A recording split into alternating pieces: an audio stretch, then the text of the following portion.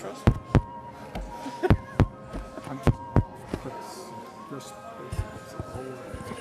But anyway.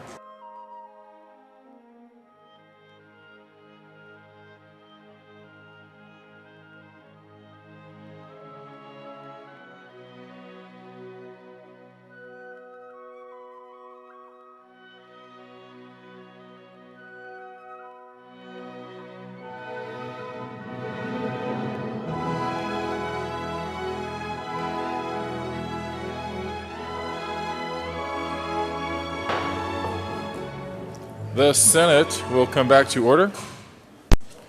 Mr. Majority Leader. Thank you, Mr. President. Move a call of the Senate. A call of the Senate has been moved. It has been sustained. Sergeants, please secure the doors and retrieve the senators. Mr. Majors? Mr. Majors, please call the roll. Start with Senator Heath. Senator Heath. Aguilar.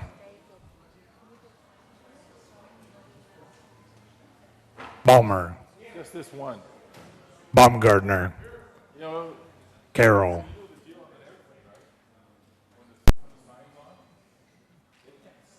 Cook. Crowder. Donovan. Garcia. Grantham. Guzman. Hill. Hodge. Holbert. John. Johnston.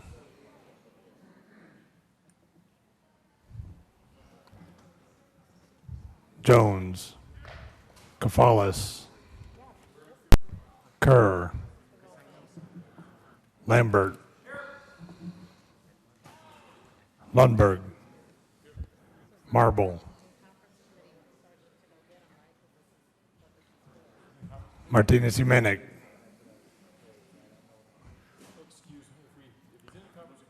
Merrifield. Neville. Newell. Roberts. Scheffel. Scott. Sonnenberg. Stedman. Todd. Ulibarri. Woods.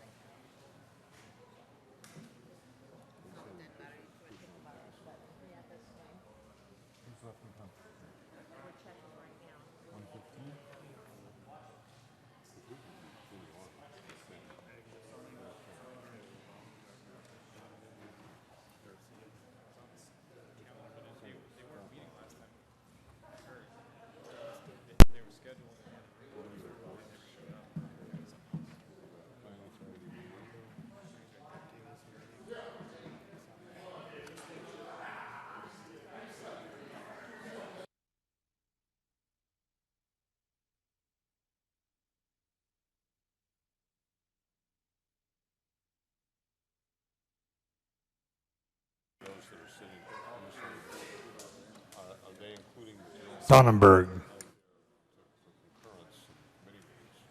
Marble.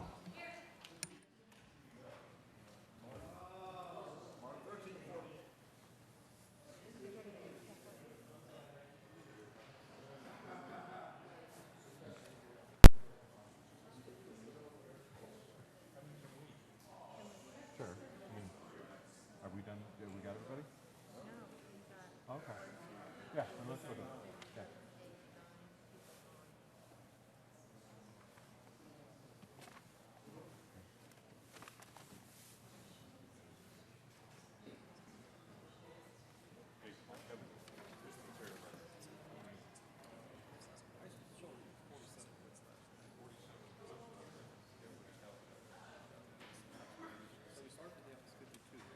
Donovan,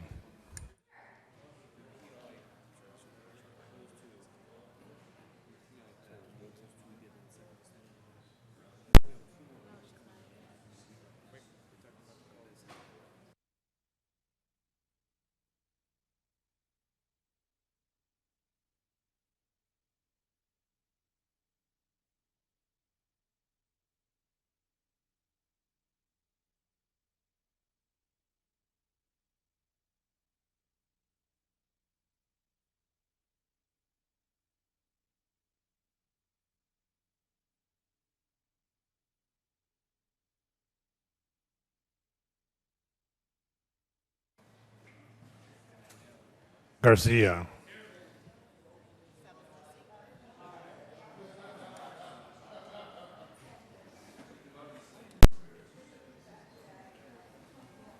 Martinez Jimenez,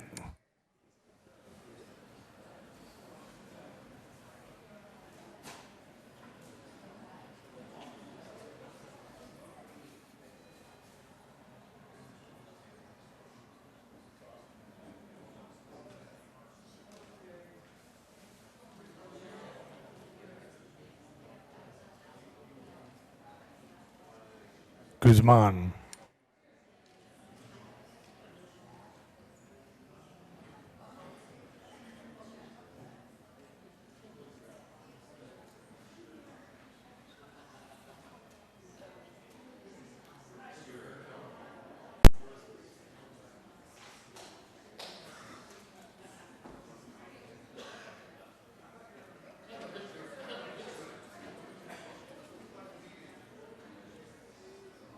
Carroll,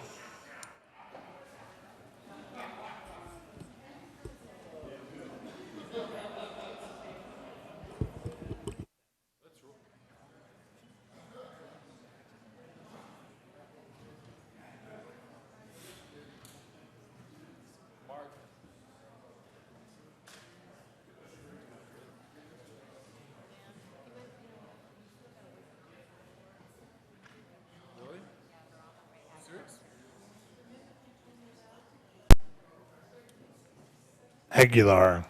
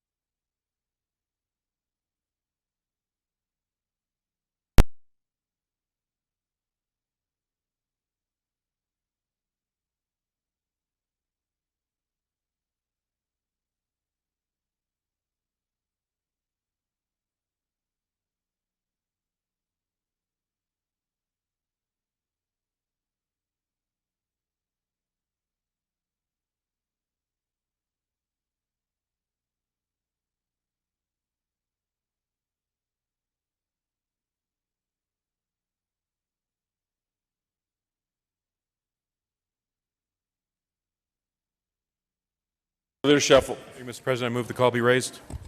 Without objection, the call will be raised. Committee reports. May 5th, 2015, Committee on State Veterans and Military Affairs. After consideration, the Mayor's Committee recommends the following. House Bill 1389 be postponed indefinitely.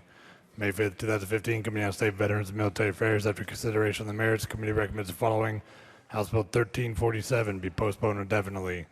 May 5th, 2015, Committee on Agriculture, Natural Resources, and Energy. After consideration on the merits, Committee recommends the following. House Bill 1259 be amended as follows and as so amended before the Committee of the Whole. Favorable recommendation.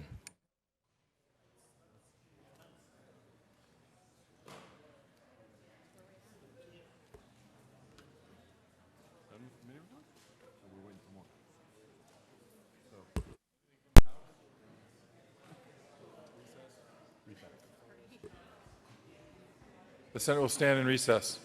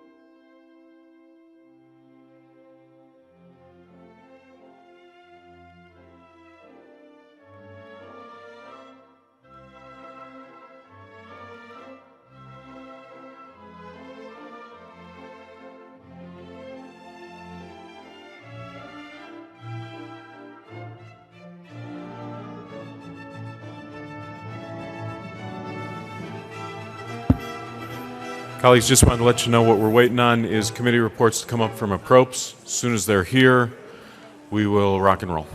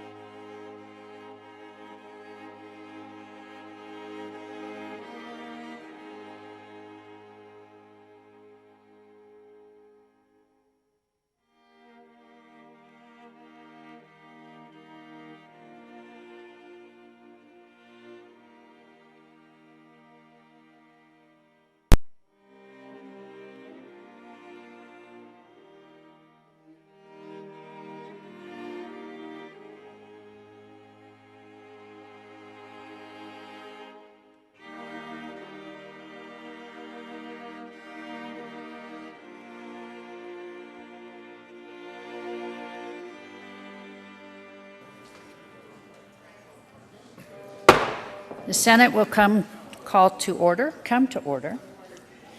And I'm asking for a call of the Senate? No. Committee reports.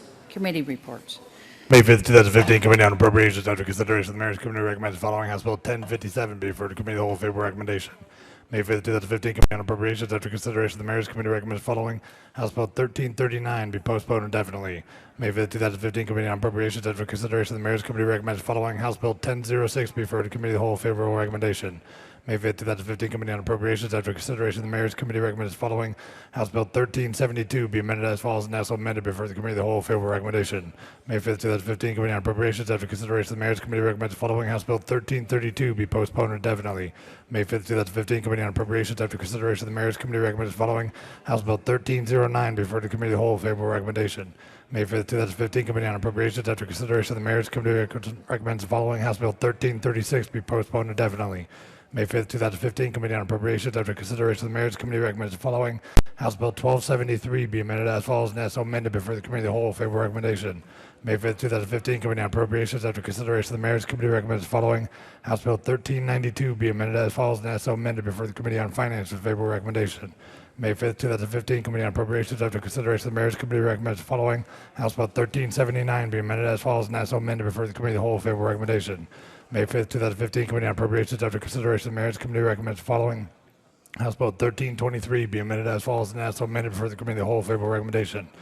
May 5th, 2015, Committee on Appropriations, after consideration of the Mayor's Committee recommends the following House Bill 1386 be postponed indefinitely.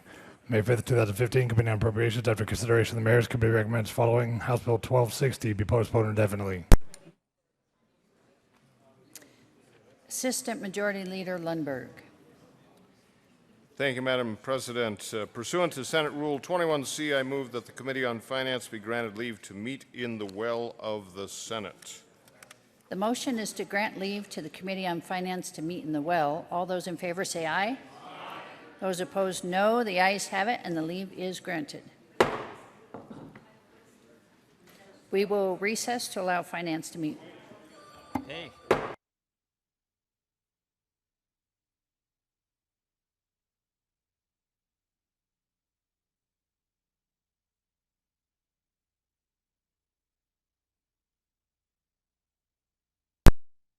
Ready whenever you are, Senator. Senator Newell. Senator Newell. This is far too comprehensive a change at this late hour. Why did you bring this so late? I'd like to know. Ready? Senator Newell, everyone understands that process. Finance will come to order. Corey, call the roll. Senators Holbert. Johnston. Here. Kerr. Hill. Here. Mr. Chair. Here. So what we have is one bill to consider here, House Bill 1392. Senator Newell, you want to do the honors and let them know what this is about? I'll fill in the blanks. Thank you, Mr. Chair. House Bill 1392 is for changes to the state's payroll system, which allows the state employees to be paid twice a month rather than once a month.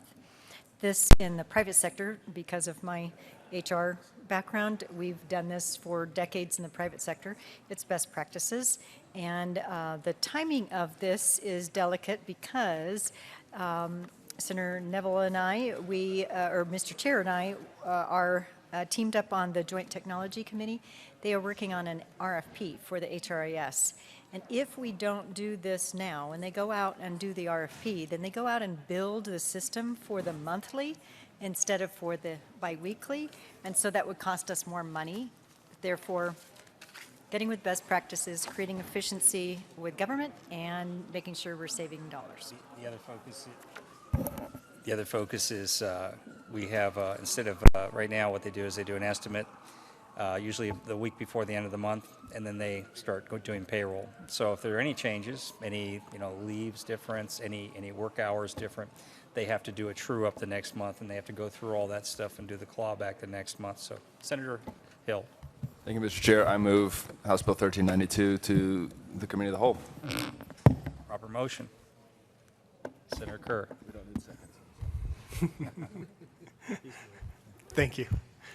Thank you, Mr. Chair. I do have a question. There's a 6-week gap period in here. I understand that some concern has been raised to me about some employees will go 6 weeks without a paycheck. Can either of you help me on that? Sure. What's going to happen right now, they get paid from the first to the end of the month, and they get paid usually at the end of the month, same as we all do in here. What will happen under this payroll plan, they will go from the 1st through the 15th. They will get paid at the end of the month for that period of the 1st to the 15th. They'll go from the 16th to the end of the month. They get paid for that pay period the 15th of the next month. So if you take a look and you analyze the number of days that they have before, if they average day that they work before they get paid, under the current system, it's probably about 16, 17 days. Under this system, it will be 22 days. There's also an opportunity for them to utilize a loan, which could cover their net pay for 2 weeks, the net pay up to 2 weeks, and they would pay that back over 72 increments, pay increments, so 36 months. We figured out the average based upon the net pay. I believe reported in appropriations is about $16 a paycheck, if they felt that they needed that to cover that gap. Senator Newell. Thank you, Mr. Chair. And Senator Kerr, I just wanted to confirm that in my experience, we went through this in one of the companies where I was in HR, and it was reticent with the employees at first. They were reticent, but adopted very easily because very few of them end up actually getting a loan. And that's because this will actually give them 2 years to prepare. So this won't take effect until 2017 in July.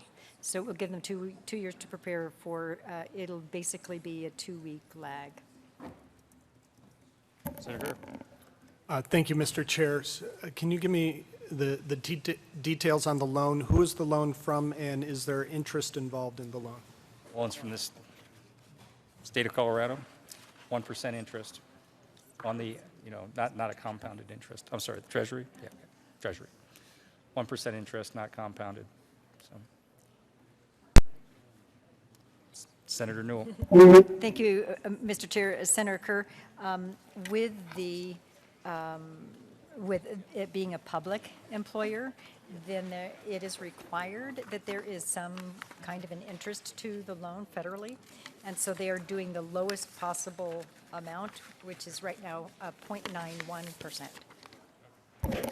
And they're also able to use, against the loan, they can use annual leave or accrued leave if they wish to also. Questions, comments? We got a motion on the floor. Corey, call the roll. Senators Holbert. Aye. Johnston. Aye. Kerr. No. Hill. Aye. Mr. Chair. Aye. That passes 4-1. On to the floor. Thank you. Adjourn. We adjourn. Finance is adjourned.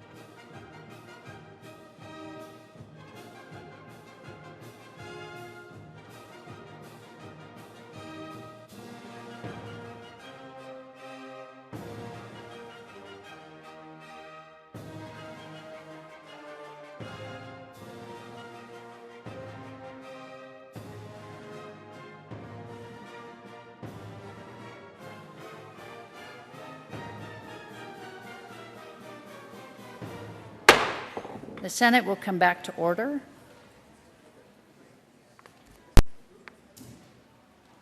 Majority leaders. Oh, committee reports. May 5th, 2015, Committee on Finance, under consideration, the Mayor's Committee recommends the following House Bill 1392 be referred to Committee of the Whole. Favorable recommendation.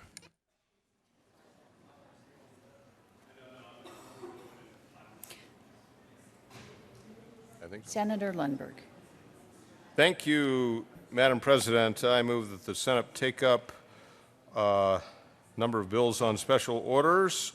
So again, Madam President, I move that the Senate take up a number of bills on special orders at the hour of 3:9. The motion is that the Senate take up a number of bills on special orders.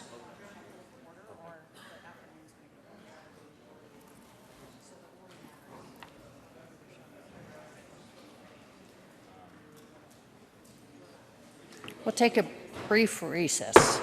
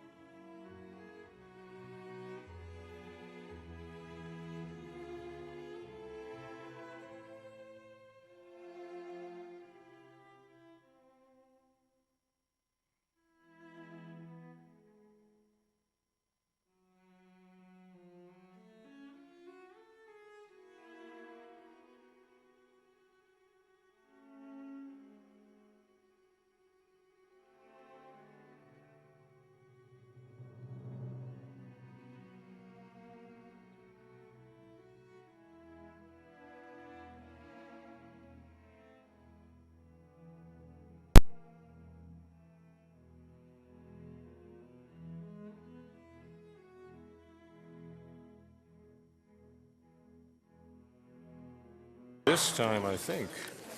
The Senate will come back to order. Assistant Majority Leader Lundberg. Thank you, Madam President. I move that the Senate take up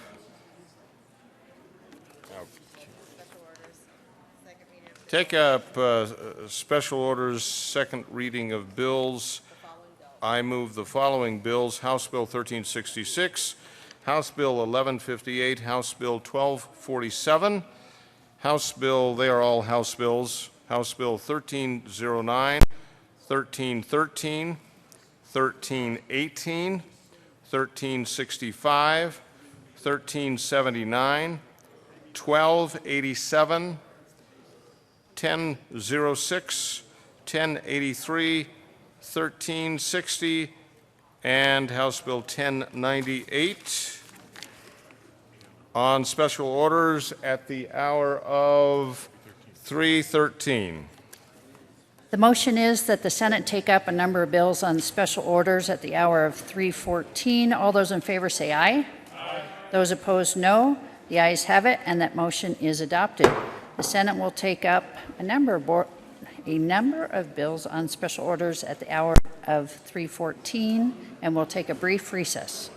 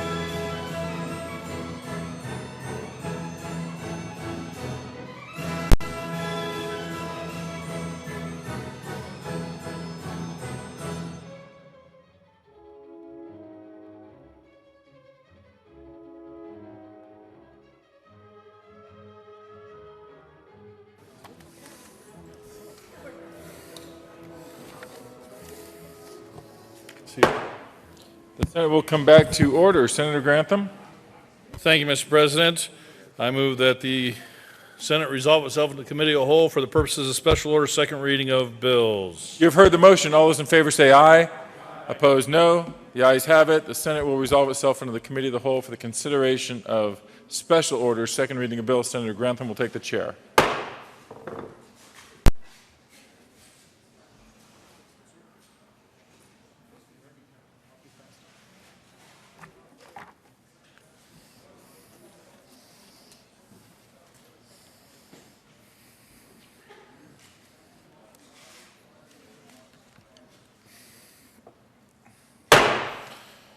Committee will come to order, and the coat rule is relaxed for staff and sergeants as well as the senators.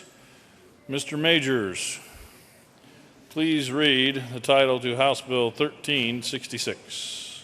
House Bill 1366 by Representatives Pabon and Willett and Senator Balmer concerning the expansion of the Colorado Job Growth Incentive Tax Credit to allow credits for businesses that enter into a qualified partnership with the state institution of higher education. Senator Balmer. Thank you, Mr. Chair. Mr. Chair, I move House Bill 1366 on second reading, and I will have an amendment at certain And point. the Appropriations Committee report. I was just getting ready to say that, Mr. Chairman. The Appropriations Committee report. The amendment is to the bill, so I'll do the report first. To the committee report. Thank you, Mr. Chairman. The Appropriations Committee report simply put money in the bill, ask for its adoption.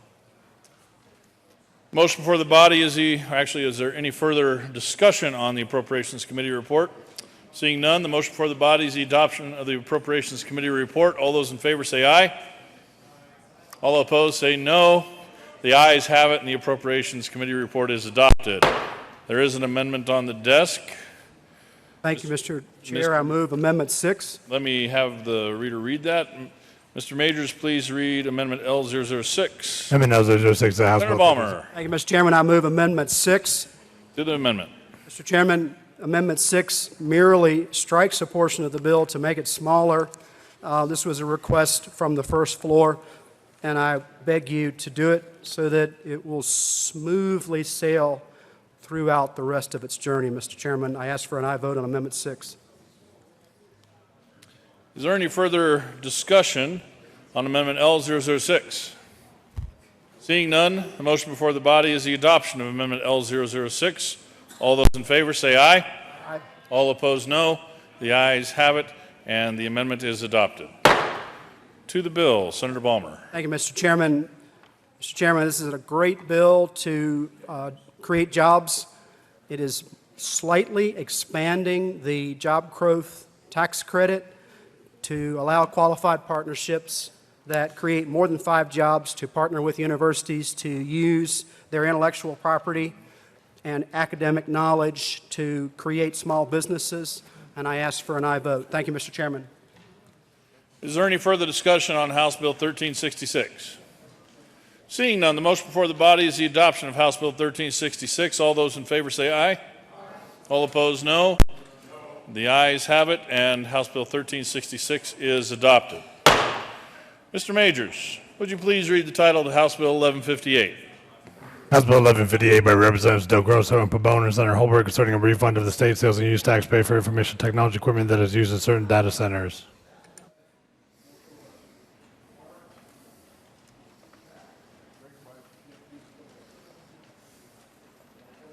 Majority Leader Scheffel. Thank you, Mr. Chairman. Move the committee lay over House Bill 1158 to follow House Bill 1247. Motion before the body is to lay over House Bill 1158 till after House Bill 1247. All those in favor say aye. Aye. All opposed, no. The ayes have it, and that will be laid over till after 1247.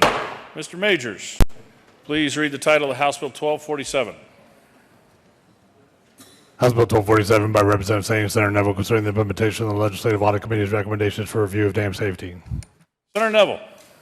Thank you, Mr. Chair. I move House Bill 1247 and ask for an aye vote. To the bill. This is what we affectionately call the damn bill. This bill is a bill that it's like the tuk-tuk bill, guys. Come on, get your mind out of the gutter. This bill is basically focused, this came out of the Legislative Audit Committee. It focuses on making some changes to the costing for the dam program to make sure that we have our dams up to snuff, so that we have our next 200-year flood. We'll be ready to go. And it also changes some of those fees based upon the size of dams for new dams that are actually being built. Is there any further discussion about the dam program and dam safety and House Bill 1247? Seeing none, the motion before the body is the adoption of House Bill 1247. All those in favor say aye. Aye. All opposed say no. The ayes have it, and 1247 is adopted. Back to Mr. Majors, please read the title to House Bill 1158. House Bill 1158 by Representatives Del Grosso and Pomona, Senator Holbrook, concerning a refund of the state sales and use tax paid for information technology equipment that is used in certain data centers. Majority Leader Shuffle. Thank you, Mr. Chairman. I move the committee lay over House Bill 1158 to follow House Bill 1309. Motion for the body is to lay over House Bill 1158 till after House Bill 1309. All those in favor say aye. Aye. All opposed, no. The ayes have it, and that will lay over till after 1309. Mr. Majors, please read the title to House Bill 1309. House Bill 1309 by Representative Janal, Senator Crowder, concerning the placement of interim therapeutic restorations by dental hygienists in connection therewith ensuring Medicaid and Children's Basic Health Plan reimbursement for services provided through the use of telehealth related to the interim therapeutic restoration procedures and making an appropriation. Senator Crowder. Thank you, Mr. Chair. I move House Bill 1309. To the bill. Yes, sir. This basically all this is it's a very simple bill. In some parts of rural Colorado, we have no dentist, and this creates a situation where an interim dentist can actually do fillings. He cannot drill. There's regulations on what he can or cannot do.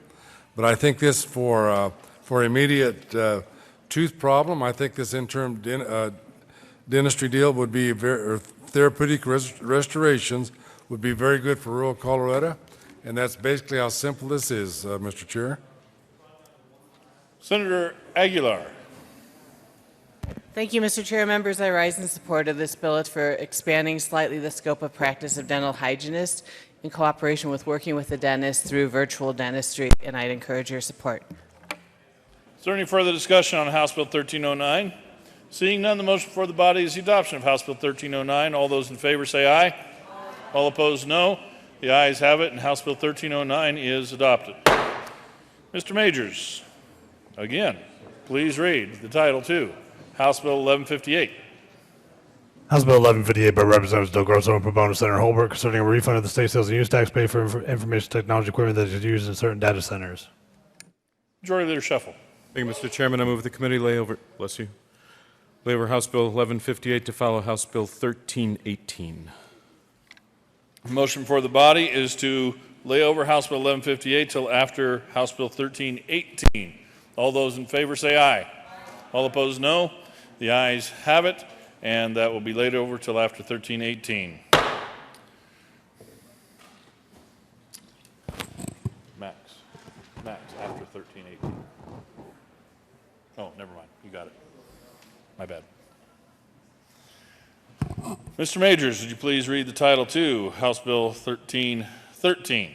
House Bill 1313 by Representative Becker Kay, Senator Baumgartner, concerning the creation of the Rocky Mountain National Park license plate to evidence that the vehicle has been registered in connection therewith making an appropriation. Senator Baumgartner.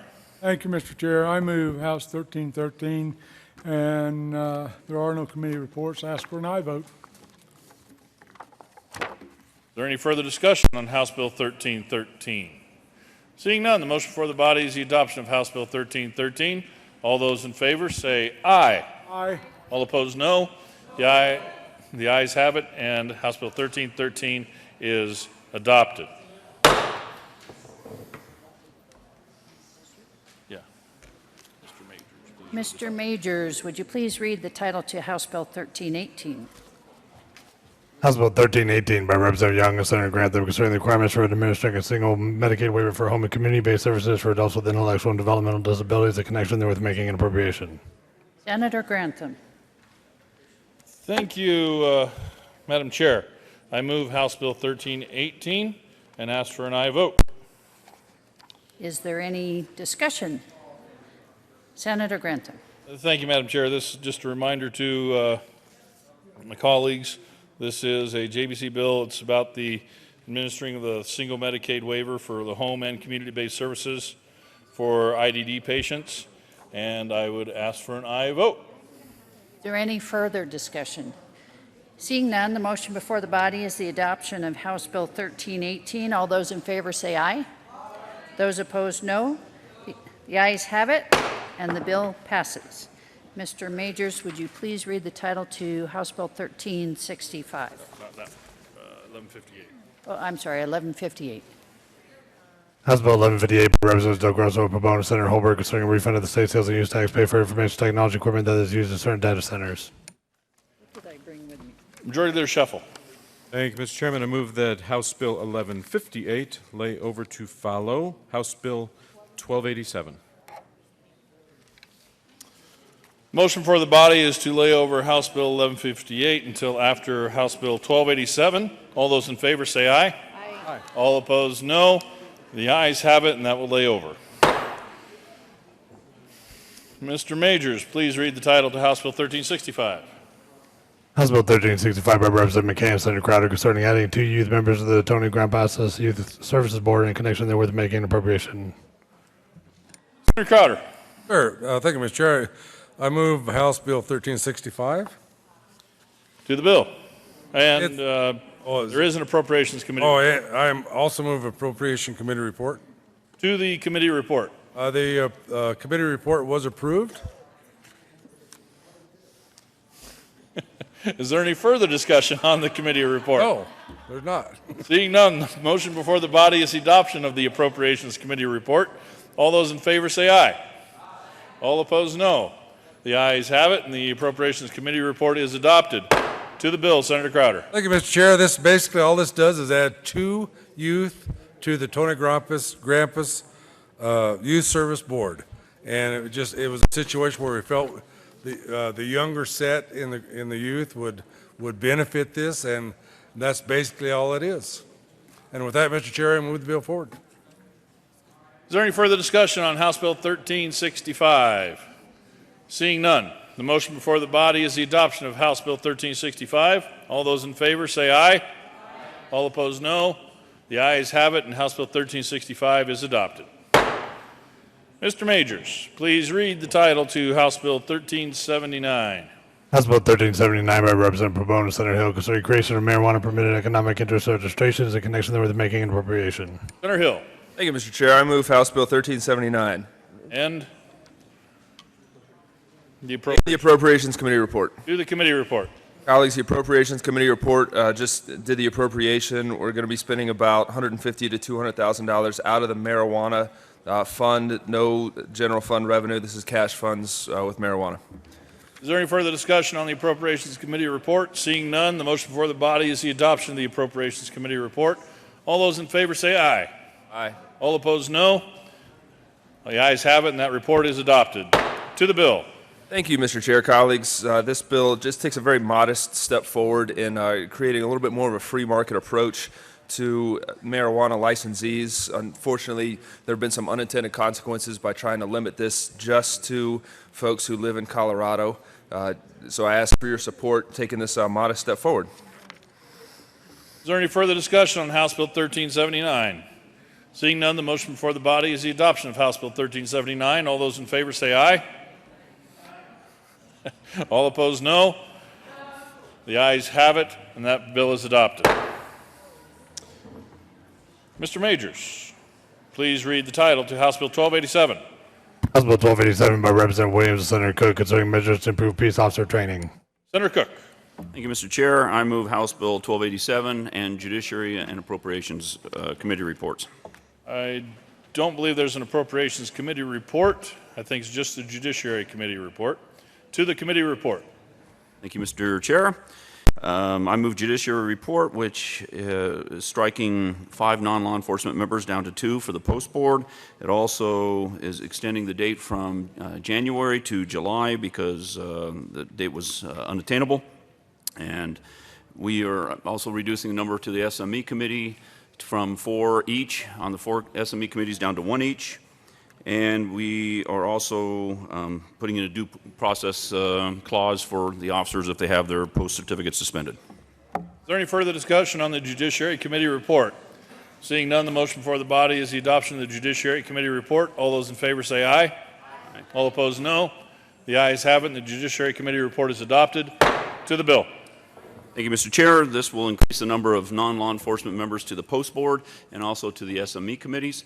We'll also do outreach from the Post Board into different communities throughout the state. And the last thing we'll do is also add some diversity training to the Post curriculum, and the Post curriculum will evaluate or Post Board will evaluate their curriculum every 5 years as opposed to every about 10 to 12. Is there any further discussion on House Bill 1287? Seeing none, the motion before the body is the adoption of House Bill 1287. All those in favor say aye. Aye. All opposed, no. The ayes have it, and that bill is adopted. Mr. Majors, would you please read the title of House Bill 1158? House Bill 1158 by Representative Doug Grosso, proponent, Senator Holbert, concerning a refund of the state sales and use tax paid for information technology equipment that is used in certain data centers. Senator Holbert. Majority Leader Sheffel. Thank you, Mr. Chairman. I move the committee lay over House Bill 1158 to follow House Bill 1098. The motion before the body is to lay over House Bill 1158 till after House Bill 1098. All those in favor say aye. Aye. All opposed, no. The ayes have it, and that bill will lay over. Mr. Majors, please read the title to House Bill 1006. House Bill 1006 by Representatives Corman, Vehil, and Senator Sonnenberg, concerning the establishment of a grant program for the management of invasive phreatophytes in connection therewith making an appropriation.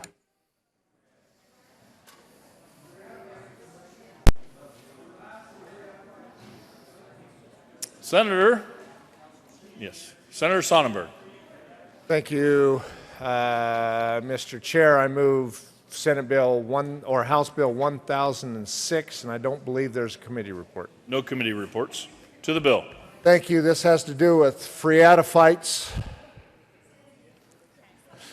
I would ask for your help to extinguish and remove phreatophytes.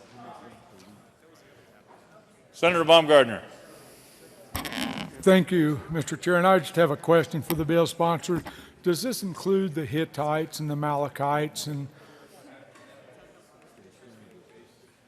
Senator Sonnenberg. Only if they're invasive. Is there any further discussion on House Bill 1006? Seeing none, the motion before the body is the adoption of House Bill 1006. All those in favor say aye. All opposed, no. The ayes have it, and House Bill 1006 is adopted. Mr. Majors, please read the title to House Bill 1083. House Bill 1083 by Representative Primavera and Senator Crowder, concerning patient financial contributions for physical rehabilitation services. Senator Crowder. Thank you, Mr. Chair. I move the House Bill 1083 and the Appropriations Report. To the Appropriations Committee report. Okay, thank you, Mr. Chair. We had a situation on this particular bill that what the result of it was there was an amendment put in for $200,000 to do this study on physical therapists. What I did was some research on this and found out what was going on with this. And so what I did was the appropriations, what they did is they reconsidered this, and I slipped another amendment in for $25,000. Actually, what happened, I researched this with Iowa, and they did the same study. The amendment I put in for $25,000, Iowa did the study for $11,000. And the population of Iowa is 3 million people. The state of Colorado has 5 million people, so I figured that 25,000 was more than adequate to do this study, because I do believe that the commission within the state of Colorado is just as smart as the one in Iowa. So with that said, the appropriations passed this with that amendment, and that's where we're at, Mr. Chair. Is there any further discussion on the Appropriations Committee report? Seeing none, the motion before the body is the adoption of the Appropriations Committee report. All those in favor say aye. All opposed, no. The ayes have it, and the Appropriations Committee report is adopted. To the bill. Yes, sir, Mr. Chair. Basically, this bill, all it does is study the the therapist, the chiropractor, what we're trying to do is get this out of specialty service. The problem we're having with this is they at present, everybody considers this a specialty service, and the co-pays are so high. You can have an accident or whatnot and get through this, but the problem is the co-pays, and it could take 10 or 15 therapeutic visits to get this straightened out. And with the specialty service, the copay is what it is. Many times this creates a problem where the people just cannot afford it due to the copay. So what we're trying to do is look at this and see if we can't make this a regular office call, just like any other doctor visit. And that's all the study does. And I think it's going to be very good for health care. And I think the money's in place for this. And I do believe this is the way to go, Mr. Chair. And that concludes my statement on it. Is there any further discussion on House Bill 1083? Seeing none, the motion before the body is the adoption of House Bill 1083. All those in favor say aye. All opposed, no. The ayes have it, and House Bill 1083 is adopted. Mr. Majors, please read the title to House Bill 1360. House Bill 1360 by Representative Janelle Center and Lumberg concerning the use of injection therapy by acupuncturist license pursuant to Article 29.5 of Title 12 Colorado Revised Statutes. Senator Lundberg. Thank you, Mr. Chair. I move House Bill 1360, and as it was already read in the title, it's concerning the use of injection therapy by acupuncturists licensed in Colorado. Urge and I vote. Is there any further discussion on House Bill 1360? The question before the body is the adoption of House Bill 1360. All those in favor say aye. All opposed, no. The ayes have it, and House Bill 1360 is adopted. Mr. Majors, please read the title to House Bill 1098. House Bill 1098 by Representatives Humphrey, Van Winkle, and Senator Neville concerning the elimination of the use of automated vehicle identification systems for traffic law enforcement. Senator Neville. Thank you, Mr. Chair. I move House Bill 1098 and the committee report for state, veteran, and military. To the committee report.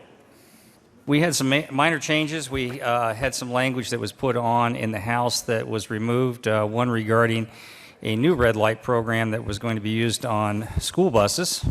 And we also had some minor changes in the language of the bill, and we had a change in the ability of local governments to actually to send this to the vote of the people to align the date of that vote with the bill that we already had through the Senate.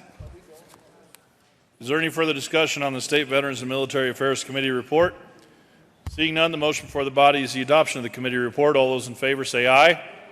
All opposed, no. The aye has it, and the committee report is adopted. To the bill. Thank you, Mr. Chair. I move House Bill 1098 and ask for an aye vote. Is there any further discussion? Senator Ulibarri. Thank you, Mr. Chair. Thank you to the bill sponsor for bringing this forward. I sat in committee and heard from Commander Chapman, who is with the Commerce City Police Force.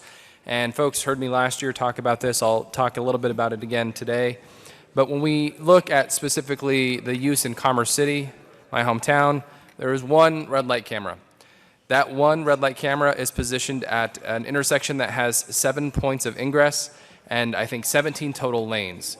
There is no physical ability to supervise that intersection because there is no shoulder, there is no place to pull over, and there is no ability to move an accident quickly or to move people out of the way. If you know anything about Commerce City, that Vasquez entry point is nearly the only access point for the city onto the highway, either 270 or heading further down to go to 70. So when that intersection is blocked, it completely stops commerce and trade. It stops the trucks and humans from being able to exit from that intersection. And at the same time, it creates a hassle for law enforcement.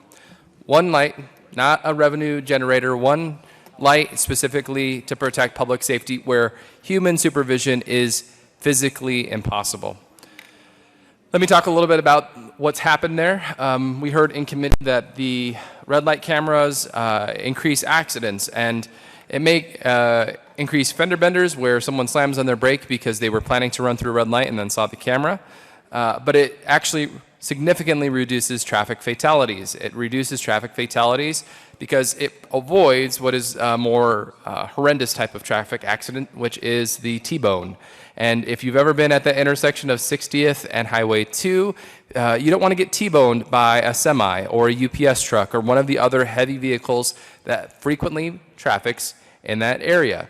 And so we've actually been able to reduce significantly traffic fatalities in Commerce City with that one single red light camera. And the way that this is envisioned, the way that this should be, is that when we cannot in physical ability, when we cannot through human supervision of an intersection, and there is no other option, be able to use limited technology to ensure that we're ensuring public safety. So, another big concern for me is with the red light camera, which is different than human supervision. A red light camera comes with no points and usually comes with a fine and a ticket. Unlike human supervision at that intersection, which would, one, block traffic and make it nearly impossible for anyone to leave the city. It would also mean that if you had human supervision, you would have a point on your ticket. You would also have probably a much higher fine, potentially 1 or 2 more fines on top of it. So if this is about eliminating a revenue generator for cities, well, guess what? That's not going to happen. What you're going to be doing is instead, in my city, causing pandemonium and frustration, specifically at one intersection where human intervention is not possible. I also said, when we think about our municipal policies, our traffic enforcement specifically, the idea that that is up for a vote of the people seems a bit odd. People have the ability to elect municipal city councilors, and those individuals can make a decision on behalf of the residents that they were elected to represent. And if the residents don't like that choice, they can elect someone else to change the policy. But to say, let's do an end run around the small r Republican form of government and put this to a vote of the people because there's concern about a policy that causes people to get a traffic ticket when they violated the law, it seems like we're doing an end run around local control. I think that's a bad way for us to be legislating specifically when it comes to public safety measures, and so I'm respectfully a no vote on the bill today. Is there any further discussion on House Bill 1098? Seeing none, Senator Kerr. Thank you, Mr. Chair. And want to reiterate a couple of the things that the previous speaker mentioned, Gesundheit, around safety and the use of specifically red light cameras for safety. And it was brought up that at intersections and being T-boned, we talked on this on another bill, and I told a story about my wife going through an intersection and where she was hit on the side. It was a rollover accident, and talked about it being a good commercial for the safety of Subaru Outbacks because she was mostly okay. But that's why this is concerning, is for the state to come in and prohibit cities and counties from doing this. I find it interesting, the language in the bill here. We often talk about local control and home rule cities and whether something is a matter of statewide concern or not, and home rule cities can have their can make their own laws.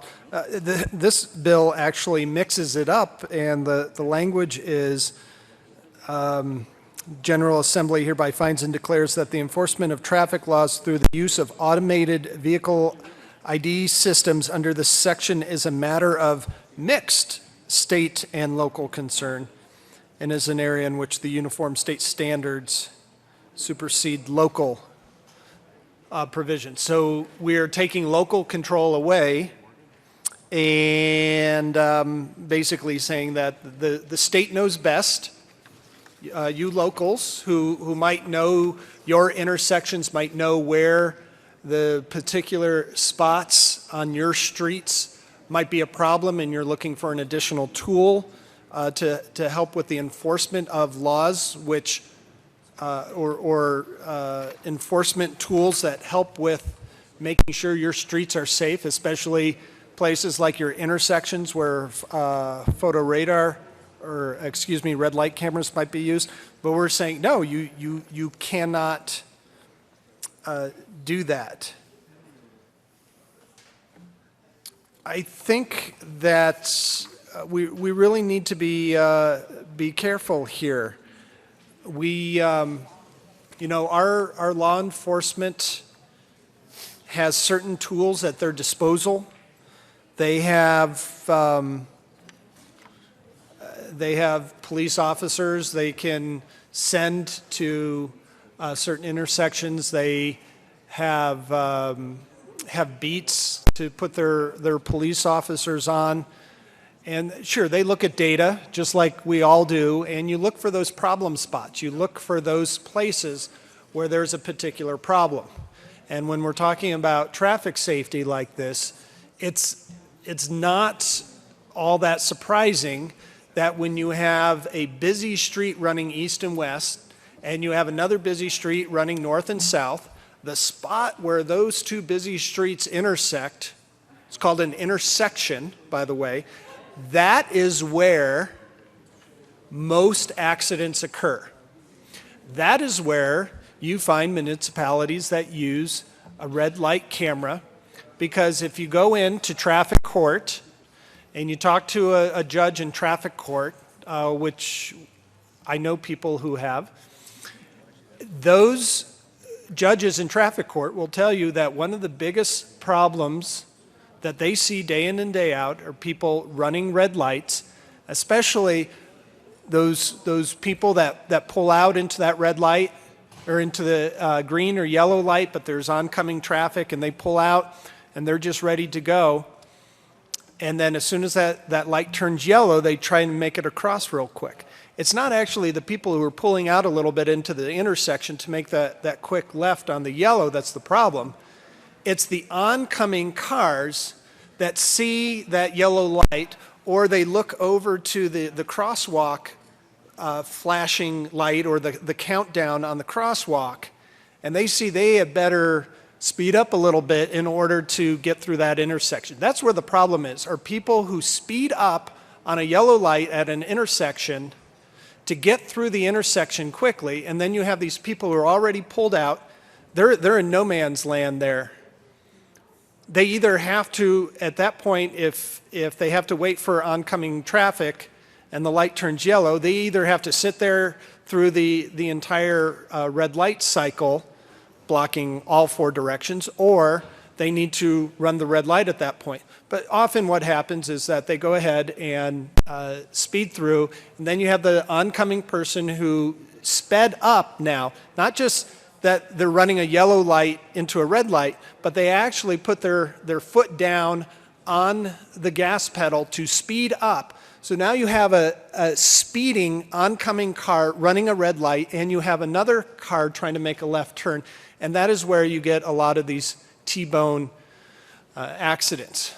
Now, we've heard that in cases where these intersections, they've done studies on this, that when you put up a red light camera, you actually end up with more rear-end accidents. That the car, you know, we post up there that an intersection has a red light camera so people know it ahead of time. And as you're approaching the intersection and it turns yellow, people don't want that ticket, so they slam on their brakes, and then they get rear-ended by the person behind who expected that car to go through. Whether they were going to go through too, which happens a lot, which is even more dangerous, is when that second car was going to go through, or they were just anticipating their spot to be in that 10 to 15 feet that vehicle in front of them is now taking up. So they slam on their brakes, they get rear-ended. That's an accident. The statistics show that those rear-end accidents actually increase at those intersections that now have a red light camera, which certainly we don't want to increase accidents. But we also find a decreasing incidence of the side impact, the T-bone accident, which, as any insurance agent will tell you, as any traffic judge will tell you, as any law enforcement, traffic law enforcement person will tell you, that's where injuries happen. That's where extensive property damage happens. That is where, those are the worst, the more severe accidents, are those side impacts. Those decrease, and maybe in the short run, the rear end accidents do increase. But at the end of the day, this is where the safety is most at question. This is where the municipalities are especially trying to increase safety. They're not putting red light cameras on places where it's not a busy intersection. These are busy intersections that have a lot of accidents. We're trying to save lives here with these. And you are taking one tool out of the toolbox. There have been perhaps times where a municipality was a little overzealous on one of these red light cameras, but at the end of the day, these red light cameras save dollars in accidents, and they also save lives. I ask for a no vote on HB 1098. Senator Ulibarri.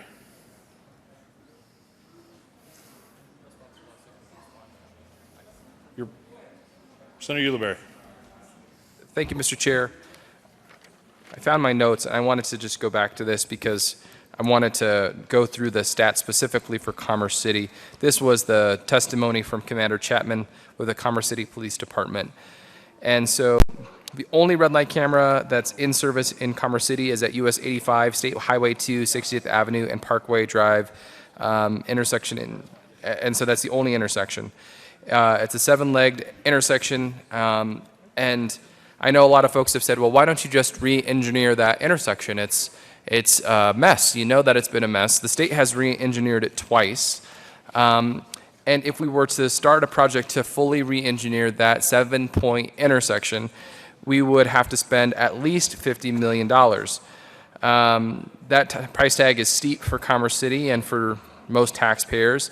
And it's not a short-term fix. It is a long-term fix that would take millions, tens of millions of dollars to fix.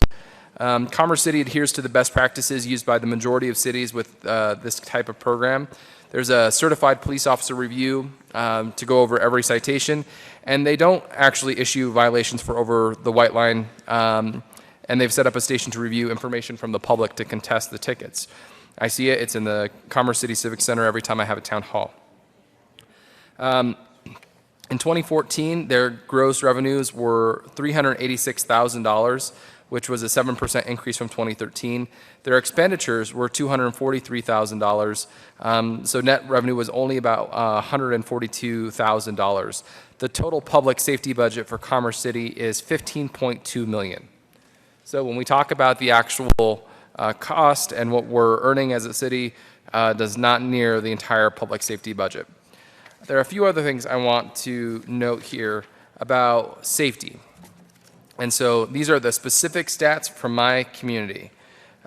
Since implementing the cameras in 2010, Commerce City has seen the monthly average red light violation per camera decrease by 33%. The number of accidents at that intersection has declined by 42% total during the 12-month reporting period. The number of rear-end accidents declined by 50%. Red light cameras are only one of the tools that are used by the police department, but we do see that they are the most efficient tool at that intersection. By using the camera system at the city's worst intersection, Commerce City has seen a consistent reduction in accidents, and more importantly, they've successfully alerted driver behavior to prevent such incidents from happening in the future. Those reductions would not be possible with traditional enforcement mechanisms. Again, because there is no place for a law enforcement officer to observe fully the 7-point intersection, there is no place for them to safely enter that 7-point intersection if someone runs at red light, and it can cause huge delays, both which are a concern for public safety and the health and livelihood of our residents. Without those cameras, Commerce City wouldn't be able to enforce what is a nearly impossible intersection. There, they would only be able to respond to accidents and not actually enforce traffic laws. So that was the testimony from Commander Chapman, which I wanted to share with all of you. Rear-end collisions down, all collisions down, T-bones down, fatalities down, low cost to the city but high benefit for public safety, no physical ability to supervise that intersection with a living law enforcement officer. So please again vote no on House Bill 1098. Senator Neville. Thank you, Mr. Chair, and I appreciate my colleague from Commerce City's comments. And I want to make sure that we focus on the bill. The bill actually allows communities like Commerce City to keep their red light cameras. However, it requires that they actually get approval from their community. And I think that is very simple and very reasonable. So if there is a value, I think it's up to the legislative body of that city or county to actually go back to its community and ask to utilize this, put it on the election, and we've set that up in this bill to allow that. So there is a vehicle for that. Regarding the safety mechanisms regarding around red light cameras, the studies that we've seen show exactly an opposite effect regarding accidents. And if you recall, the city of Littleton just pulled their red light cameras. They had red light cameras at 4 intersections. They said that they had a slight decrease in 2 of the 4 intersections with side collisions. However, they had an increase, overall increase in collisions in 3 out of the 4 intersections. So at best, at worst, it causes more accidents. At best, the information is mixed. We also have a study out of the University of South Florida, which reported that comprehensive studies concluded cameras actually increase crashes and injuries, providing a safety argument not to install them.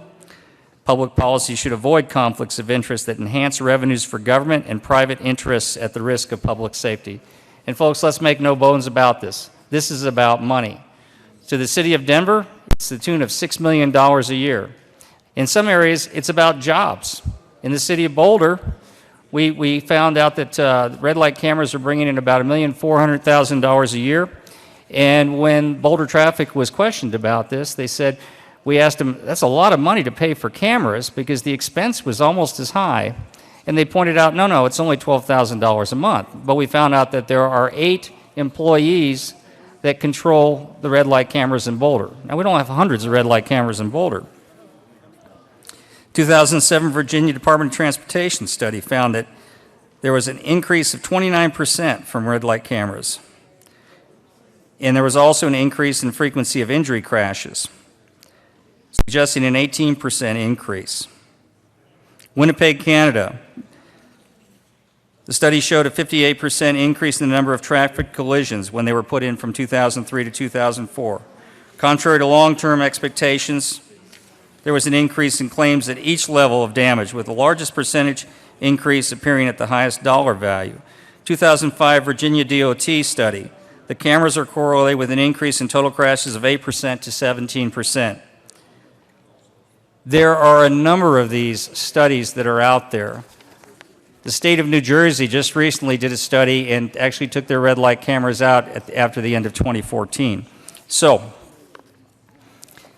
there's a lot of information out there. Let's get out of the anecdotal information and let's look at the numbers.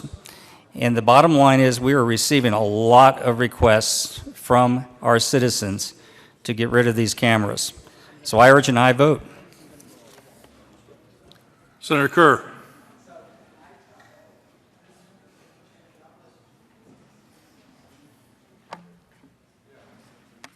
Thank you, Mr. Chair. And let me concede a point here to the proponents of this bill. The proponents of this bill have said that this is about money. This is about collecting money, having these red light cameras. Well, let me concede the point with this caveat. This bill is about collecting money. So you wonder how this bill is about collecting money on red light cameras when it's going to make it harder for municipalities to have and use their red light cameras. Let me read a certain section of this bill to you that I believe underlines the point that this bill is not about freedom or liberty. It is about money. Page 3, line 21, subsection C. Notwithstanding paragraphs A and B of this subsection, a governmental entity or agent thereof or a toll road or toll highway operator may use an automated vehicle identification system to assess tolls and charges and issue citations for violations relating to high occupancy vehicles and high occupancy toll lanes pursuant to section 42-4-1012-1D, to assess tolls and civil penalties for toll roads and highways. So if the title of the bill is concerning the elimination of the use of automated vehicle identification systems for traffic law enforcement, but yet, so you can't use it for safety measures. You can't use a red light camera at a dangerous intersection where lots of people run red lights.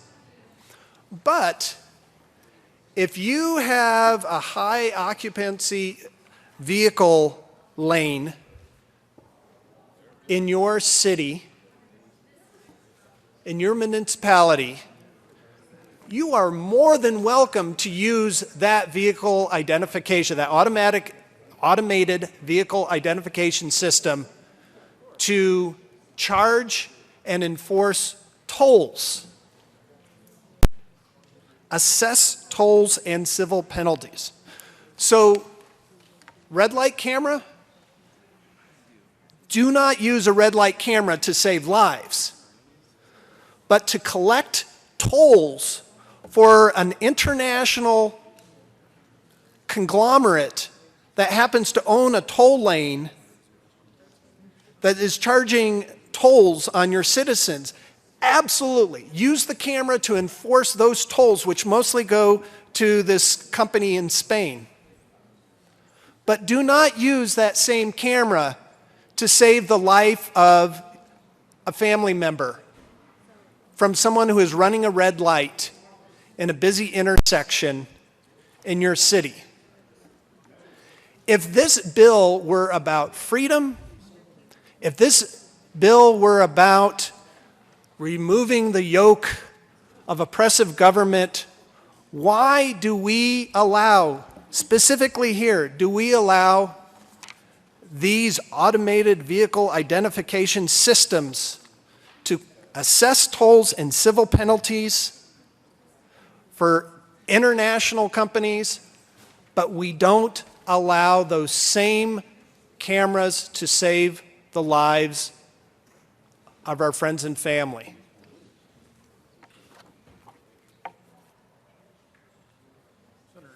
Senator Neville. Thank you, Mr. Chair. Well, to my colleague from Lakewood, what he's talking about, we added language in here at the behest of the E470 tollway and a number of other tollways to make sure that they did have an exception to this bill.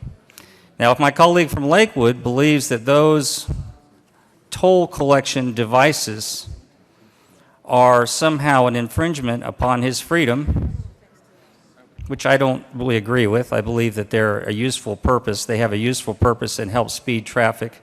And I don't get thousands of emails telling me to get rid of the E470 tollways or the HOV identifiers that allow traffic to speed through without stopping.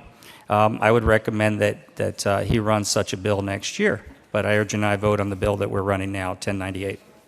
Senator Jones. Thank you, Mr. Chair.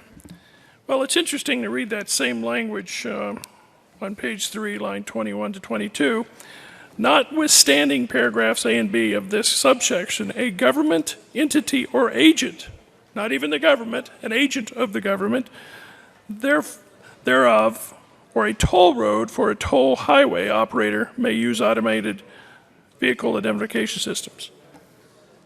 So, I want to know what the definition of local government is here. A government entity. Is that a city? Can cities now put in toll lanes? I don't know. It doesn't say. It's not explained well in the bill. Secondly, what this does is sanction the collection of tolls, which is a fee. This is a fee sanctioning bill. Now, you might know in US 36 we've had quite a kerfuffle around this whole thing. And let me tell you, folks, people don't like toll lanes too much when they have to go pay to go fast like everybody else. This bill puts a pretty vague paragraph in here about toll lanes that can be done in any governmental entity or agent. What is a governmental entity? Is it a highway authority? Is it CDOT? Is it a city? Is it a county? Does this mean on the west side of Denver, to complete the big loop, a county can do that tollway? I don't know. The fact is, it does collect, you do collect fees through this. And that's real problematic. I think that's another reason to vote against this bill. Senator Newell. Thank you, Mr. Chair. Members, I rise in opposition to House Bill 1098 for a couple of reasons, not just the policy, but also the process. The policy we've talked about this session already when it comes to banning red light cameras and the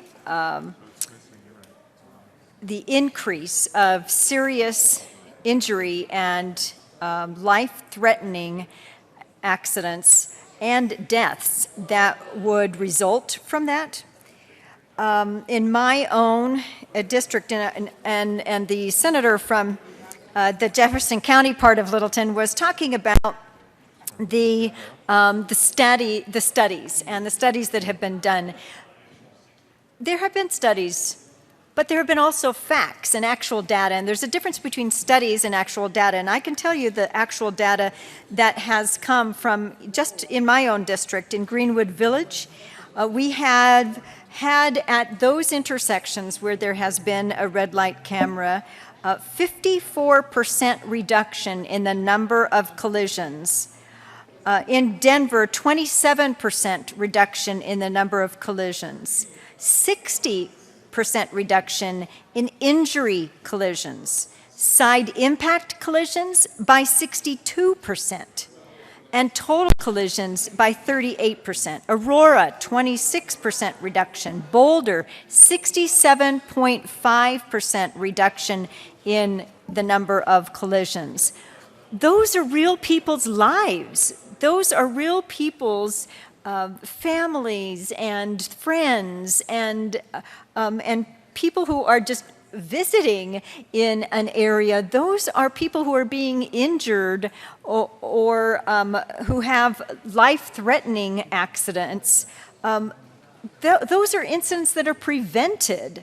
So from a policy perspective, when it comes to the role of government, I believe one of the strongest single most important roles of government is public safety. We owe it to the citizens of not only our state, but all of our cities and municipalities and counties, that they should be able to have their government work for them when it comes to public safety. When it comes to the election, which was inserted into this bill, similar to another bill, they can already do that. There is already in statute the ability for citizen initiative ballot initiatives where any citizen can come forward or citizen group can come forward, and they can already put together an election to remove the red light cameras if they're in their area, if that's what they so choose. There's no reason to force an election upon them. The other is that in talking with the people in the law enforcement and the city council members in my district in particular, they have reassured me because I thought that I had noticed this, but their data shows there's been behavior change. That not only has there been a reduction in these collisions, but there's also been a behavior change in not running red lights, which means it worked. People are now following the law more so in that area than in other intersections.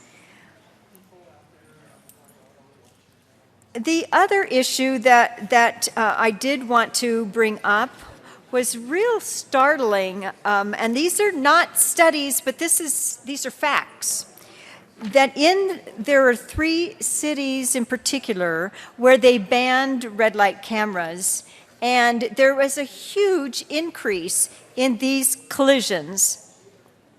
Houston, Texas, they banned red light cameras, and they had a 117% increase in collisions. 117%, and 30% increase in fatal crashes since safety cameras were turned off in 2010.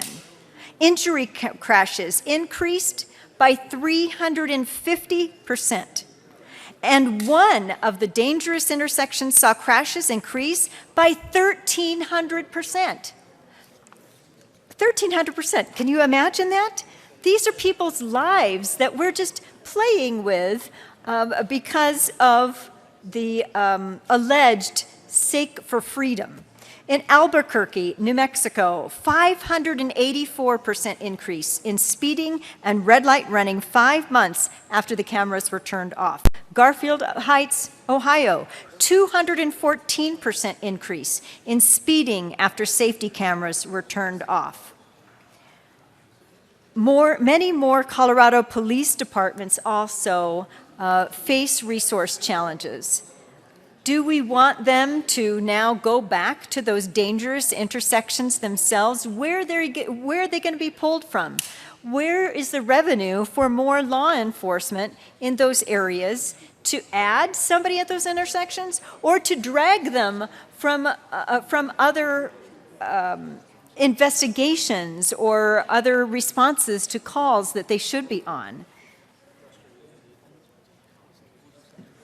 If you still do not believe that this is the wrong policy in this bill, then surely it's the process that should disturb you.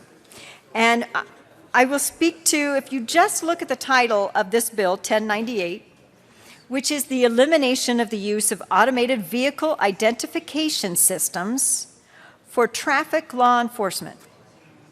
Where in there does it talk about red light cameras? Well, let me tell you where it talks about red light cameras, because somebody in the House slipped in a strike below into this bill so that now it's about red light cameras and not automated vehicle identification systems. If you look at the introduced version and you look at the re-engrossed version, it is a completely different bill with a different intent. Originally, it was narrowly about these automated vehicle identification systems and not using them. Now, it also includes red light cameras. How does that happen? Well, we all know how that happens. Somebody slips it in, it goes through, and then it gets to the other house, and then we have to deal with it. This bill also does speak to the senator from Longmont. It speaks to the tolling. I cannot tell you how many times I've heard from constituents how much they oppose tolling, and can you figure out another way to pay for infrastructure other than tolling? Do we really want to allow tolling into this bill that talks about red light cameras and automated vehicle identification systems for traffic law enforcement?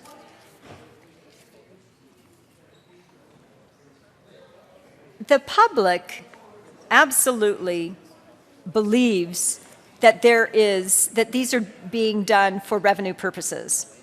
What we did hear in testimony on another bill concerning red light cameras, we found out that indeed most of these are revenue neutral, so that it is not about money.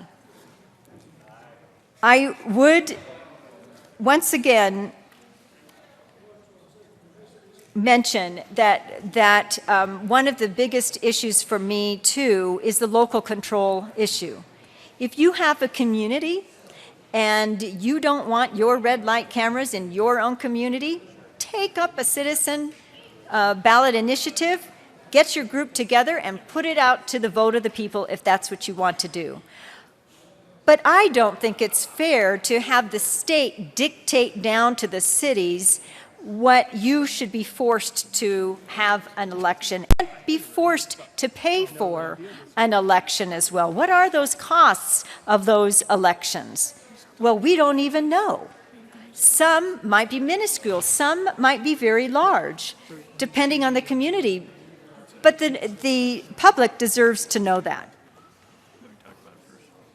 So because these local ballot initiatives are already allowed, there's no reason for a bill that is about elections with red light cameras.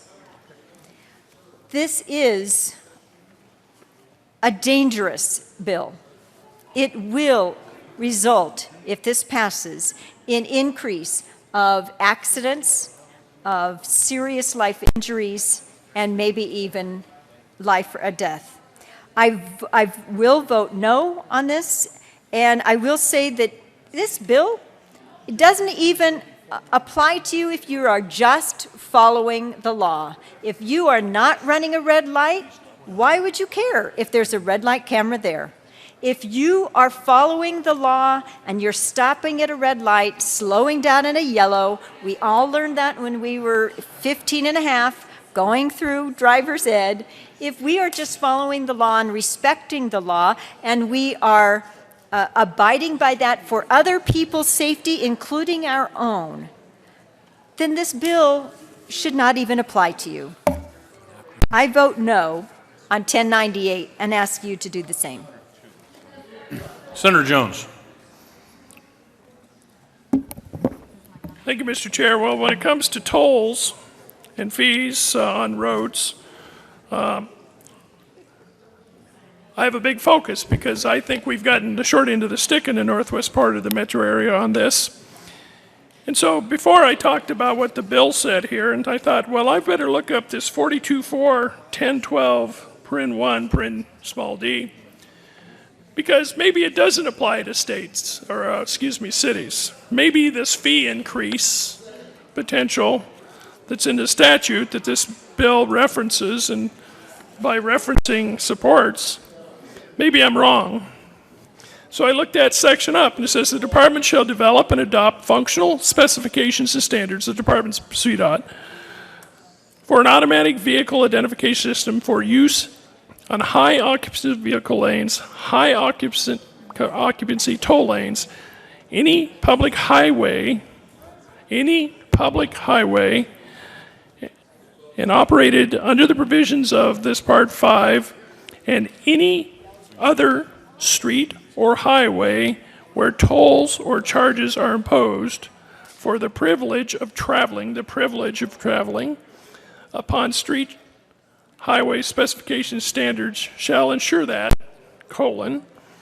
the automatic vehicle identification system utilized by the state, municipality, or other entity having jurisdiction over the street or highway are comparable. So it says automatic vehicle identification systems utilized by the state, municipality, or other entity. That's the kitchen sink. This references the potential of fees, tolls, charges, That's what says the statute, for toll lanes in cities, not just on state highways, not like on US 36, but in the middle of town. I thought this was a red light bill. I didn't know it was a toll lane sanctifying bill. And I think it's just one more reason to vote against this, because this doesn't even seem to be under the title, although the title says vehicle identification system, so it can be anything, including fees through tolls and fines. So I ask for a no vote. Andy? Minority Leader Carroll. Thank you, Mr. Chair. Members, we have had some significant discussion on this before, and I just wanted to raise a couple points. The major opposition to the current practice of a variety of different surveillance technologies is that it invades on privacy, and it does so on a streaming basis. So on the argument of if you don't run a red light, who cares? Well, if I don't run a red light and I drive through on a green light, I'm still getting surveilled. And so that encroachment is happening equally for law-abiding and those that aren't. The other point I would raise on this is that we didn't always have this technology. We had intersections and driving without surveillance cameras really since the invention of the car. And this is, in the scheme of things, a relatively recent and modern phenomenon. And we weren't all killing each other or plunder before this technology came along. So the data tells us that the best way to avoid a T-bone accident and running of red lights is to lengthen the duration of a yellow light. That is data-based. There is no intrusion of privacy required. And therefore, if we really wanted to maximize traffic safety at the intersections as well as privacy rights against overreaching surveillance, we would do something like increasing yellow lights and not surveil all motorists, whether they are going through green, yellow, or red lights.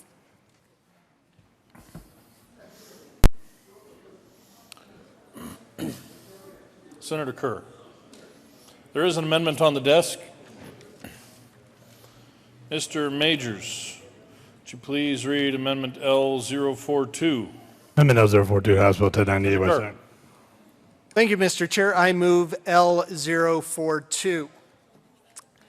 As I had mentioned before, on this bill, which I think is not a good bill, I think there is this one section of this not very good bill that is especially bad.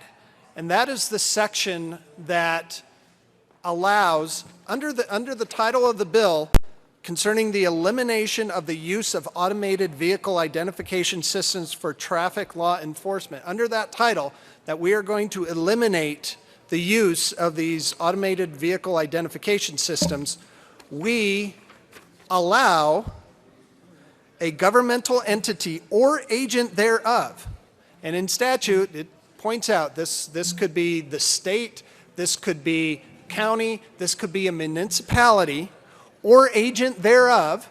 So one of these international companies that comes in to set up a toll lane, or a toll road or toll highway operator, again, the international companies that come in here and charge us tolls to use these roads.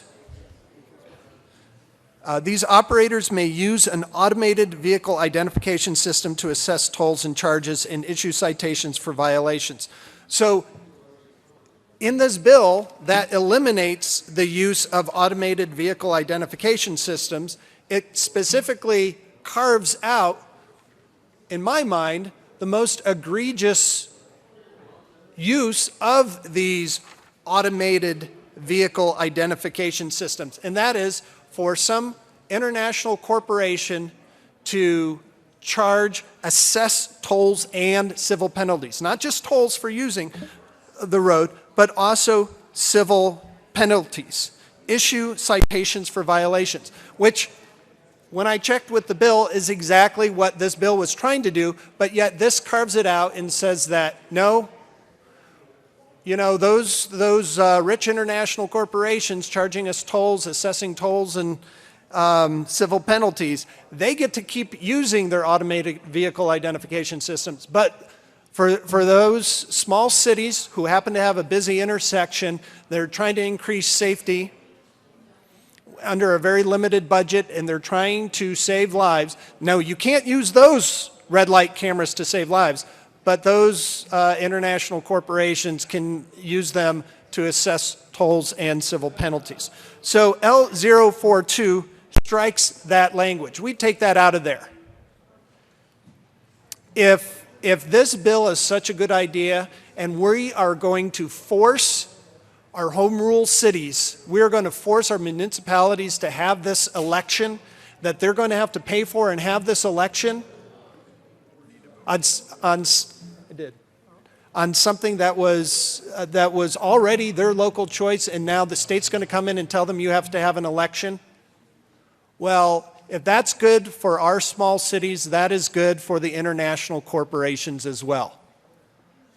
They should have to abide by the same laws that our small town mayors, that the people in our towns, the people in my district, in Edgewater, in Lakewood, and in unincorporated Jefferson County, the people in my district that have to abide by this. So should the international corporations who are assessing their tolls and their civil penalties. I ask for an aye vote on L042. Senator Stedman. Thank you, Mr. Chairman, and I also would ask for an aye vote on the amendment 042. I think this exposes one of those little pieces of hypocrisy in this bill that I think is quite interesting, because it's not okay for cities to be concerned about the safety of their roads, but it's absolutely okay for the E470 authority to be concerned about the stability and security of its revenue streams. You know, which is it, folks?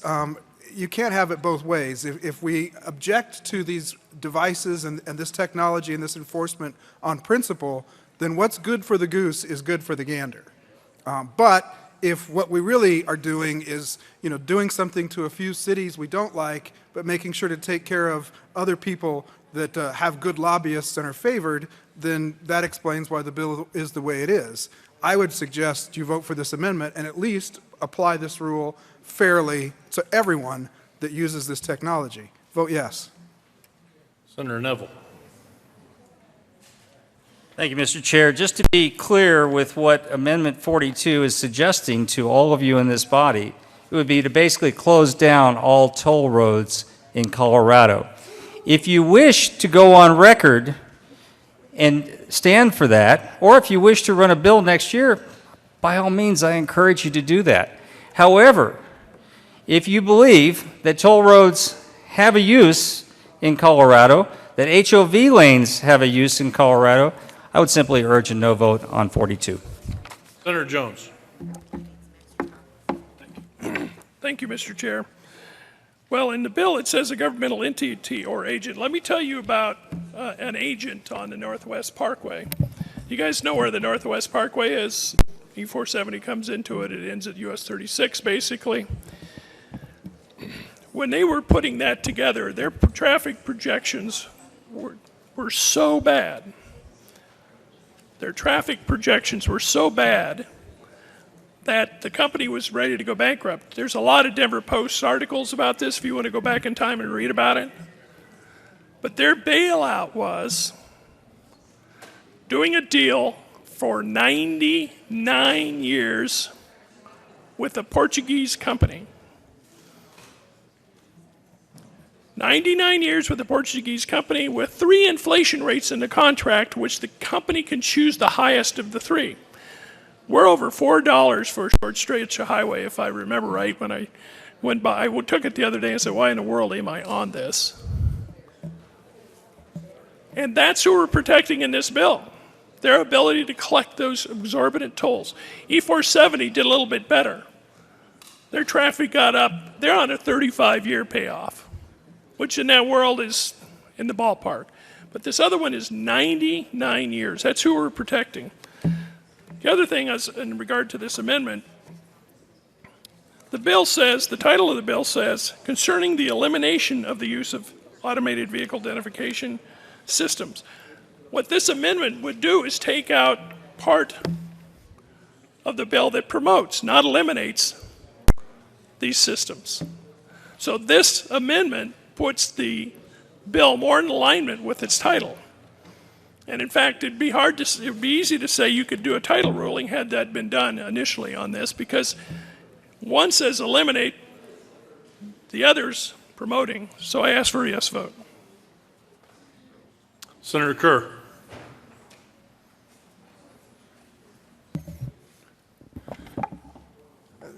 Thank you, Mr. Chair. And it was said up here at the podium that the adoption of L042 would shut down all toll lanes in Colorado. I'm curious as to that because I don't see in here where it says that the tolling authority cannot actually have their election, like it says here that the local government will have an election and people will actually vote on it. So if these red light cameras are so unpopular that you want to put that to a vote of the people, fair enough. And let's put these toll lanes to a vote of the people as well, because their enforcement mechanisms are basically the same. You have a radar or camera out there. It's taking a picture of someone violating, in this case, violating a toll lane, just like a police radar gun, I've been told. And in either case, either the red light camera or the toll lane camera, you are assessing a toll or issuing a citation. So if the local government is going to have to spend their money to hold an election to go to a vote of the people, so be it. I disagree with that provision of this bill. I think the local entity should have the right and does have the right to do that at this time. And if people do not like the decision that their elected officials make, they can vote for new people. That's a concept that sometimes I think gets lost. That's a Republican ideal, small r Republican ideal of electing people, and if you don't like what those people do, then you vote for somebody else. But if it's good for the small local government, the Edgewaters, the Sheridans, the Englewoods, the small towns all around Colorado, if it's good for them, why not the tolling entity as well? They can go to the public, put this on a ballot, spend the money to put it on a ballot, and let the people decide. Please vote yes on L042. Is there any further discussion on L042? Seeing none, Minority Leader Carroll. Thank you, Mr. Chair. I just also support L042. Is there any further discussion on L042? Seeing none, the motion before the body is the adoption of L042. All those in favor say aye. Aye. All opposed, no. No. Noes have it, and that amendment is lost. To the bill. Is there any further discussion on Senator Jones? As much as I like to talk about tolls and how bad they can be in toll lanes, I'd like to talk about the red light aspect of this. The reason I support red lights is because I think they improve safety, and I've seen it anecdotally myself. How many times have you guys gone through a stop and the lights change from green to yellow, but you're almost in, and you go on through, and you go, whoo, glad I made it through, and look in your rearview mirror and see another car or two or three come through with you? That's what happened at Canyon and 28th and Boulder. And that's what would happen at Arapahoe and 28th and Boulder until they put those red light cameras in. Now, everybody in the region knows where they are, and you hardly ever see that. Once in a while, you see a flash, and you know, oh, somebody's gotten it. But they don't fly through the intersection. They know. Now, you could have parked a police officer out there over and over and over again, and maybe had the same result at much higher cost, pulling people over and getting in people's way. Or you could have put in a red light camera and made the intersection safer. That's what the city of Boulder did. Now, in my district, I don't have any red light cameras. But I want the cities to have the choice, if they think they have a dangerous intersection, to have this option. Because I have seen it. People obey the laws better. I would assume there is a reduction in accidents, and you don't go through the intersection and see 2 or 3 people follow you when you're on a yellow. You just don't. And so that's why I've come to my position that I've had since I've been back down here. So I ask you to vote no on this bill. Let the cities have that option. If somebody wants to taper back on how much they could do the speeding, I'd listen to that. I think that's a little excessive at times. But red light cameras at intersections, they make them safer. Is there any further discussion on House Bill 1098? Senator Ulibarri.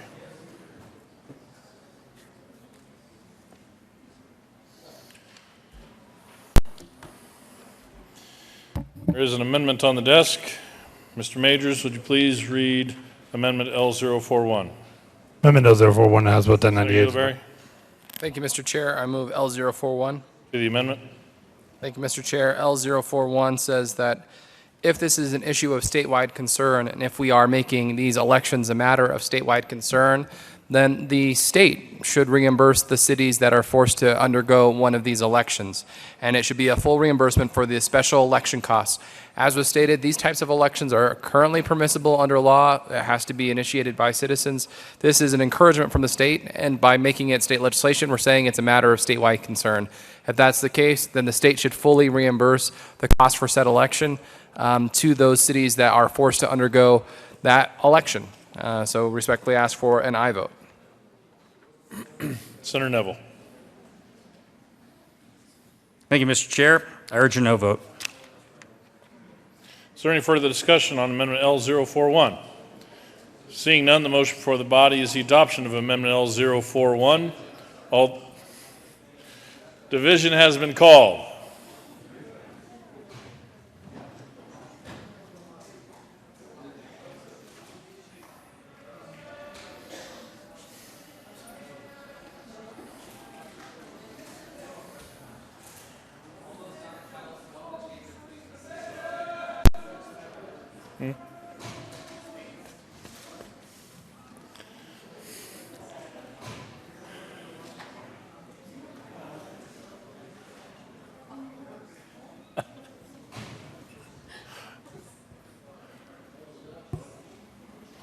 Will all those in the chamber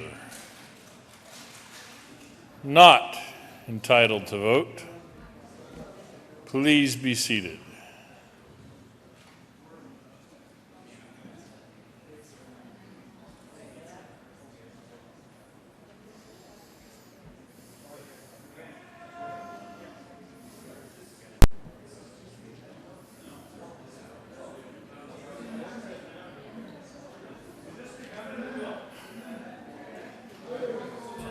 Will all those in favor of Amendment L041 please stand.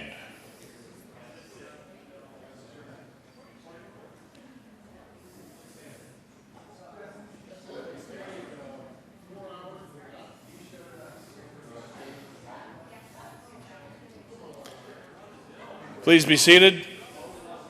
Will all those opposed to Amendment L041 please stand?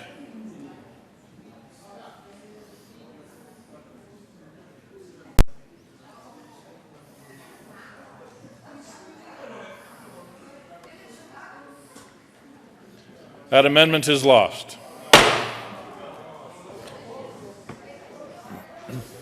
To the bill. Senator Neville. Thank you, Mr. Chair. I move 10 and 98. Senator Jones. Thank you, Mr. Chair. I ask for a no vote on this bill. Is there any further discussion on House Bill 1098? Seeing none, the motion before the body is the adoption of House Bill 1098. All those in favor say aye. Aye. All opposed, no. No. The ayes have it, and that bill is adopted. Mr. Majors, I think you should have this bill title memorized by now. 1158. Please read House Bill 1158. House Bill 1158 by Representatives Del Grosso, proponent Senator Holbrook, concerning a refund of the state sales and use tax paid for information technology equipment that is used in certain data centers. Senator Holbrook. Thank you, Mr. Chair. I move House Bill 1158. There are no committee reports. To the bill. Thank you, Mr. Chair. 1158 started out as a proposal for a sales and use tax rebate. That was stripped out. Unfortunately, the budget did not support the concept as it came through the House, and what we have now is referral to the Joint Technology Committee and the opportunity for the folks on the Joint Technology Committee to talk about the merits of having data centers located in Colorado, keeping data centers that are already here and attracting new data centers from around the state. Ask for an aye vote. Is there any further discussion on House Bill 1158? Minority Leader Carroll. What? On 11:15. Thank you, Mr. Chair. I want to compliment the sponsor on his really fine handiwork. No, members, seriously. So this bill has definitely changed quite a bit since it was first in the House, which was fairly pricey, cash back for large data centers. And so in our last 48 hours of session, making sure that we are studying thoroughly in the Joint Technology Committee about why we would be giving, I don't know, upwards of $18 million to help data centers, might be a good use of time for the Joint Technology Committee over the summer. It really is more innocuous in its current form, but given the competing time interests, respectfully, I still can't support this use of the time for the Joint Technology Committee. And when you put all of the state's competing interests for how to best spend our dollars, this is almost the amount that we put into the negative factor in schools. We're a balanced budget state, and every time we do an idea like this, we're taking money out of the pockets of other obligations that we're not really meeting. So while I appreciate the heavily amended form of this, it'd still respectfully be a no vote. Is there any further discussion on House Bill 1158? Seeing none, the motion before the body is the adoption of House Bill 1158. All those in favor say aye. Aye. All opposed say no. The ayes have it. And that bill is adopted. Majority Leader Scheffel. Thank you, Mr. Chairman. I move the committee rise and report. You've heard the motion. Motion for the committee is to rise and report. All those in favor say aye. All opposed say no. The ayes have it. The committee will rise and report.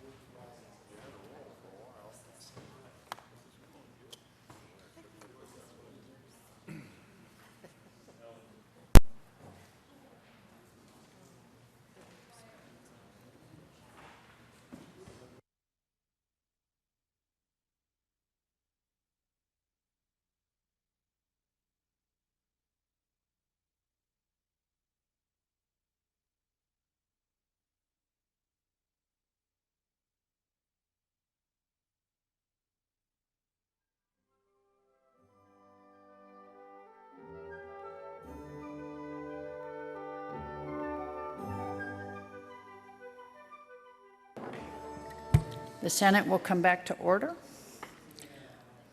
Senator Grantham.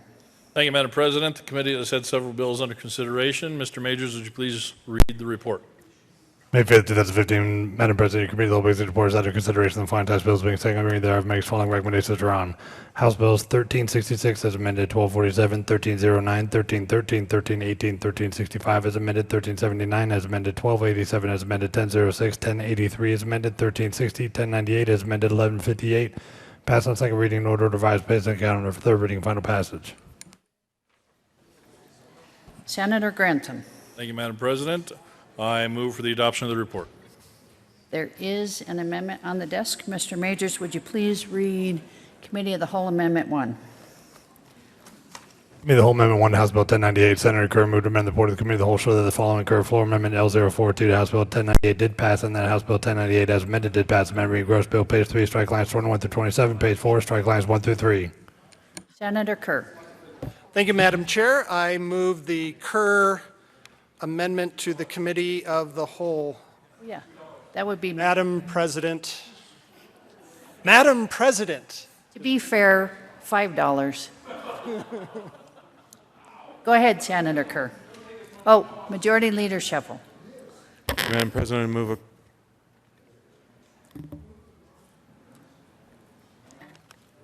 I take that back. Majority Leader Shuffle? Withdrew that. Senator Kerr. Thank you, Madam President. I move the Committee. That $5 get on the counter? Go ahead, Senator Kerr, but we're watching. Thank you. I'm working on it. Trying to get a loan from the Mr. President. I move the Committee of the Whole Amendment Majority 001. Leader Shuffle. Sorry, Senator Kerr. Majority Leader Shuffle. Thank you, Madam President. I move a call of the Senate. Call has been requested.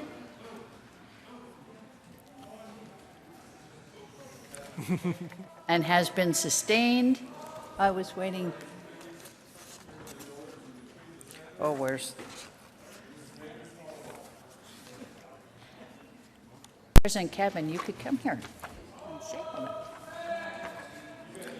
A call of the Senate has been moved and properly sustained. Will the sergeants please close the doors, allow no senators to leave, and return those who are absent from the chambers? Mr. Majors, would you please call the roll? Senators Aguilar, Balmer, Baumgardner,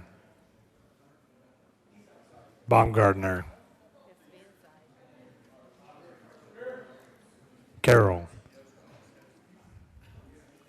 Cook, Crowder, Donovan, Garcia, Grantham, Guzman, Heath, Hill,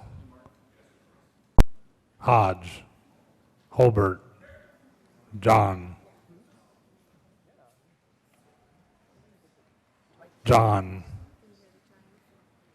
Johnston, Jones, Kafalas, Kerr, Lambert, Lundberg, Marble, Martinez Jimenez, Merrifield, Neville, Newell, Rob, Here. Sheffel, Scott, Sonnenberg,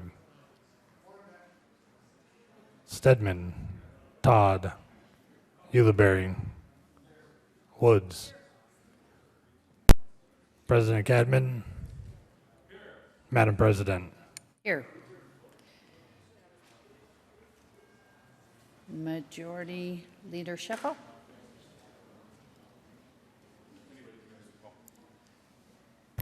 President Cadman. Majority Leader Shuffle. Thank you, Madam President. Move the call be raised. The motion is to raise the call. All those in favor say aye. Those opposed, no. The ayes have it. The call is raised.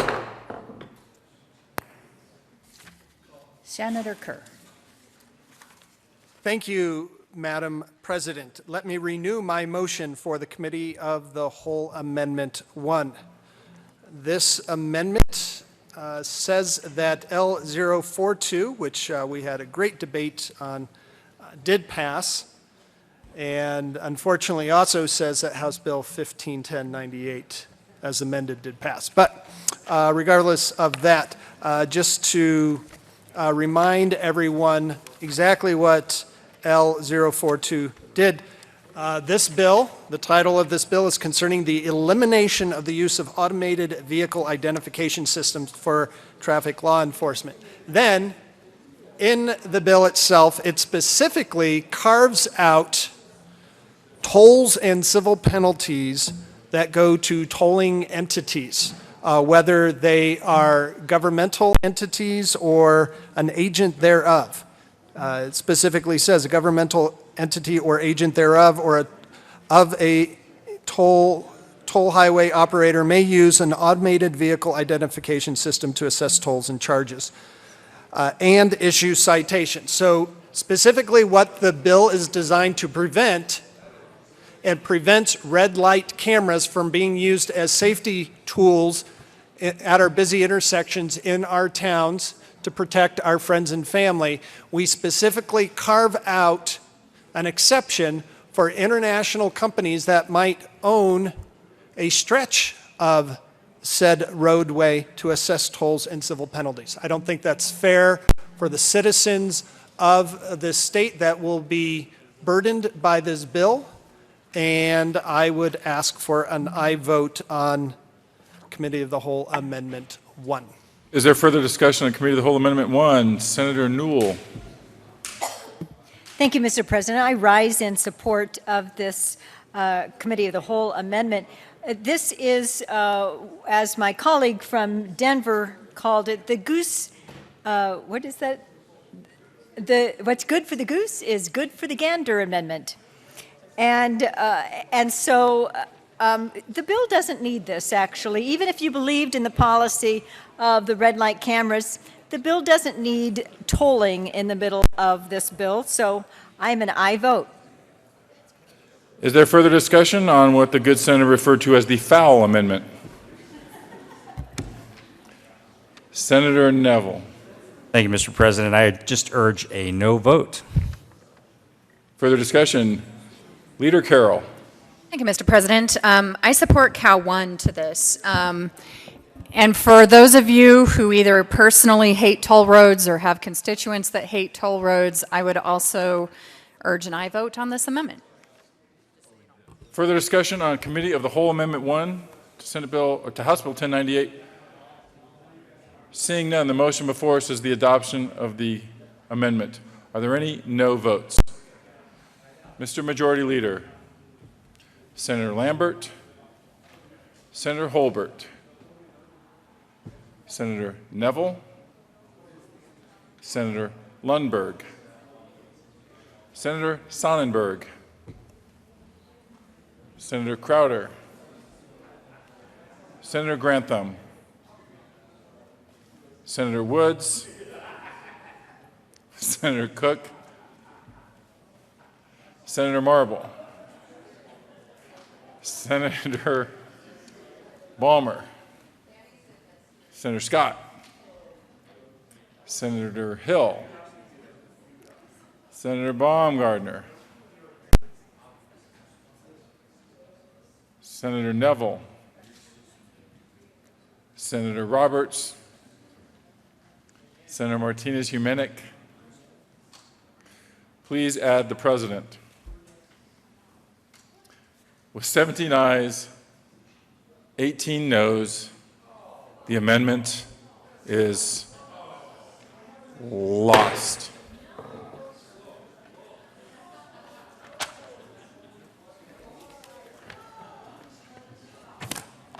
So now we are back to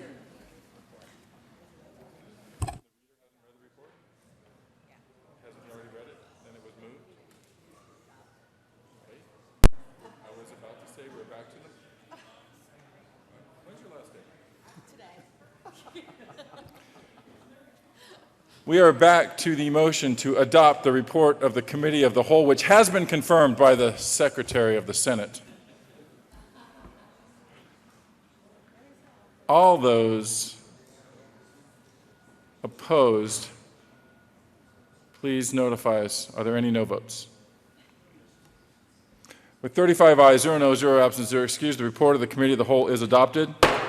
House Bill 1366 as amended, House Bill 1247, House Bill 1309, House Bill 1313, House Bill 1318, House Bill 1365 as amended, House Bill 1379 as amended, House Bill 1287 as amended, House Bill 1006 as amended, House Bill 1083 is amended, House Bill 1360, House Bill 1098 is amended, House Bill 1158 passed on second reading in order revised and placed on the calendar for third reading and final passage.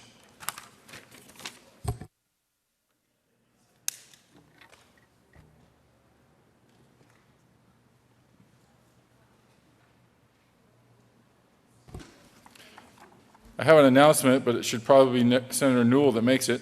She paid $4 of Senator Kerr's fine. So I hope that frees up some of the cash under your tabor limit for later. You still owe $1. Maybe you can find $1.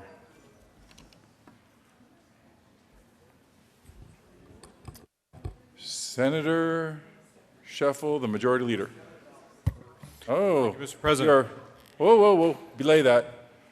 Your fine has been paid by Senator Heath. We can only have announcements from Senator Newell. Unless Senator Newell defers to you, then we would have to have a moment of personal privilege, which would take us out of order, which you would have to request from the Majority Leader. I can write this down for you. Do it after this next group.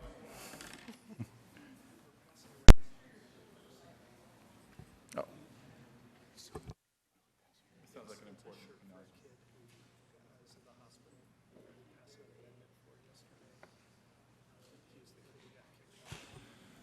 The President appoints Senator Sheffel as the chair of the conference committee, Senator Kerr, anybody else that would like to join them at the well, conferees, on the motion for a moment of personal privilege.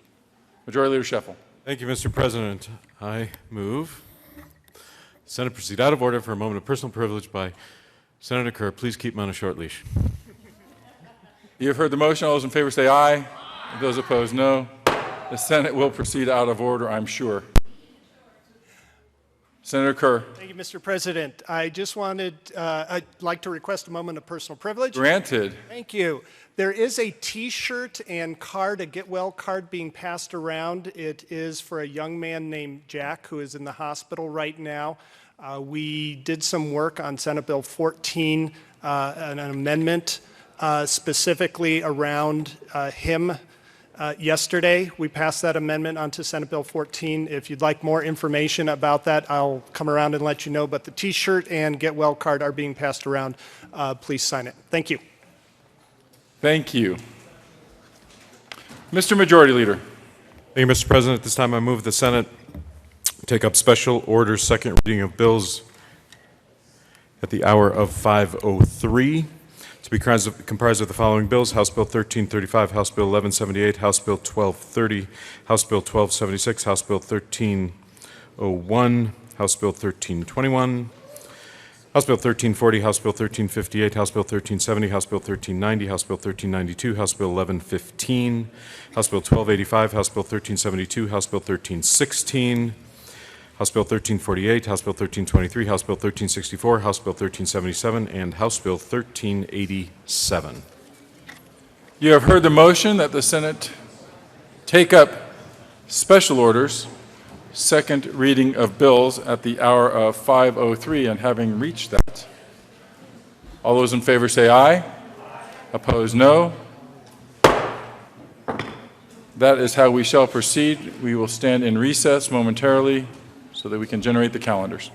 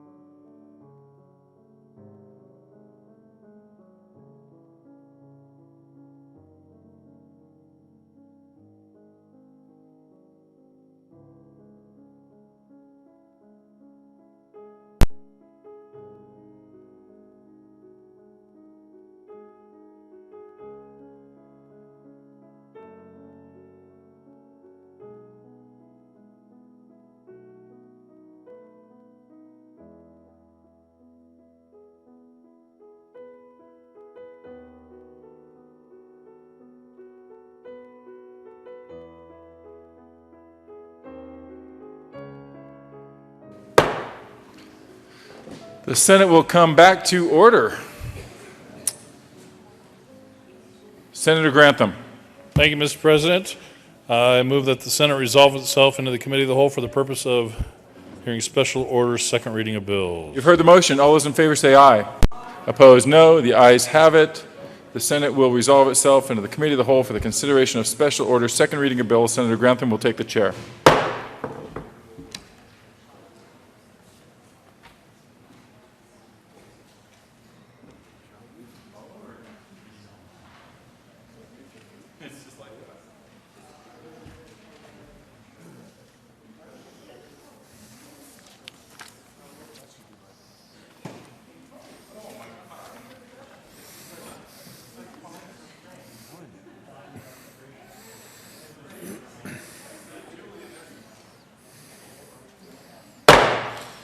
Committee will come to order. The coat rule is relaxed, including the staff and sergeants. Majority Leader Shuffle. Thank you, Mr. Chairman. I move the committee take up House Bill 1348 immediately following House Bill 1335. The motion is to take up 1348 immediately following 1335. All those in favor say aye. All opposed, no. The ayes have it, and that will be taken up after 1335. Mr. Majors, please read the title to House Bill 1335. House Bill 1335 by Representative Science Senator Woods concerning requirement that legislative service agencies review the fiscal impact of legislative measures considered by the committees of the General Assembly that meet during their interim. Senator Laura J. Woods. Thank you, Mr. Chair. I move House Bill 1335 on third and final passage and ask for the use of the present roll call. You can try that, but it's not third reading. Oh yeah, what are we doing here? It is second reading. Okay, I think there's fatigue. I apologize. Nice try. Thank you. Well, I was jumping ahead. Okay, thank you, Mr. Chair. I move House Bill 1335 on second reading and ask for an aye vote. Is there any further discussion on House Bill 1335? Seeing none, the motion before the body is the adoption of House Bill 1335. All those in favor say aye. All opposed, no. The ayes have it, and House Bill 1335 is adopted. Mr. Majors, please read the title to House Bill 1348. House Bill 1348 by Representatives Holding and Lawrence and Senators Heath and Balmer concerning modifications to statutory provisions governing urban redevelopment to promote the equitable financial contribution among affected public bodies to connect with urban redevelopment projects allocating tax revenues. Senator Balmer. Thank you, Mr. Chair. I move House Bill 1348 and the Finance Committee report. To the committee report. We got to keep going. If you lay it up, if you lay it over, we're not going to get back up. So, Mr. Chairman, the Finance Committee report. Can you just go? Yeah. The Finance Committee report was the excellent work of two of our colleagues in the Senate. The gentleman from Denver and the gentleman from Colorado Springs did extraordinary work on this bill. They rewrote the whole bill and made it fair as you can make it in such a difficult negotiation. So I asked for an aye vote, and we do have some amendments to the committee report, as does other members of the committee.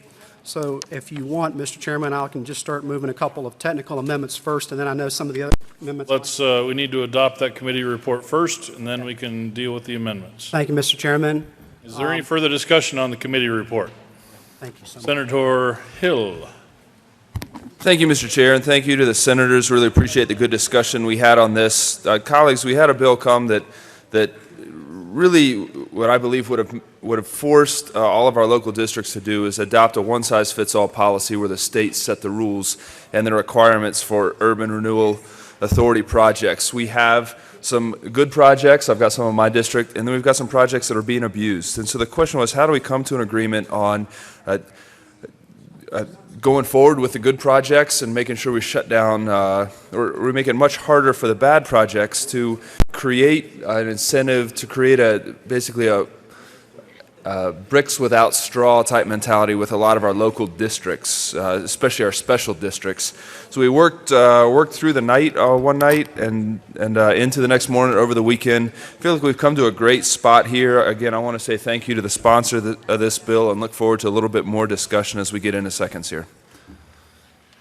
Is there any further discussion on the Finance Committee report? Seeing none, the motion before the body is the adoption of the Finance Committee report. All those in favor say aye. Aye. All opposed, no. The ayes have it, and a committee report is adopted. To the bill. Thank you, Mr. Chairman.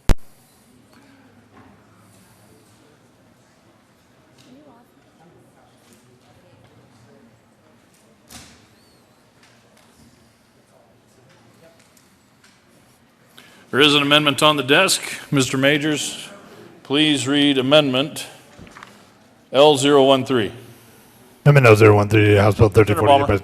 Thank you, Mr. Chairman. Mr. Chairman, this is a technical correction amendment that's in keeping with the bill.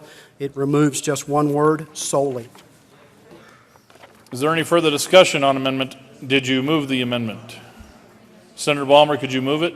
Yes, I thought I did. Okay. Did I not? I'll do it again. Do it for my satisfaction. Okay. Senator Balmer. Sorry, you have to withdraw. Oh, no, it's all right. Amendment 11 said. I didn't know that I moved it. He told me I didn't move it. I withdraw Amendment 12, Mr. Chairman. I mean, 13. 13. Amendment 13 is withdrawn. There is another amendment on the desk. Mr. Majors, please read Amendment L011. Amendment L011 to House Bill 1348, President. I didn't get to hear. Senator, L011. Yes, thank you, Mr. Chairman. I move L011. Thank you. That takes out the word property so that it applies to both property and sales tax. Is there any further discussion on Amendment L011? Seeing none, the motion before the body is the adoption of Amendment L011. All those in favor say aye. Aye. All opposed, no. The ayes have it. Amendment L011 is adopted.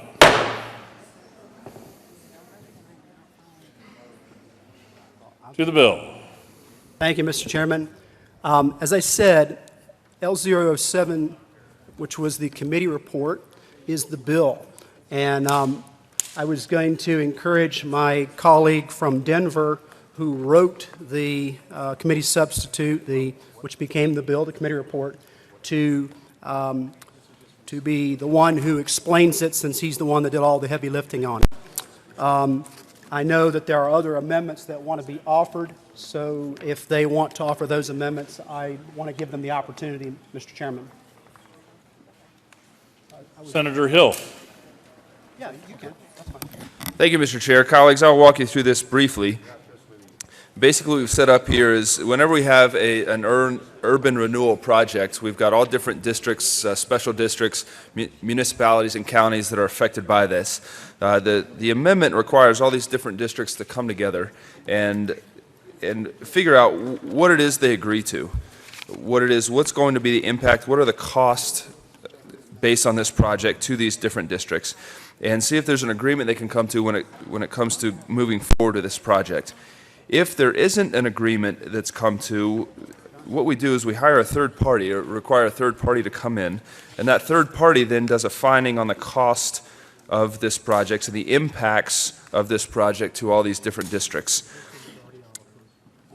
If that third party option is not accepted, then the project doesn't go forward and the process kicks back in again. They have another 120 days to rework out the details of that project. One of the concerns we had was that there was a firm stop on the back end of some of the previous versions of this bill that really incentivized people not to come to an agreement on the front end, but just wait until the backstop. So that's what we've done in this amendment, and then finally said the project can't move forward until there is agreement on the cost impact on the different districts affected. Is Is there any further discussion on House Bill 1348? Minority Leader Carroll. I'm going to offer her amendment first, and then you can go.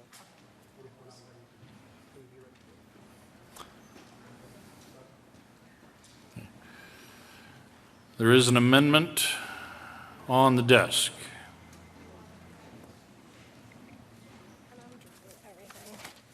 That's okay. I understand. Mr. Majors, would you please read Amendment L009? Amendment L009 is a House Bill 1348 by Senator Martinez, amending the Senate Finance Committee report dated May 5th, 2015, page 3, strike lines 32 through 36, to substitute. Senator Martinez-Humenick. Thank you, Mr. Chair. I move House Bill 1348, Amendment L009, and ask for a favorable approval. To the amendment, please explain. Thank you, Mr. Chair.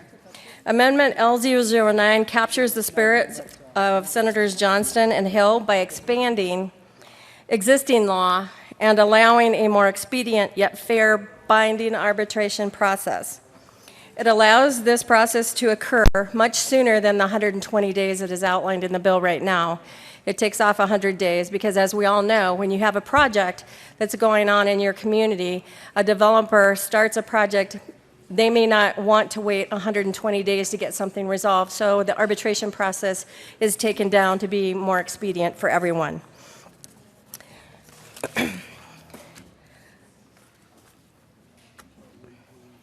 The impact analysis portion in the bill currently only includes the counties.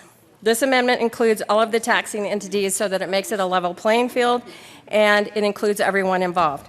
Without this amendment, the arbitration only includes counties and only when ag land has a TIF project. This amendment also expands the arbiter's findings and includes all of the taxing entities for equity. The arbiter, as amended, the arbiter in House Bill 1348 creates a neutral third-party arbiter, which is a concept already encompassed in process-tested portion of the urban renewal statutes that we have in law now. Senators Johnson and Hill actually kept asking a driving question, which was a basic question for the entire group, of what happens when local governments don't agree on the cost impacts identified in the impact analysis. This amendment adds substance and teeth to the existing statutory language, as well as strengthens the procedure for identifying impacts and gives all the taxing entities a voice in the process. It requires municipalities to meet with other taxing entities ahead of proposed new plans or amendments to gather their input on how to address service cost impacts, which is something that everyone needs to know what they are. It adds all taxing entities to that impact analysis process, which right now, the cities can provide that information, but the other counties and special districts have not been included to add in that. It expands the arbitration process by including all taxing entities identified in the impact analysis. The impact analysis is only going to pertain to those special districts or counties that the project is actually occurring in. Allowing arbitration on all types of projects, not just limited to ag land, urban renewal, as in the current statutes, is being expanded to allow the ability of the arbitrator to consider pre-submittal data, as well as to include written findings, conclusions, or recommendations in the final order. Binding arbitration results ensure that the project cannot move forward unless the municipality complies with the order or strikes an agreement with the other entities on compensating costs identified by the arbiter. This amendment will capture the neutral third-party concept by improving the existing language and avoids adding new or confusing language. The keys to this process are to do no harm, ensure that the framework of local agreements is established, and that all taxing entities are required to participate. Thank you, Mr. Chair. Again, I would ask for approval of Amendment L009. Senator Balmer. Thank you, Mr. Chairman. And I do appreciate the long work of the gentleman from Denver and the gentleman from Colorado Springs who worked so hard on the committee substitute, which took an enormous amount of negotiation. I also appreciate my gentle colleague from Thornton, who has had passionate concerns about this, and I supported her bill yesterday to pass it on third reading. This amendment incorporates some parts of her bill into this bill, and if it was a shorter amendment and a smaller chunk of her bill, then I could definitely support it. But I can't support L009 as it's written. Let me give you two reasons. First, 1348 in its current form, the committee version of the bill that was written by the gentleman from Denver and the gentleman from Colorado Springs, incorporated part of the gentlelady from Thornton's bill into their bill. They brought some of the good ideas from the bill that we discussed yesterday. I'm not supposed to discuss it, but it was a very good bill that I voted for and spoke in favor of. Some of that bill was brought over, and it was also a bill sponsored by the gentlelady from Wheat Ridge. That bill had some very good things in it. That's why I voted for it and spoke for it. We brought those over. I didn't do it. The gentleman from Denver and Colorado Springs wrote the bill. They brought them over into their committee substitute for House Bill 1348, which is the committee report, which is the bill, the strike below, and that's what we're debating today.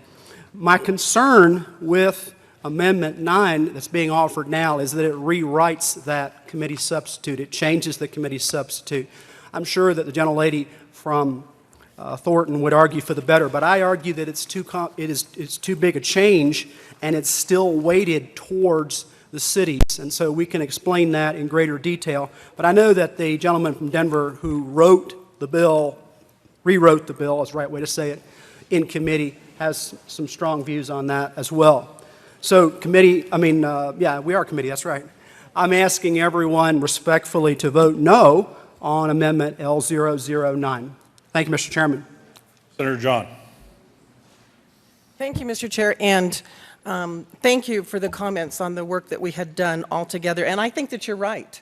I think there's some really good things in L009 that we actually really could work together through this whole process. I just wonder if there's not a way that Majority Leader could maybe lay this bill over so we could have a chance to visit about that. Senator Martinez-Umenick. Thank you, Mr. Chair. The goal has been all along to try to do something that is going to be equitable for all of the taxing entities. And quite frankly, this process has been very hurriedly done in the last 4 days to try to get things worked out. The process that has been utilized in the last 4 days is kind of concerning because, yes, there were some stakeholders at the table, but we didn't have every urban renewal authority mayor at the table talking and sharing ideas. They did the best that they could, but I'd also like to remind my colleagues that not one of the people who actually were responsible for helping write this bill have actually sat on their city councils, have had to make decisions regarding urban renewal and economic development in their own communities. And so I would offer that part of the reason that this amendment is long is there is an addition on the first page. There is an addition on page 6. In between those pages, there are things that have been added in, or taxing entity or district, because those things should have been in here and were not in here. So this actually does cover all of the entities where the bill as it stands right now does not. I would have liked to have had more time to work on this as well. A lot of time and effort was put into both bills. But I do believe that, this amendment does help this bill, and it will help every single one of you that has an urban renewal city in your district. Is there any further discussion on Amendment L009? Senator Johnston. Thank you, Mr. Chair, and thank you to both the senators who've done amazing work on the other Senate bill on this and have really become experts on this topic, and I think are looking for a great way forward as well. I think there are some good parts of this Amendment 9, but I will ask for a no vote on Amendment 9 for one key reason, which is The process that we proposed on committee was a change to say 90% of these deals all get agreed to, counties and cities and special districts sit down and figure it out. In the small number of cases where they don't, let's have a neutral third party make a determination of the facts of what the actual costs are. Then let's have some agreement to meet those costs on the districts, but to give the city flexibility in how to meet them. So if they want to do it through a combination of sales tax or property tax or an intergovernmental agreement or a in-kind contribution, you restore maximum flexibility to them to say you must meet these costs, but do them however you think makes the most sense. This returns it back to that governing authority with full discretion to do all of it or to do none of it, which I think defeats the core purpose of the idea of that fact-finding. And so I think that part of the bill does not accomplish what we were after. There are some parts here that I think are strong, but given those weaknesses, I would ask for a no on Amendment 9. Senator Balmer. Thank you, Mr. Chair. I just continue to ask for a no on Amendment 9. Thank you, Mr. Chair. Senator Martinez-Humanic. Colleagues, again, I would like you to take a look at the amendment, those of you that have it, and consider that this adds in everyone so that there is an equitable playing field with regards to the revenue sharing, how they're going to do this, and the binding arbitration that actually will allow them to have a fair and equal process. So I would urge an aye vote on Amendment L009. Senator Kerr.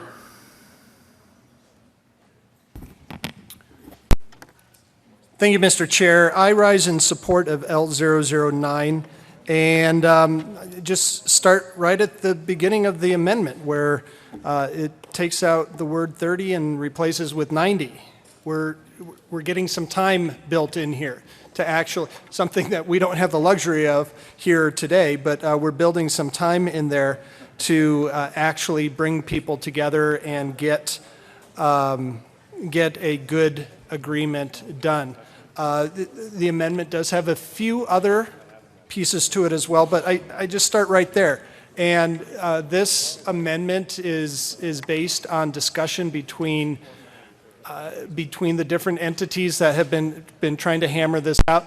I know for myself, I cannot be supportive of House Bill 1348 unless this amendment or something very much like it is incorporated into the bill. I ask for an aye vote on L009. Is there any further discussion on Amendment L009? Senator Holbert. Thank you, Mr. Chairman. I also rise in support of the amendment.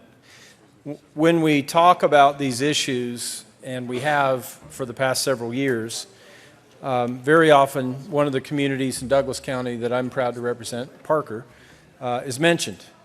And last year, being in the House, I had an opportunity to vote no on a bill that the governor ultimately vetoed.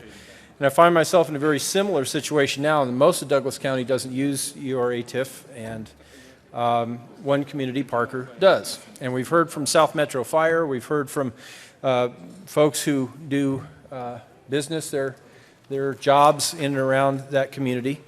And I think that with this amendment, as my colleague from Jefferson County just indicated, I can finally vote yes on this bill. I've been a reluctant no.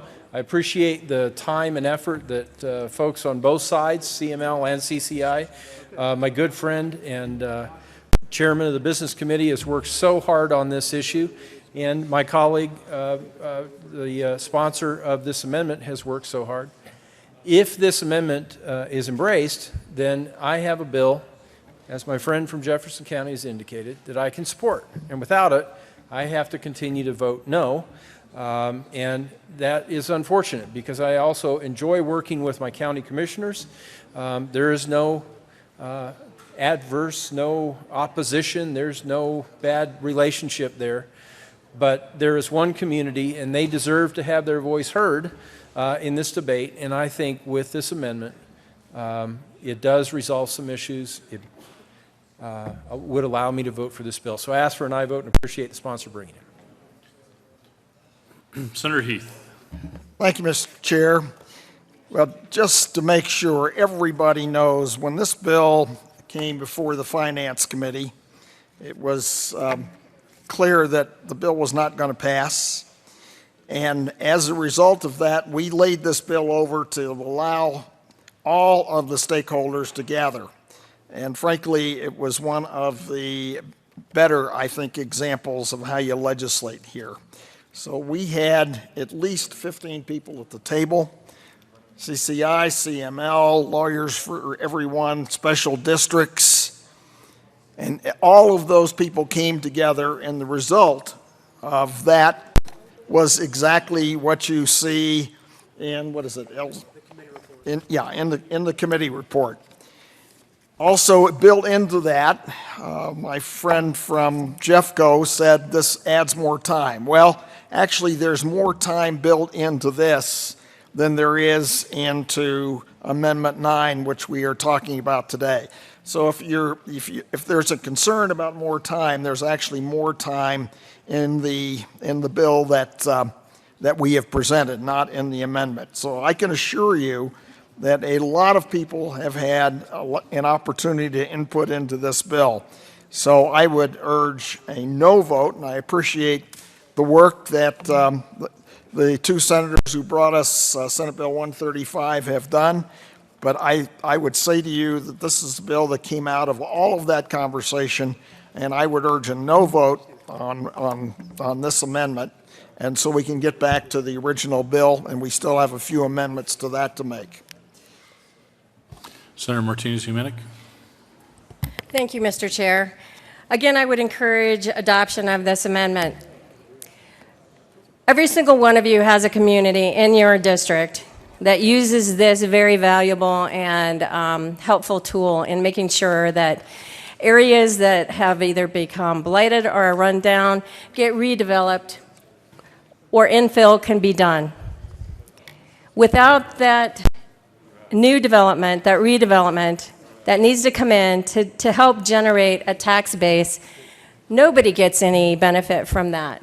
And what you hear from your residents in your community to your local city councils is that we have these areas that are looking terrible. My property values have gone down. What are you guys going to do about this? Then the city council has to try to determine what plan they're going to have to revitalize that area and try to get somebody interested in it. When you have a prolonged time period with an arbitration process, developers, once they've made the commitment to get a project going and they've started it, they want to keep it on task. They want to keep it on schedule. And very oftentimes, if something drags out too long, a good project ends up not getting done at all, and it benefits no one then. There's a lot of time and effort that goes into this planning by the local communities, and this amendment doesn't take away the seat at the table or any of the opportunity for either the special districts or the counties to be able to have a voice in this process. What this does is it clarifies what the binding arbitration is about, because there was room for interpretation in the bill as it is stated right now. Again, I would urge an aye vote on Amendment L009. Senator Neville. Thank you, Mr. Chairman. Colleagues, there was a lot of work done by all parties on this bill. I know in the Finance Committee the conversation lasted longer than 4 hours on the different bills, on this bill in particular, and on the different dynamics of the bill. And I know how hard the people that worked to construct 1348 and make the necessary changes to try to come up with compromises go. Now, like anything else, we can't always come up with a compromise that fits everybody's needs. But I believe that the bill drafters and those that worked, the sponsors of 1348, did that. They actually came up with something that was very good.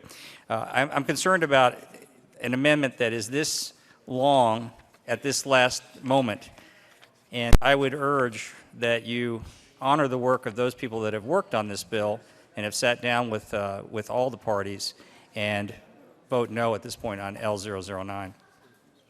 Senator Hill.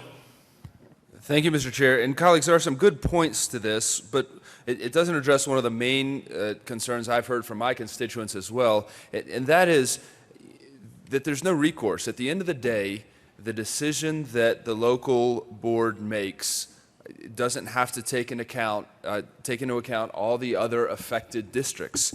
And so while I appreciate the arbitration wording in here, it still gets us back, if you look at the middle of page 6, it still gets us back to the original wording that says we're remanding the plan to the governing body for reconsideration.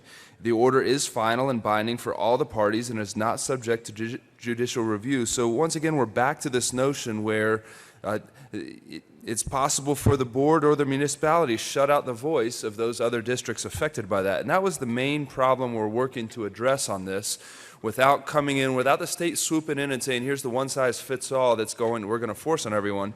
That was the point of having this third party, and to say if you don't come to an agreement, then you open up that 120-day window again. It doesn't have to be 120 days. The board can shorten that or lengthen it as needed. So we have a lot of flexibility in the bill as it exists. I'm concerned this actually gets us away from that appropriate representation for these other affected bodies. Senator Martinez-Humenick. Thank you, Mr. Chair. I would just like to remind this body that binding arbitration is done, and it's done by an outside third party that doesn't have any skin in the game. They are taking all the facts, they're looking at them, and they are issuing either an order or a decree that is binding and it's a final, just like you have with any other type of arbitration regarding any other thing. So there is a process in place here that involves all of the entities with the binding arbitration. So I respectfully disagree with my colleague from Colorado Springs, but I do believe that that is addressed in here. And again, I will remind everyone, the reason that this amendment is long is because there are words like or taxing entities, or taxing districts that have been added in that should have been in there that were not in the other part of the bill. I was part of also of the discussions, but only some of the discussions because we were not kept abreast of what was going on.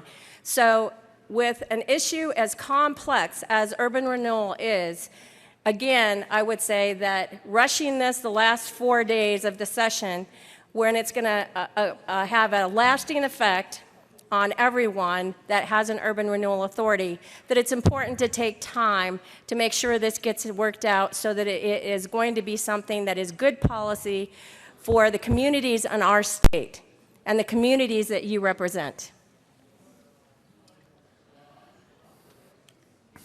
Is there any further discussion on Amendment L009? Senator John. Thank you, Mr. Chair. And I'm going to make a motion that we sever the amendment, because the biggest portion and the thing that we all keep talking about is the arbitration piece. That is the important part. So if we sever the amendment, Section A, which would be page 5 through line 4,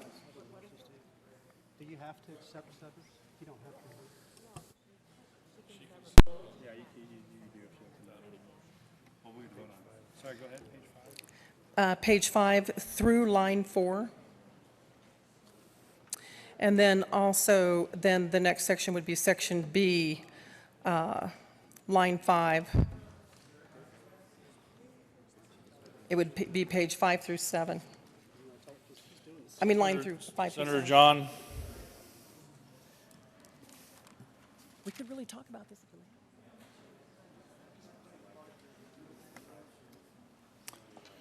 Let's take a senatorial 5.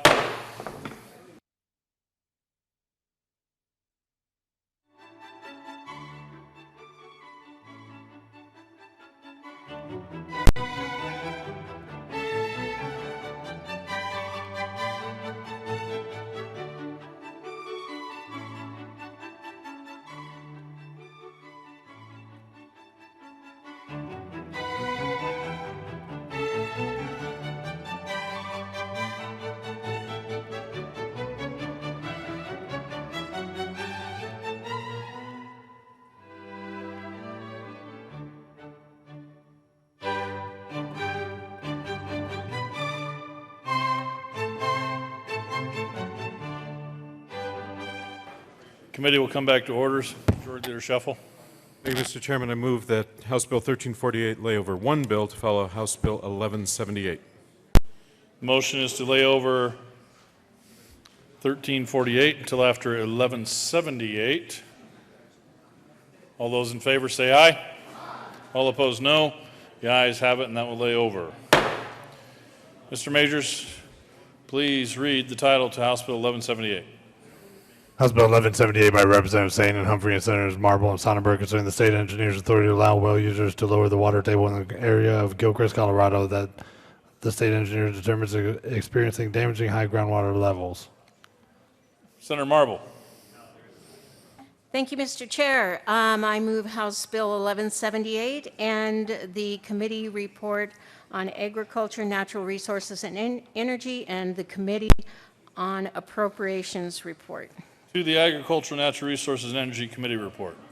The Agriculture Committee report basically adds Sterling, Colorado to the area that this would affect. Is there any further discussion on the Agricultural, Natural Resources, and Energy Committee report? Senator Stedman. Thank you, Mr. Chairman. I'm just curious about this amendment because the bill title on this bill, maybe I figured it out. It started out just talking about the water table levels, but it got amended in the House to be specifically about Gilchrist. And now the committee report is making it about Gilchrist and Sterling, and presumably the suburbs of Sterling as well. But I was just curious how we managed to take a bill about one town and make it a bill about two towns. Senator Sonnenberg. Actually, thank you, Mr. Chair, and that was a question we indeed had for the drafter. Would that indeed fit under the title? And it is my understanding that they drafted the bill with the blessing of the drafters and those staff there, that indeed it would fit under the title because of the changes, and I don't remember all the language, but it did indeed fit under the title, and it was appropriate. Is there any further discussion on the Agricultural, Natural Resources, and Energy Committee report? Seeing none, the motion before the body is the adoption of the Agricultural, Natural Resources, and Energy Committee report. All those in favor say aye. All opposed, no. The ayes have it, and the Ag Committee report is adopted. To the Appropriations Committee report. Thank you, Mr. Chair. The appropriations report basically to implement this act for the 2015-16 state fiscal year appropriates $165,000 to the Department of Natural Resources for use by the Colorado Water Conservation Board. This appropriation is from the Emergency Dewatering Grant account within the Colorado Water Conservation Board Construction Fund. Is there any further discussion on the Appropriations Committee report? All those in favor, the question before the body is the adoption of the Appropriations Committee report. All those in favor say aye. All opposed say no. The Appropriations Committee report is adopted. To the bill. Thank you, Mr. Chair. Bottom line, this is emergency well pumping. There's been 10 sites that have been identified within the Gilchrist area. This is, I reiterate, an emergency situation, and it is for the purpose of lowering the water table in an area that the state engineer determines is experiencing damaging high groundwater levels. Is there any further discussion on House Bill 1178? Senator Hodge. Thank you, Mr. Chair. I ask for an aye vote on this. This is a temporary solution to a brand new fad of swimming pools in basements in Gilchrist and Sterling. But I don't think the fad should last. So let's at least do this temporarily till we can find a real fix. So please vote aye on this bill. Is there any further discussion on House Bill 1178? Seeing none, the motion before the body is the adoption of House Bill 1178. All those in favor say aye. All opposed say no. The aye has it, and that bill is adopted. Mr. Majors, please read the title to 1348. House Bill 1348 by Representatives Holding Horse and Lawrence and Senators Heath and Ballmer concerning modifications to statutory provisions governing urban redevelopment to promote the equitable financial contribution among affected public bodies in connection with urban redevelopment projects allocating tax revenues. Senator Ballmer. Thank you, Mr. Chairman. I believe we are still on Amendment 9, and I know that need to move Senator again. John wants to sever it. And Senator Ballmer, if you'd move the bill again. I move I move House Bill 1348. And there are some technical amendments that we could do in the meantime if we want to come back to L009, if that's allowed. We'd have to. Okay. Senator John is somewhere else. I don't know where she is.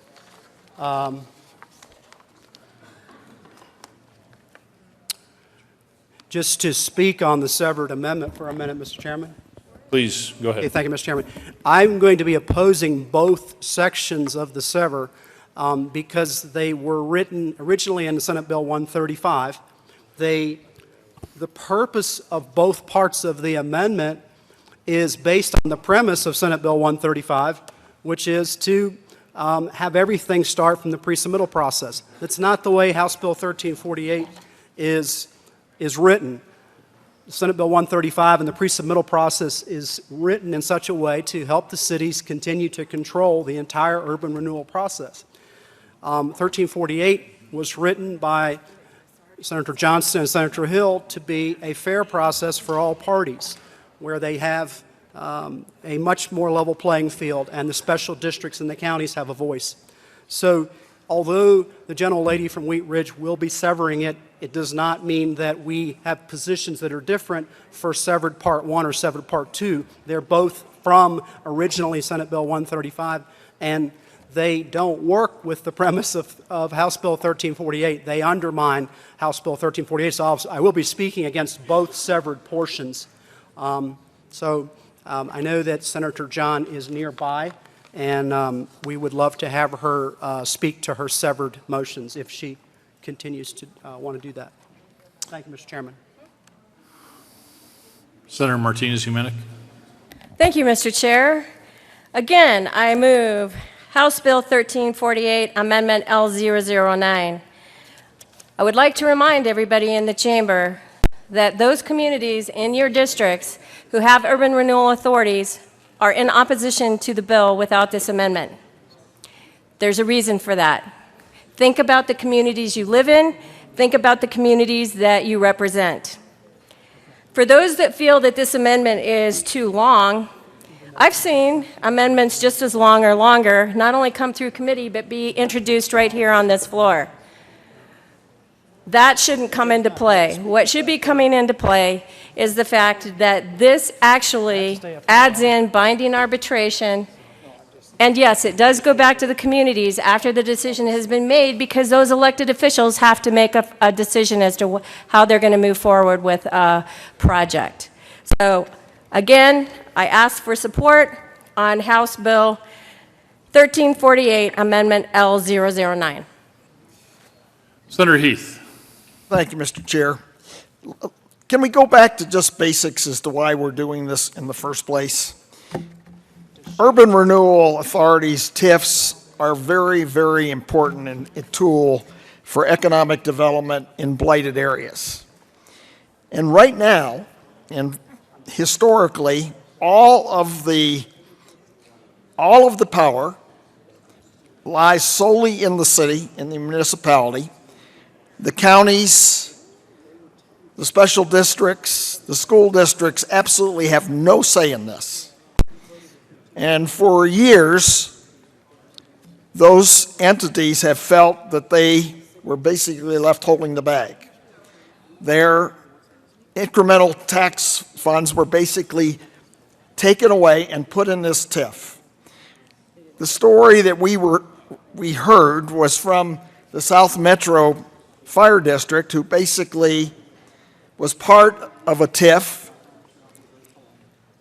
and the city of Parker basically took and put in a project which went from an empty field basically to to a commercial, yes, I know, she's ready, but I'm going to finish this. And went to a facility that required the fire district to basically take care of an assisted living facility. I'll shorten this. They got absolutely no money, even though they had to get a new fire engine and put more crews on. So basically that is not fair. So what we're trying to do here is to level the playing field, give the counties, the school boards, the districts a seat at the table. That's what this does. And that's who the people we had at the table. So I think Senator John is ready to go, and I will yield the floor to her. Before we continue on, Senators, there is food out here to on the west side of the Senate chamber. Who is in the queue? Senator John. Thank you, Mr. Chair.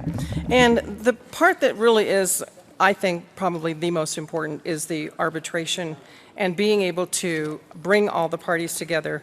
And I know that we've worked on the language in the original bill so that there's timelines and for all of that to happen. But in continuing with my motion to sever this, it would be Section A of the amendment, L009, would be line 1 and 2. Section B would then begin line 3 and go all the way through, actually page 5 to the bottom of line 4. So it would include 2, 3, and to the bottom of line 4 on page 5. Because we're really pulling in the arbitration piece. This seems to be the most important part.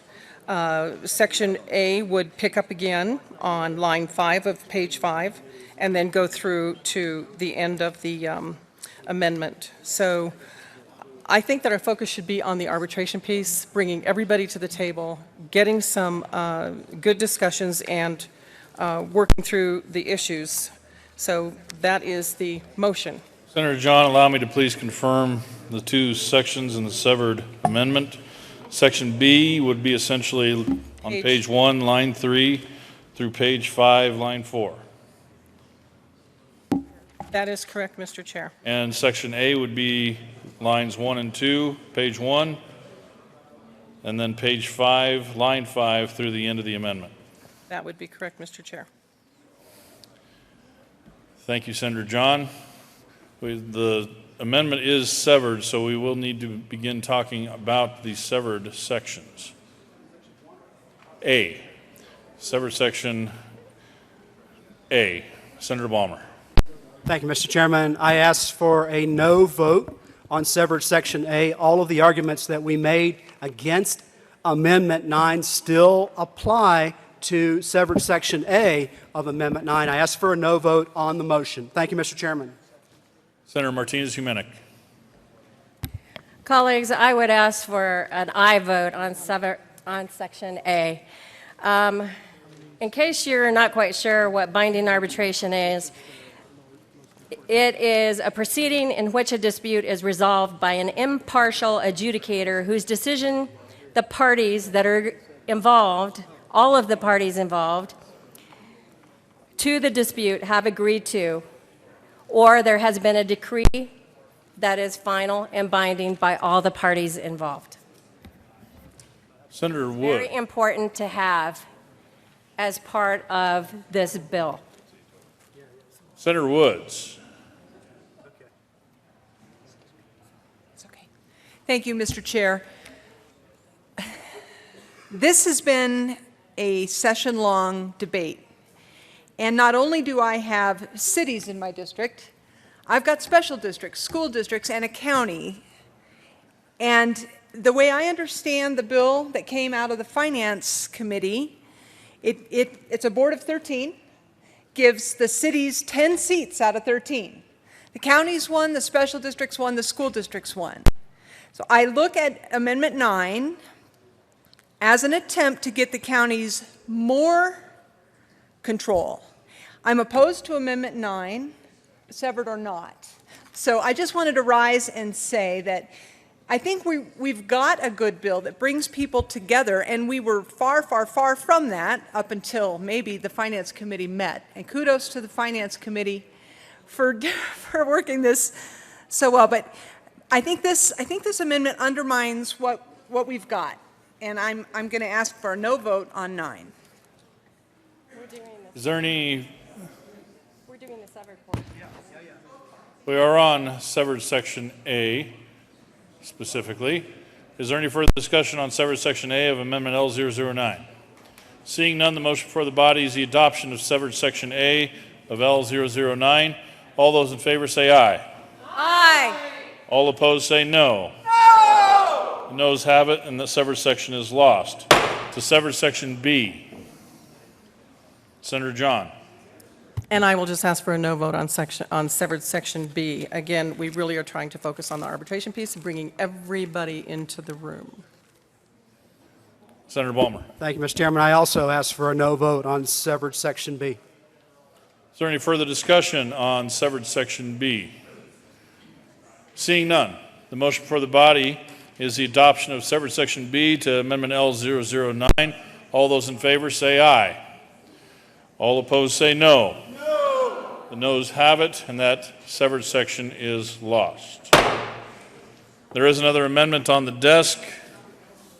Mr. Majors, please read Amendment L015.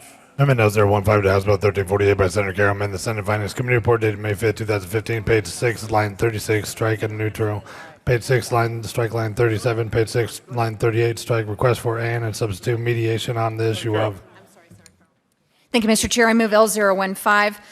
Members, this replaces the binding arbitration with binding mediation and ask for an aye vote. It keeps neutrality. Senator Balmer. Thank you, Mr. Chairman. This is an improvement on the bill that's been agreed to by just about everybody. And so God bless Senator Carroll for bringing this great suggestion. I ask for an aye vote on Amendment 15. Is there any further discussion on Amendment L015? Senator Ulibarri? Thank you, Mr. Chair. I'm a little confused. Binding mediation I've never heard of before. Mediation is usually mutually agreed upon, and folks come to an agreement and can walk away. That's why it's mediation. I'm trying to understand how it becomes binding in this scenario. Is there any further discussion on Amendment L015? Senator Martinez-Humanic. Again, colleagues, we need the binding arbitration for all parties so that this is something that's equitable for all parties. Mediation is where it gets worked out, but not necessarily everybody is in the room. And this is a final decision when you have binding arbitration, and that is needed in this bill to protect all entities, special districts, school districts, the counties, and communities. Remember, too, that some of your communities may have their own fire departments and own library districts within their municipality. So they may not be separate. You need to take all of this into consideration because whatever we do in this body is going to affect every community, every county, every special district once this goes into play. So I would ask for a no vote on L015. Minority Leader Carroll. Thank you, Mr. Chair. So this is, by having binding mediation, when the parties come to an agreement in the process for what's there, it means it's an enforceable one. They have to participate in it, and any result is enforceable, and that is the difference between voluntary and non-binding mediation. Is there any further discussion on Amendment L015? Seeing none, the motion before the body is the adoption of Amendment L015. All those in favor say aye. Aye. All opposed say no. No. The ayes have it, and that amendment is adopted. Is there any further discussion on House Bill 1348? There is an amendment on the desk. Mr. Majors, please read Amendment L016. Amendment L016, House Bill 1348 by Senator Johnson, amend the signage. Senator Johnson. Thank you, Mr. Chair. This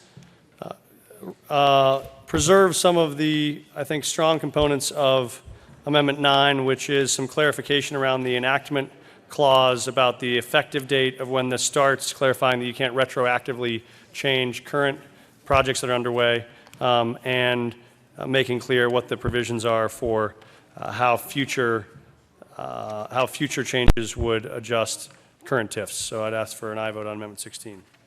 Senator Balmer. Thank you, Mr. Chairman. This came word for word from a portion of Amendment 9 that the gentlelady from Thornton offered. This was a good part, in our opinion, of Amendment 9. So Amendment 16 is a great addition to House Bill 1048, is compatible with House Bill 1348. So I ask for an aye vote on Amendment 16. Thank you, Mr. Chair. Senator Johnson, briefly.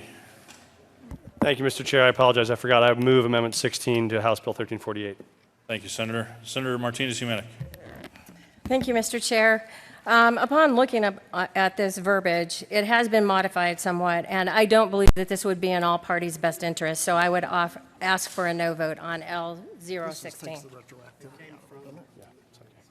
Is there any further discussion on Amendment L016? Seeing none, the motion before the body is the adoption of Amendment L016. All those in favor say aye. Aye. All opposed say no. No. The ayes have it, and Amendment L016 is adopted. Is there any further discussion? Senator Johnston. Thank you, Mr. Chair. I have an amendment on the desk. There is an amendment on the desk. Mr. Majors, please read Amendment L017. Amendment L017, House Bill Senator 30. Johnston. Thank you, Mr. Chair. This is just a technical I move Amendment 17 to House Bill 1348. Amendment 17 is a technical fix of the relentless wisdom of our drafter, Mr. Lackner, found a mistake we had made in the draftings on a substitute word. We put special when we meant school, referring to a special district, and so I just asked for an aye vote on Amendment 17 and a good chance to thank Senator Mr. Lackner for the 75 hours of work he's put in over the last 3 days. Senator Balmer. Thank you, Mr. Chairman. This is a technical correction that was caught by Senator Bob Lackner, and so I ask for an aye vote on Amendment 17. Thank you, Mr. Chair. Is there any further discussion on Amendment L017? Seeing none, the motion before the body is the adoption of Amendment L017. All those in favor say aye. All opposed, no. The ayes have it. Amendment L017 is adopted. Is there any further discussion on House Bill 1348? Seeing none, the motion before the body is the Senator Martinez-Humanic. Is there any further discussion on House Bill 13? Senate? Is there any further discussion on House Bill 1348? Seeing none, the motion before the body is the adoption of House Bill 1348. Division has been called. Will all those not entitled to vote in the chamber please be seated?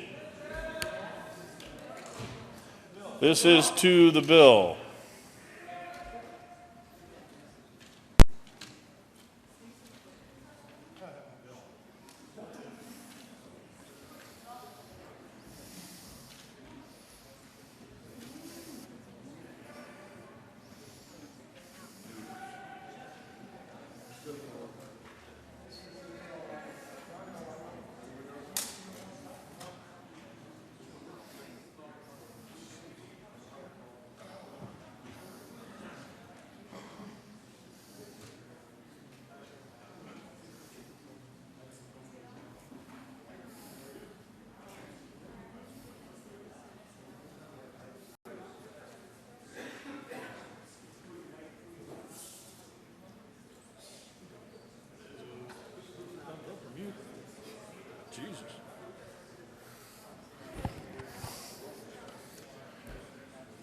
The motion for the body is the adoption of House Bill 1348. Will all those in the chamber in favor of House Bill 1348 please stand?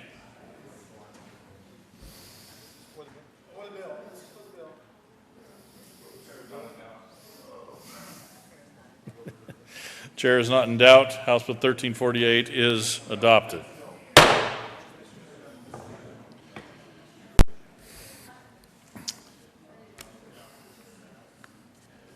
Mr. Majors, please read the title of House Bill 1230?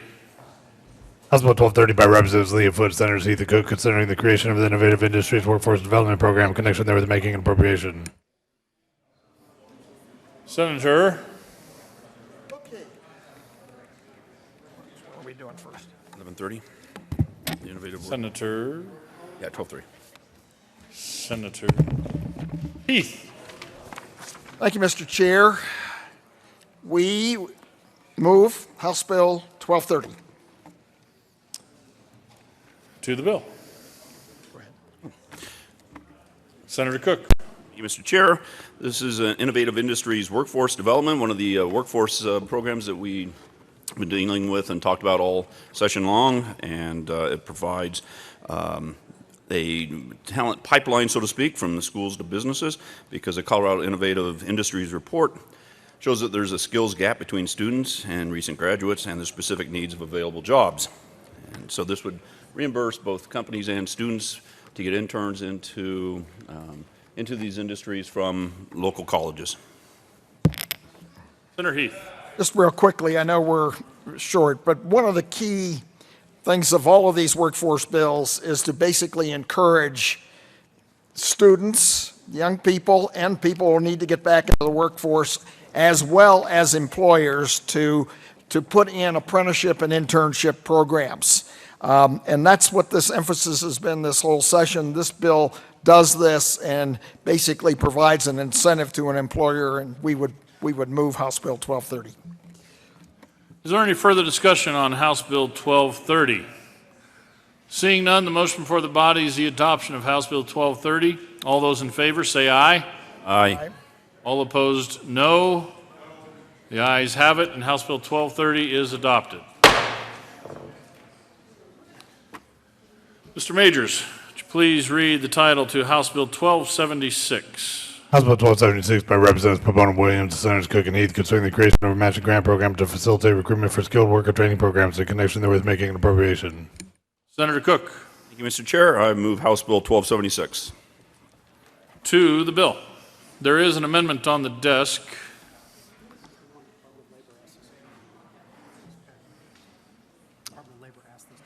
Mr. Majors, please read Amendment L003. Amendment L003 to House Bill 1276 by Senator Balmer, amendment reading gross bill page 15 after line 25, insert section 2 in Colorado Revised Statutes 883. Senator Balmer. Thank you, Mr. Chairman. Members, this amendment's got a great story.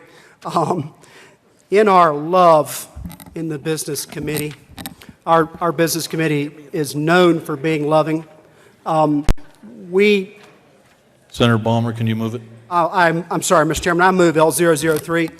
And what we did on another bill is we loved it so much that we prayed over it so much that it didn't pass the business committee. And there was a key portion of that bill that needed to be part of this workforce development piece that was requested by the Colorado Department of Labor. I think it's a pretty non-controversial piece, but as I said, in our over-loving of another bill, it's now not in the process anymore, and it's in a key piece. So the very studious person from the Department of Labor came to us and said, would you please find another place to put this? And so we talked to leadership, we talked on both sides, and they said that's great. So this was the vehicle that was selected. It's a small amendment, and I ask for your aye vote to put this into House Bill 1276. Thank you, Mr. Chairman. Is there any, Senator Heath? Thank you, Mr. Chair. This appears to be a friendly amendment. I'm good with it. Is there any further discussion? Senator Holbert. Thank you, Mr. Chairman, and to follow the chairman of the Business Committee, the esteemed senator from Centennial, I absolutely concur. The folks at Department of Labor were looking for this piece, and let's vote aye. Senator Cook. Thank you, Mr. Chair. I agree it's a friendly amendment and ask for a vote. Senator Newell. Now I know what it is. Thank you, Mr. Chair. I also ask for an aye vote on this. In fact, this is probably the most critical part of all of our workforce bills. This absolutely needs to get in there for access to we owe $1. So thank you. Is there any further discussion on Amendment L003? Seeing none, the motion before the body is the adoption of Amendment L003. All those in favor say aye. Aye. All opposed, no. The ayes have it, and Amendment L003 is adopted. To the bill. Thank you, Mr. Chair. Recognize me, I take it. What this does, one of the dilemmas in all of this is young people, for a long time, we've fought this, do not to these fields, to look at this as a real opportunity for their future and to provide the training. So this basically goes with all of the other things that we've done. This is, as I said, with the recruitment and training piece, I would urge an aye vote. Is there any further discussion on House Bill 1276? Seeing none, the motion before the body is the adoption of House Bill 1276. All those in favor say aye. Aye. All opposed, no. The ayes have it, and House Bill 1276 is adopted. Mr. Majors, please read the title to House Bill 1301. House Bill 1301 by Representative Williams, Senators Grantham and Hill, concerning the creation of a credit for tobacco products that distributorships or transports to an out-of-state consumer in connection therewith creating the Cigar Online Sales Equalization Act and making an appropriation.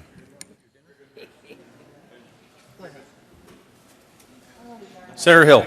Thank you, Mr. Chair. Colleagues, we move House Bill 1301 and the Appropriations Committee report. To the committee report, Senator Hill. Mr. Chair, the Appropriations Committee report just added an appropriation for $15,826. Excuse me, Senator Hill, I believe we have we do not have an Appropriations Committee report. My apologies. I unmoved the Appropriations Committee Let's report. just go right to the bill. Senator Hill. To the bill. Colleagues, basically what we've got here in Colorado is we double tax cigars if it's going to be sent out of state. So we add the 40% Colorado tax and the excise tax in this state. All we're doing here is giving our local small businesses, especially in my district, a gentleman named Mike Lee, the opportunity to ship out of state without double taxing them. Ask for your support against double taxing. Is there further discussion on House Bill 1301? Seeing none, the question before us is the adoption of House Bill 1301. All in favor say aye. Aye. Those opposed, no. The ayes have it, and 1301 is adopted. Mr. Majors, would you please read the title to House Bill 1321?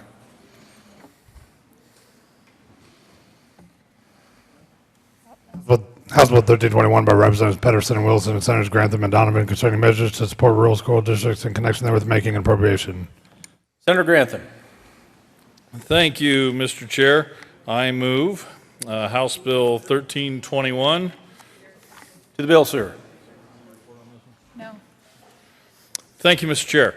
1321, colleagues, is in regard to rural districts and rural school districts, I should say.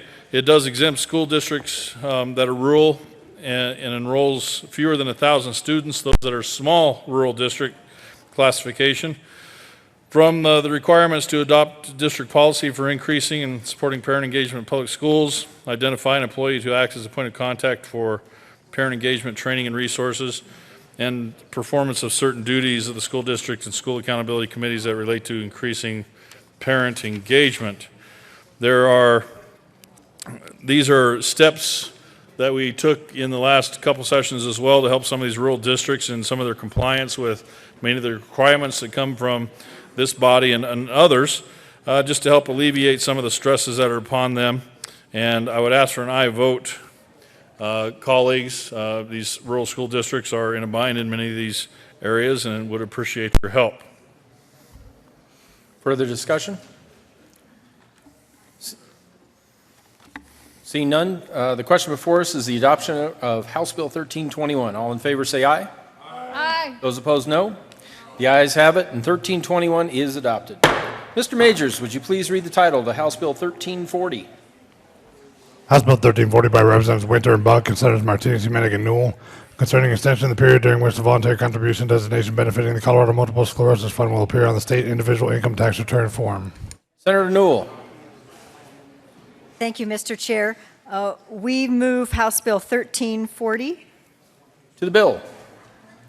Thank you, Mr. Chair. Most of you know that multiple sclerosis is a disease that many of us are familiar with because either you know someone, you are someone, or you're aware of someone who has multiple sclerosis in Colorado, because we have one of the highest incidents of multiple sclerosis in the country. And so this bill literally just extends the period for the Colorado Multiple Sclerosis Fund on the voluntary checkoff on the tax form. And we ask for an aye vote. Senator Martinez-Humanic. We'd like to have you pass this bill.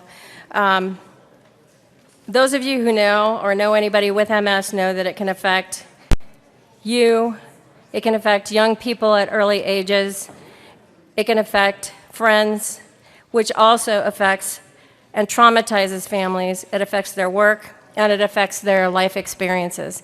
It also kills some of them at very young ages. So the funds that are generated from this really do help people here in Colorado and Wyoming, because we have a Colorado-Wyoming chapter here. So please allow this to be extended, and please vote yes on House Bill 1340. Is there any further discussion on House Bill 1340? Seeing none, the motion before the body is the adoption of House Bill 1340. All those in favor say aye. Aye. All opposed, no. The ayes have it, and 1340 is adopted. Mr. Majors, please read the title to House Bill 1358. House Bill 1358 by Representative Singer, Senators Lundberg and Gonzalez, concerning creating a permanent differential response program for child abuse or neglect cases of low or moderate risk. Senator Lundberg. Thank you, Mr. Chair. I move House Bill 1358, and I only have a few brief prepared comments here, but I'll defer to my colleague. Senator Gonzalez. Thank you, Mr. Chair, and thank you, esteemed colleague from the good city of Berthoud. House Bill 1358 basically makes permanent the differential response program for child abuse and neglect of low and moderate risk. Since 2010, we have had a pilot program in Colorado. We passed legislation back in 2010 that allowed for 5 counties to participate, and since that time it has been rigorously evaluated. There is a study from the Colorado State University Social Work Research Center that has demonstrated the benefits of differential response. So this bill is basically making the changing the pilot program to a permanent practice model by repealing the repeal language, removing that from the bill, as well as the reference to a pilot program. And it also clarifies, this is important, that this is a voluntary program for counties to participate. And if you're not familiar with differential response, I'll be very brief. It's basically an evidence-based alternative approach to looking at child and welfare abuse cases. There is training that occurs. If there is a referral, an assessment is made about whether or not it's low or moderate risk, and through a team effort and a supervisor and people being properly trained. But ultimately, rather than going into the investigative phase, there's what's called a family assessment response, and that engages the family, and that has had great success in Larimer County and other parts of the state, in those counties that have done this, to help with keeping families together and having kids not be re-referred back in the child welfare system. And for all of those reasons, we respectfully ask for your support of House Bill 1358. Is there any further discussion on House Bill 1358? Senator Newell. Thank you, Mr. Chair. I just want to thank the sponsors for allowing me to talk in committee, and then also just mention now that the importance of the differential response programs is the data to make sure that we are either not under or over reporting, and that we are appropriately getting people services, or that we don't get them services if they don't need them. Some of these have been very effective in other states. although some states have repealed their differential response programs based on data that they've received. So I am assured that they will continue to collect this data so that we can make sure we have the best DR program that we can in Colorado. And I also want to give a shout out to the counties. The Colorado Counties, Inc., they are the ones who came forward with this bill. And they want to make sure that we are doing what we can across the state. And I just want to give a shout out to them. Thank you, sponsors. Senator Kafalis. Thank you, Mr. Chair, and I appreciate those comments. I'll be very brief, but indeed, there will be ongoing evaluation of the differential response program, and the state and the counties are in discussions with the CSU Social Work Research Center, and there are particular questions that they want to be looking at. So there will indeed be ongoing evaluation. And in closing, let me just say that the research that was done by CSU, the overall findings of that and of the analysis of the 5-year pilot programs, in which initially 5 counties participated, and then we added another 7. There are currently 14 counties that are in training, and there are a number of counties that are interested. But overall, there were positive findings in terms of child safety, family well-being, family engagement, caseworker satisfaction, community buy-in, and cost neutrality. And once again, we respectfully ask for your support of House Bill 1358. Is there any further discussion on House Bill 1358? Seeing none, the motion before the body is the adoption of House Bill 1358. All those in favor say aye. Aye. All opposed, no. The ayes have it, and House Bill 1358 is adopted. Mr. Majors, please read the title of House Bill 1370. House Bill 1370 by Representative Primavera, Senators Guzman and Neville, concerning access to certain records of a county Department of Human or Social Services containing personal identifying information by an auditor conducting a financial or performance audit of that department. Senator Neville. Thank you, Mr. Chair. I move House Bill 1370 and the Committee on Finance report. To the Finance Committee report. Colleagues, we had a slight change on this that was included in the language regarding county department or human social services shall not make information available if the release, oh my gosh, would violate a federal confidentiality or privacy law. Is there any further discussion on House Bill 1370? Seeing none. Senator Guzman, was that a raise of the hand? Oh, adopting the report. Thank you, Senator. We are on the Finance Committee report. Question before the body is the adoption of the Finance Committee report. All those in favor say aye. Aye. All opposed say no. The aye and the aye and the aye have it. And that report is adopted. Senator Guzman. Thank you, Mr. Chair.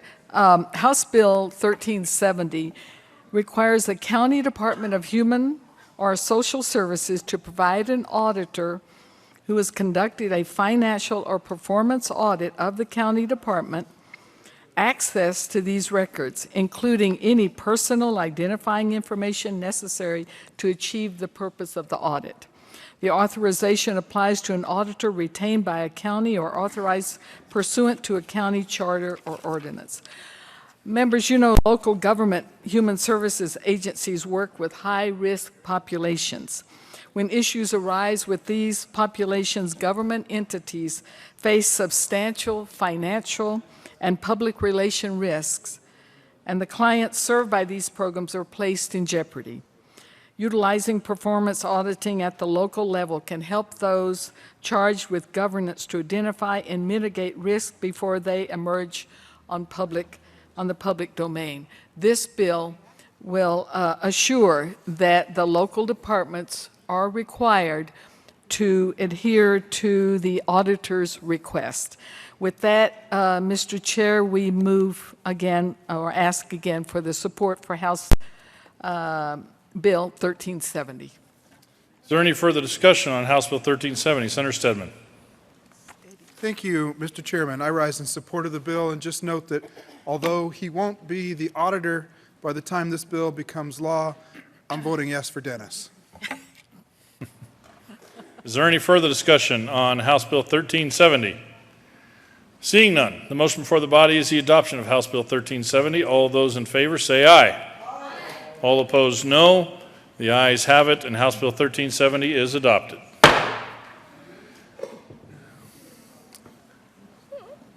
Let's see. Mr. Majors, please read the title to House Bill 1390. House Bill 1390 by Representatives Melton and Tate and Senator Holbert concerning an increase in the allowable finance charge for certain consumer credit transactions. Senator Holbert. Thank you, Mr. Chair. I move House Bill 1390. To the bill. Thank you, Mr. Chair. This bill raises the amounts that can be lent for certain consumer loans for which the actuarial method is used to calculate interest. These are small amount loans. These are not payday loans. They are documented loans. And these creditors are restricted in their lending practices in Colorado as to how much they can lend in 3 different tiers. This bill does not change the interest rates for those tiers, but the amount that can be loaned, the amount of a loan in each of the 3 tiers. The lowest tier is currently $1,000, and this bill would change that up to $3,000. The second tier is currently $3,000, and this would move it up to $5,000. I may have misstated that, but it adjusts the amount of each tier up. Some people have said this is an interest rate increase when it is actually not. It is adjusting how much the lender can lend in each of these current 3 categories. Again, the 3 categories with this new bill would be up to $5,000, up to $3,000, and then up to $1,000. The actuarial method is used to make a loan so that a borrower understands a monthly payment, and then there's not compound interest charge, but then if the loan is paid off early, the borrower can actually earn a rebate. This is a good bill and ask for an aye vote. Is there any further discussion on House Bill 1390? Seeing none, the motion before the body is the adoption of House Bill 1390. All those in favor say aye. All opposed, no. The ayes have it, and House Bill 1390 is adopted.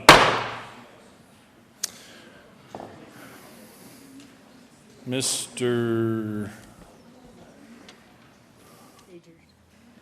Going in. Committee report. Oh, that's right.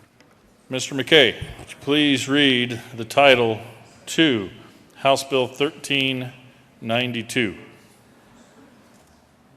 House Bill 1392 by Senators Newell and Neville. Bill for that concerning changes to the state's payroll system to allow all state employees to be paid twice a month. Senator Neville. Thank you, Mr. Chairman. I move House Bill 1392 and the Appropriations Committee report. To the Appropriations Committee report. I think we had one slight amendment on the Appropriations Committee report. We took out what we refer to as the payday shift in the bill. Slight amendment. Is there any further discussion on the Appropriations Committee report? Seeing none, the motion before the body is the adoption of the Appropriations Committee report. All those in favor say aye. All opposed, no. The ayes have it, and that report is adopted. To the bill. Thank you, Mr. Chair. Members, we move House Bill 1392, and this is from the Department of Personnel.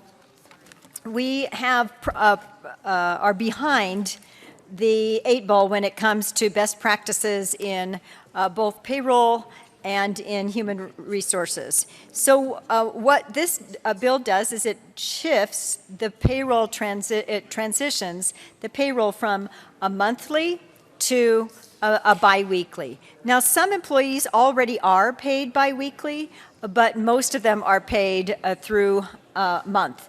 which is in the current month. And like the private sector that's done with best practices, they are paid biweekly in what's called a lag payroll. And that's what this does. It transitions us from month to biweekly. That's basically what it does. Senator Neville. Thank you, Mr. Chair. One of the challenges that that Department of Personnel has is what I would call the kind of a clawback that happens with personnel here in the state. In other words, the payroll is actually put in usually after about the 20th of the month, and it's started to process. So it's basically done with a look forward and identifying, yes, that employee should work this many hours if everything goes the way scheduled. So there has to be a true-up that's done the next month, and there's a lot of calculation and corrections and other things that need to be done. We're trying to avoid that. What the bill also calls for, too, is this. First of all, the bill would not take activity or not take action for 2 years, giving the opportunity for the Department of Personnel to make sure that they communicate this through all the departments to all their people. It also, if you want to follow me as far as what this means with a paycheck, let's say right now, currently, if you get paid the month of May for the state, you would get paid from May 1st, and you would receive a check on May 31st. It would be calculated somewhere in that last 10 days of May, and it would go in for pay to be cut on the May 31st. When this bill takes place, it will change that so that when June 1st comes along, you'll get paid from June 1st to June 15th. You would receive those 2 weeks' pay on June 30th. And then from June 16th through June 30th, you receive that on August 15th. So there is a 2-week lag, and there is also a piece in there for anybody that has a hardship to be able to take a loan for 2 weeks' pay to make sure that they can bridge through there, and it allows them to pay that back with a very minor interest of about 1%, not compounded over 72 periods of pay. So I think it's a very workable deal for transition. So we urge an aye vote. Senator Newell. Thank you, Mr. Chair.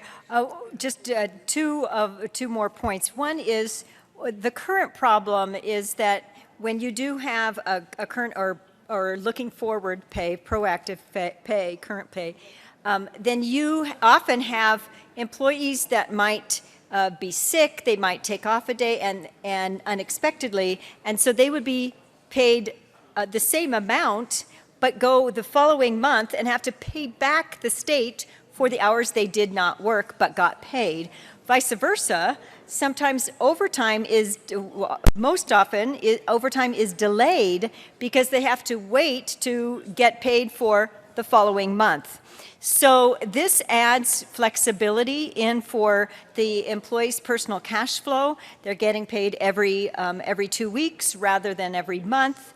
Most companies do this in the private sector, and actually many of the public employees are now doing this too, public governments. So I can speak to also, I have personally done this in my HR role through one of the organizations where I worked, and it does take a one-time transition period, but with those companies, usually you're only given about a quarter of or a couple of months notice. With this, we're giving a 2-year notice. So they have 2 years to plan for this one time. And this doesn't affect new employees coming on because new employees would automatically go into the biweekly pay period. Now, I will say one last thing. This was brought to us in horrible timing, and we all recognize that. However, the reason for that is that we are currently doing an RFP, a request for proposal for the HRIS system. And with that, if this bill were not to pass, the module that would be built out for payroll would be for monthly. When you eventually go to biweekly, you would have to rebuild that module all over again. So not only are we wasting current dollars, but we are potentially of spending excess dollars in the future that we wouldn't have to. So we're catching it just in time. And with that, I would ask for an aye vote. There is an amendment on the desk. Mr. Majors, would you please read Amendment L004? Amendment L004 to House Bill 1392 by Senator Carroll. Senator Carroll. Thank you, Mr. Chair. I move L004 to House Bill 1392. Members, this is a very short amendment, and as we are transitioning from monthly to biweekly, there is a foreseeable gap where on the second following month, the state employee will be receiving half of their usual amount, and it will take a while to normalize. For some of us, that may not be a hardship, but for many state employees it would. So all this does is says that the Department of Personnel shall ensure that there's no gap or delay. I do realize in the bill right now, there's an ability for an employee to take a loan out with interest. I think it is wrong to make state employees pay interest to get access to their wages. And so I'm all for transitioning. I just want to make sure that we aren't asking employees to go without pay while we're making the transition or have to pay interest rates to collect their wages. And so it asks for an aye vote on L004. Senator Newell. Thank you, Mr. Chair. Members, we ask for a no vote on Amendment 004. It's basically impossible to not have, when you're changing payroll systems and you're changing from current to a leg system, it's impossible not to have a leg, or you would have to pay them double. So if you don't have it, if you have this amendment in there, it would basically not allow the transitional period to take place at all. So, so I would ask for a no vote. Senator Neville. Thank you, Mr. Chair. And just to clarify again, the way the pay system is set up right now, the employees receive a check on the last day of the month for the current month that they're involved in. So for May, they would receive a check May 31st for their earnings in May. Of course, that's if they work as they're scheduled. Otherwise, in June, they're going to lose some money back, and that's always the transaction that we have to make. But for May, they would get paid on the last day of May. When the new system takes over, then we'd be in June. So from June 1st to June 15th, they would receive a paycheck, again, within a month, on the last day of June. However, of course, that check would only be for 2 weeks. That's why we have the situation where we have the ability for an employee to take out a 1% loan for the net earnings, their 2-week net earnings, to tide them through if they do need it, and they have the opportunity to pay that back over 72 transactions. 72 transactions, 36 months, 3 years. And this won't go into effect for 2 years. So the opportunity to communicate and have everybody ready for this, I believe, is there. So I would urge a no vote and an aye vote for the bill. Senator Newell. Thank you, Mr. Chair. I did want to clarify. It's a federal requirement that there is an interest on the loan. That's why they have a 0.91 interest on the loan. It's the lowest loan interest that you can give, but it is a federal requirement that there is an interest. So, it is not the fault of the department. It is just a federal requirement. The other thing that I did want to mention too is that those dollars will go back into the general fund, and we can decide what to do with those dollars if we wanted to figure out a way to get those back to the employees. I think that's a very good suggestion, and I would be happy to work on that with the department. But they would basically go back into the general fund, so we would be able to target those dollars any way that we would like. Is there any further discussion on Amendment L004? Seeing none, the motion before the body is the adoption of Amendment L004. All those in favor say aye. Aye. All opposed, no. No. Noes have it, and that amendment is lost. To the bill. There is another amendment on the desk.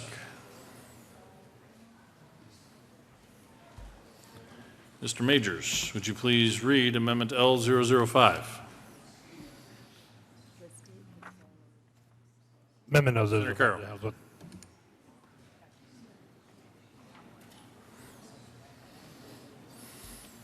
Senator Carroll. Thank you, Mr. Chair. I move L005. Members, until someone can show me federal law that tells me that we have to charge interest to employees to get the amount of wages owed on the day it's owed, I think it is wrong to charge interest to a worker to get their wages. So this is replacing the interest with zero interest loan if people need the bridge, and ask for an aye vote. Senator Newell. I would ask for a senatorial 2 so that we can get that reference. We will be in a senatorial 5.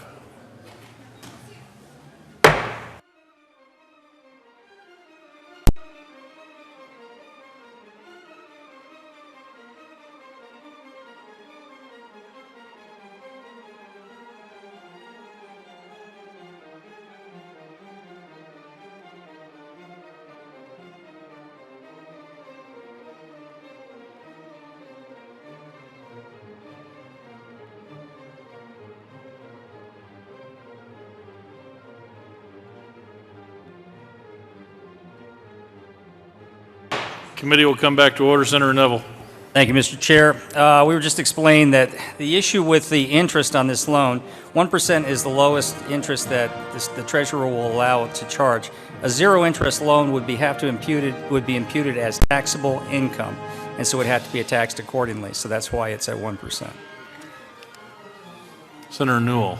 Chair, and according to the department, it would be worse on the employee if it were taxable income.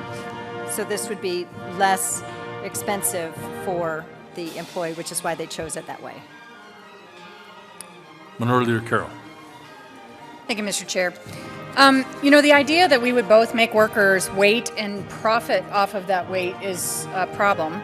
I think one of the ways to look at this is that this is already their money. It's not a loan. In fact, we're holding on to their money. If anything, maybe they are loaning their wages to us while we are waiting for the transfer. Again, it is their money. They already own it, and I don't think this is like a traditional loan. If you do an advance, you don't have to charge people interest on doing an advance. So it seems like, I don't know what the right word of this is, but just a bizarre function to me that we're holding on to their money and we're calling it a loan to them to give them wages that are owed, and then we're going to charge them interest to make money on it. So I think whether you look at it as an advance or money they've already earned and therefore not a loan, I think the right figure here is zero interest. Senator Neville. Thank you, Mr. Chair. We've had a good discussion. We understand what we're talking about here, 1% versus taxable situation. I feel that it's in the best interest of the workers of the state, if they are going to use these funds, to be in a situation where they would have a non-taxable situation. So I would urge a no vote on 4. I'm sorry, yeah, L004. 5.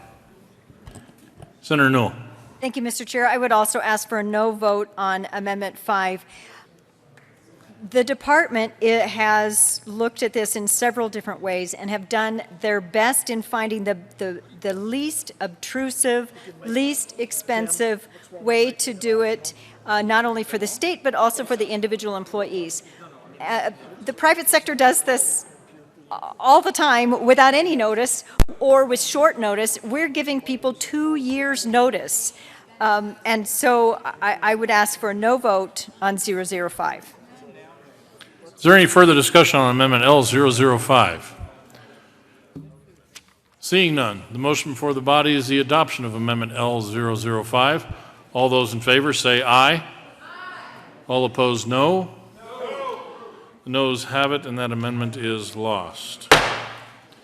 To the bill, Senator Stedman.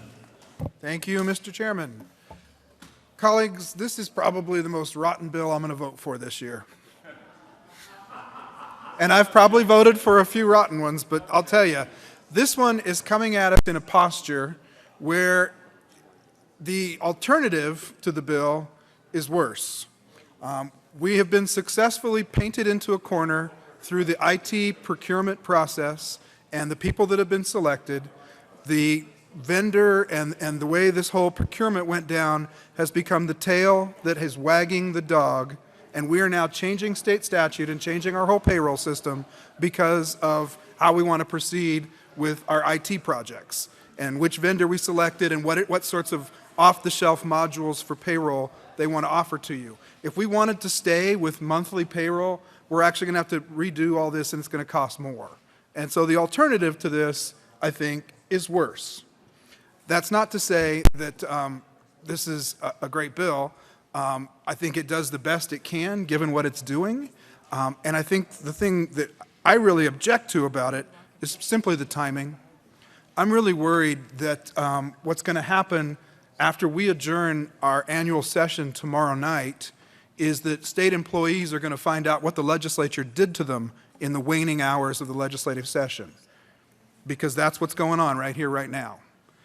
We are going to create a situation where a year and a half from now, or whenever this kicks in, there's going to be a July when July payroll rolls around and people are going to get half their check. And they're going to have an option to take this loan and be on a payment plan for installment payments over 3 years to pay it back. Or they could just forfeit a couple of weeks of vacation time and get their full July paycheck if that's what they need for their household cash flow and expenses, if that's what it takes to provide for their family. But this is something that, because of the timing and the way it's coming at us and the lack of choices we're being offered, or the lack of alternatives we really have at this point, we're doing something to our workforce that I'm not sure very many of them have heard about. I don't know how they feel about it. I haven't had a chance to talk to state employees that are my constituents in my district, and I've got a lot of them. But it's happening, and I'm voting for it, and I'm not at all happy about it, and I wanted to get up here and grouse about it a little bit. Senator Crowder was next in the queue. Thank you, Mr. Chair. I'm not going to vote for this bill. You know, this could be the best bill that we've ever seen in the state this year. And I was at the committee where this was heard. I wasn't on the committee. I was waiting my turn. And the one thing that came out to my mind that just grabbed me was that there was testimony that the state employees have not heard about this. Well, we all run bills and we all get stakeholders to the table. So why is it not that all of the employees have not heard about this? I can tell you there's 100 legislators here that haven't heard about it. So I value these state employees too much to just surprise them with this. You know, and I think there's plenty of time, and if this is that good a bill, they will love it. But I would like to see this bill go away for the very reason that our state employees have not been notified on this. We have a partnership. You know, we are the employers and they are the employees. And, you know, as a previous employee, I always felt that I should have been involved in some of the decision makings that involve me. And I just believe that we ought to reach out to the state employees and see what they think. Because once we vote on this, it may be too late. Again, I'm not criticizing the bill because I don't know. But I think we ought to get the employees on board with this and, you know, have them weigh in on this and see. And we all get paid monthly. You know, what would you think about getting paid twice a month and all the stuff that goes along with it? So there's a lot of issues to it, but I do believe, you know, that, you know, during that committee meeting, what stood out to me was a testimony that the employees have not been notified on this, and I feel that they should. But until that happens, I'm going to have to be a no vote on this. Thank you. Senator Lambert. Thank you, Mr. Chair. I just have to say that I'm in full agreement with my colleague from the JBC and from Denver.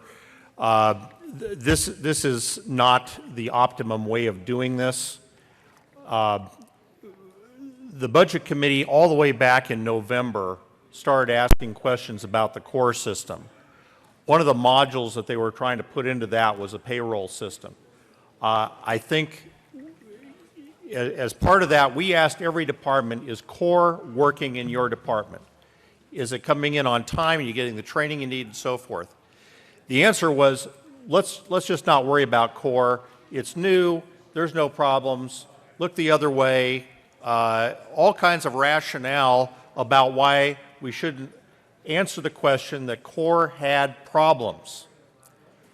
I think this is one of those problems of CORE, that it has not performed as the governor's office had liked it to initially. So do we want to go forward with a system that will not work, or do we want to wait another 9 months until we make a decision on this? I think our JTC members have looked at this. This is the least bad alternative that I can see at this point. This will go to an RFP process. We will not have to go another 9 months without a change in our payroll system. I think we need to get on with this. I really don't like getting back painted in the corner, as the senator from Denver says, but I don't think we have much choice. OSPB has talked about this. They've explained it to us. I'm going to have to be a reluctant yes vote on this, because I think anything else we do is going to hurt our employees more than this particular plan. And fortunately, they have a couple years to work this out. So I'll be an aye vote on this reluctantly, but I don't see a better solution tonight. There is an amendment on the desk. Mr. Majors, would you please read Amendment L006? Amendment L006. Senator Heath. Thank you, Mr. Chair. I'd like to move L006. To the amendment. Colleagues, this goes back to how this is viewed by our employees, and I think there are a number of us that feel charging interest to employees to get their own money just doesn't have a good sound. And I'm not sure how you soft pedal this, but and admittedly, it's the lowest possible rate. It's about 1%, but to me, it's not that. It's the whole idea. And I'd be hard pressed, if you will, to try to explain this to employees and say, by the way, you're not going to get your money, and yes, we're going to give you a loan, but we're going to have to charge you interest. And I'm not sure anybody hears that it's only 1%. So what this does, and let me go back. We also know that if we do this interest-free, they're going to have to pay taxes on it. But chances are people that are going to take this loan are probably going to be at the lowest end of the bracket in terms of what they're earning. And chances are some of those might not be paying any taxes at all, and if they do, it might be minimal. So all of this does is give them an option. It says you can either take a loan at the tax rate that's provided here, or you can take it tax-free, and then obviously you'd have to be on your income tax, pay it. So it just, I think, softens it a little bit. I realize we might be adding a complication from the standpoint of the accounting system, but to me, it's all about softening this, and so we've got a message that we understand employee, and we understand that, and here are the options we're giving you, trying to keep it out of pocket. So I'd move Amendment L006. Senator Neville. Thank you, Mr. Chair. Colleagues, I do appreciate my colleague from Boulder and his focus on the employees. I think it's extremely important that the communication over the next 2 years before this program is enacted is actually done, and also that people understand their options. However, I don't believe we want to further complicate the payroll system as we roll it out with a system that would require two contractual or two transactions where people can actually say, well, let's see, let's take a non-interest loan that's going to be taxed, or let's take a 1% interest loan. So I would urge, I appreciate the senator's focus on the employees, but I still urge a no vote on the amendment. Senator Newell. Thank you, Mr. Chair. And I appreciate the senator from Boulder trying to find a sweet spot here for the employees. The concern that I have about this is it might, and I'm speaking from an HR perspective, when these kinds of transitions go on, the employees need it as simple as possible, and I'm thinking that this might complicate it for the employees and confuse them. But also, I'm wondering if this could add to the fiscal note, either with the labor, the personal labor, or through the accounting system. And I'm just not sure. So I don't want to add to the fiscal note the day before CNADA, but so I would ask for a no vote. However, I do think that we should be talking over the interim about what we can do to help the employee during the transition time. Because we have 2 years, we do have time to think about that. The biggest piece right now is just making sure we do not have, I wanted to correct it, the record here, we do not have a vendor yet because we're going out to the RFP, which is why in the RFP you need this. So I wanted to correct that. But I think that the most important thing here is that we do the most efficient, cost-effective thing that we need to do. And so I would ask for a no vote on 6. Is there any further discussion on Amendment L006? Seeing none, the motion before the body is the adoption of Amendment L006. All those in favor say aye. Aye. All opposed, no. No. Noes have it, and that amendment is lost. Is there any further discussion? Senator Newell. Thank you, Mr. Chair. I just wanted to lastly say that, yes, this is horrible timing. Yes, it's horrible to do it in the last week of session. However, it is the most efficient, most cost-effective way to do payroll. And I do want to put on the record that Colorado Winds was brought to the table. They did talk with the department, and also the employees were communicated with last week. Again, I recognize timing, but I do know that Colorado Winds was brought to the table and that they are okay. Senator Minority Leader Carroll. Thank you. I have a couple questions for either the sponsors or members of JBC. I am curious to learn, on one hand, it sounded like a vendor had already been picked and this was off the shelf and we were reverse engineering the law to match the pre-selected vendor. And so I do want to know if this is, if no one's been selected yet, then I'm not sure why we need a bill or the change. So I would like a little bit more information on what the vendor process was. I'm also looking at the fiscal note and seeing that there is a state expenditure in 17-18 of $38.5 million to make the change.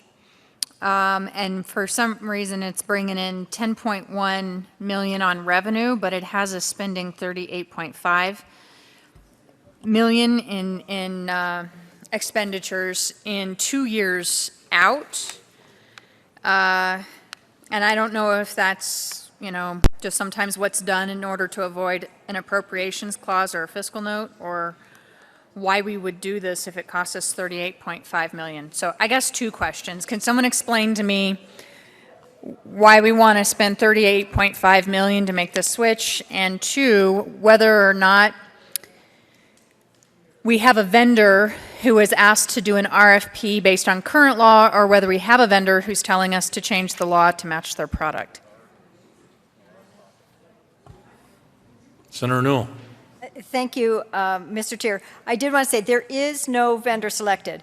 We are going out for an RFP. They have done an RFI, which that's how this was, this idea came out, was that they were realizing as they were going out to various companies with the HRISs, with the different payroll modules. And so that's where this whole thing came about, and it was found out, but we do not have a vendor yet. Is there any further discussion on House Bill 1392? Senator Lambert. No. Seeing none, the motion before the body is the adoption of House Bill 1392. All those in favor say aye. Aye. All opposed, no. The ayes have it, and House Bill 1392 is adopted. Mr. McKay, please read the Title II, House Bill 1115. House Bill 1115 by Senators Newell and Lundberg concerning privacy in regard to emerging technologies. Senator Lundberg. Thank you, Mr. Chair. Mr. Chair, this is the bill that started in the House called the drone bill. I will not drone on too much, but I will try to explain a couple of things before I make the motion with your permission. And that is to state that the latest iteration of amendments is L028. 28 times we've, between the House and the Senate, have looked at amending this bill. We have tried several directions. It is, of course, trying to address the issue of establishing a baseline for privacy with all of the new technologies that are coming out, much around the UAVs.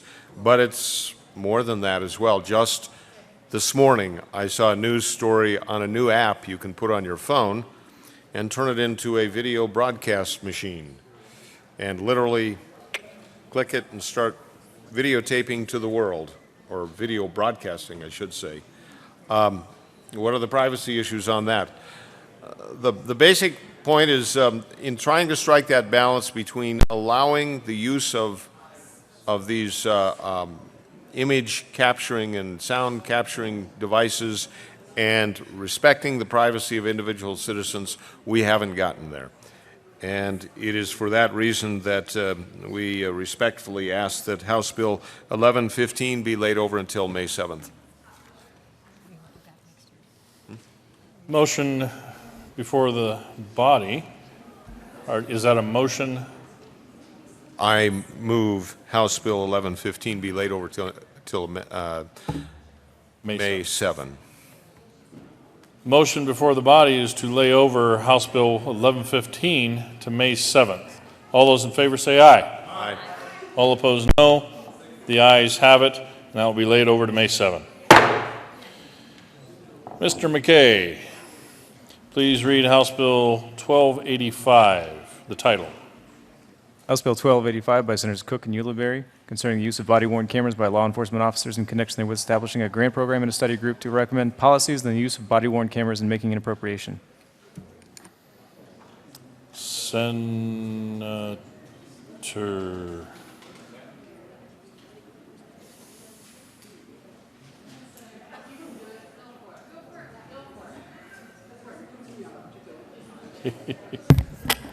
Senator Cook.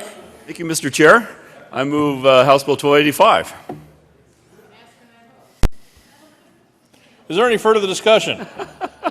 Seeing none, the motion for the body is the adoption of House Bill 1285. All in favor say aye. Aye. All opposed, no. The ayes have it, and 1285 is adopted.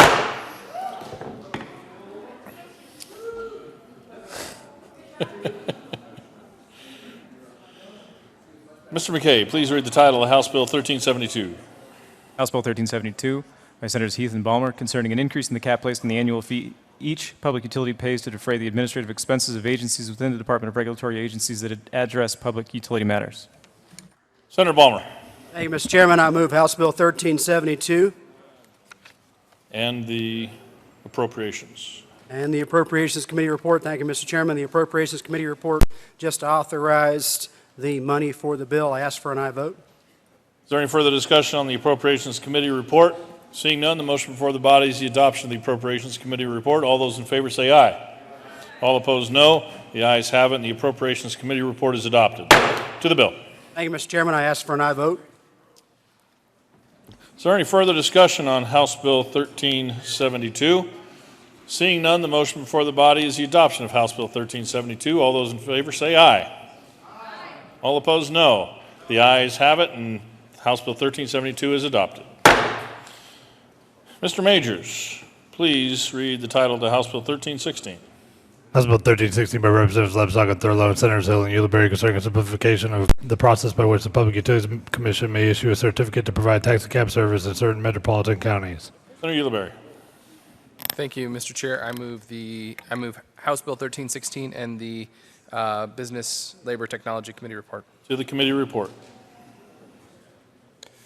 Mr. Chair, the committee report just says that nothing in this bill will either encourage or discourage folks from being part of a labor union.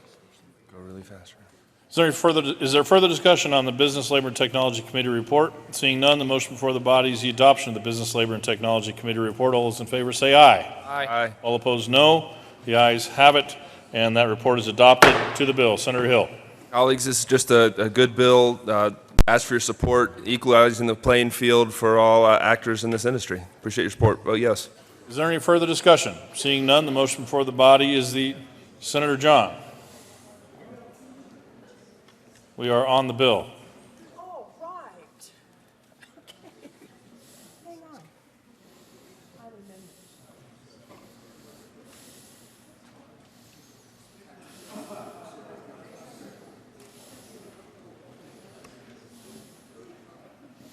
There is an amendment on the desk. Mr. Majors, please read Amendment L015. Amendment L015. Senator John. Thank you, Mr. Chair. And, you know, one of the things that I have had the pleasure of working on over my years here is actually some taxi deregulation bills with our favorite Senator Harvey. I can use his name because he's not here anymore.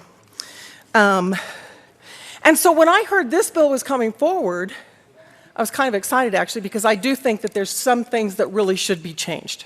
I think there's too much. And so I read the bill and I said, this isn't deregulation.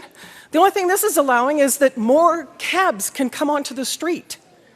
So if we're going to dereg, now is the chance for us to run some things to lower the regulation on these cab drivers so that they can actually make a living, so that they're not under so much scrutiny, so they're not under so many regulations. So L015 simply aligns, and you know we had the TNCs, and the taxi companies over and over and over last year asked us to please do legislation to make it more like the TNCs, because then it would level the playing field. There's no reason that the taxi cab company should not be treated the same way that the TNCs are treated. There should just not be a difference.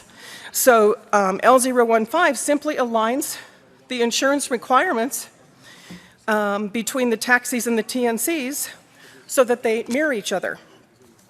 That means that when, like the TNCs, have the passenger on board, that's when they have the liability insurance, just like we did last year. So with that, I would ask for a yes vote on L015. Is there any further discussion? Minority Leader Carroll.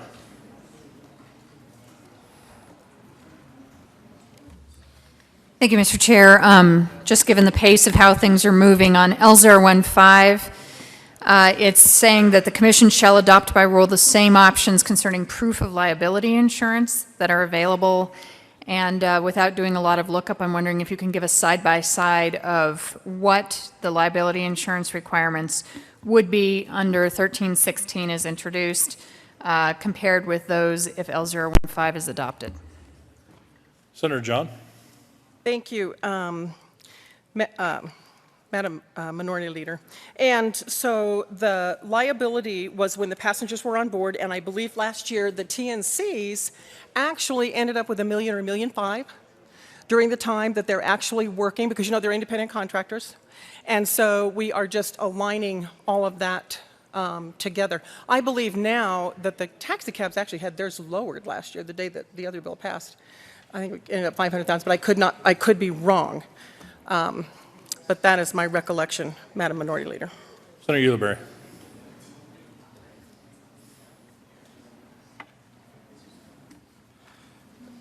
Thank you, Mr. Chair, and to the amendment sponsor for bringing this.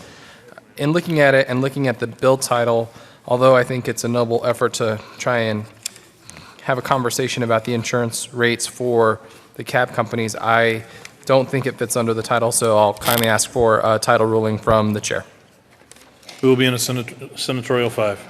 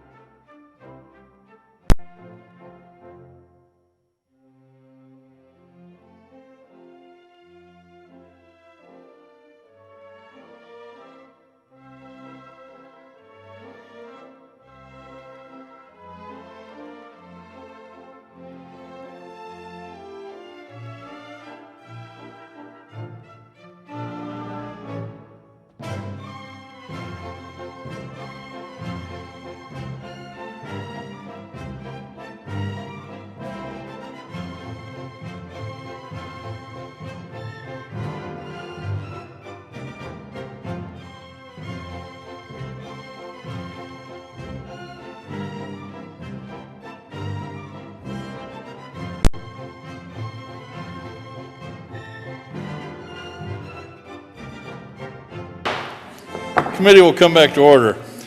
The amendment does not fit under the title. Senator John. Thank you, Mr. Chair. I have another amendment, please.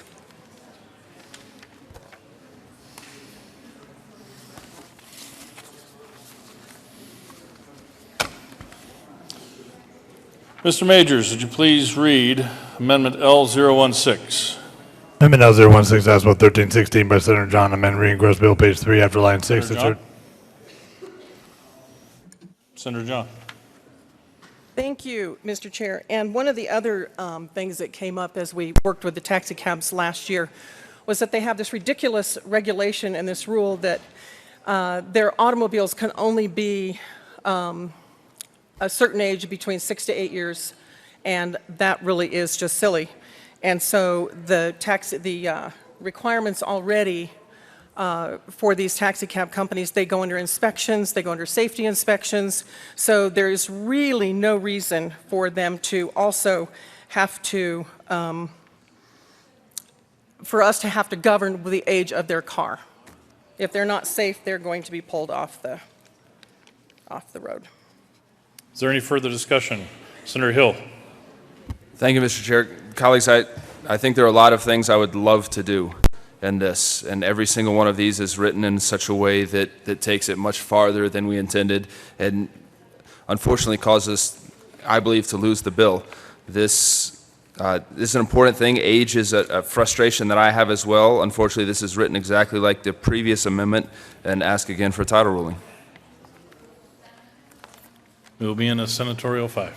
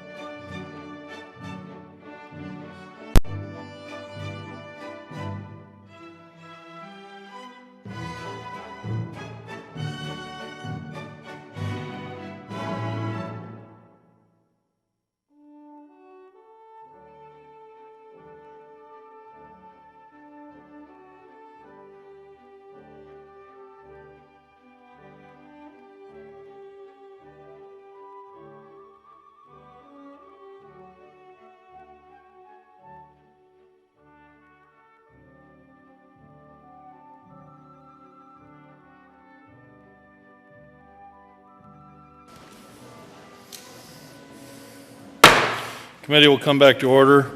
Chair rules that L016 does not fit under the title.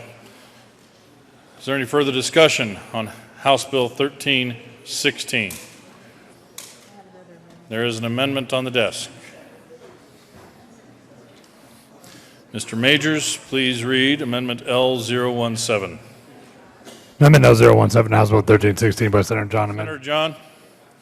Thank you, Mr. Chair. And I was so excited that we were going to have this conversation about deregulation, but no one wants to seem to have that conversation. This one actually says that there will be no regulation of the rates and charges. I mean, that should be the free market. Senator the free John, market could you move your amendment? Oh, I'm sorry. I move L017. The free market ought to be able to dictate what the cost is and what the price of the ride is. So I would also ask for an aye vote on that one. Senator Gilberry. Thank you, Mr. Chair. Colleagues, this amendment and the previous ones all offer policy concepts that may be valid, but that come after the issuance of a certificate. Specifically, in this bill, it says that you need to simplify the process of issuing a certificate, and the pricing structure is set beyond the issuing of the certificate. It is after that fact. And so, again, I kindly request that we have a title ruling on L017. We will be in a senatorial 5.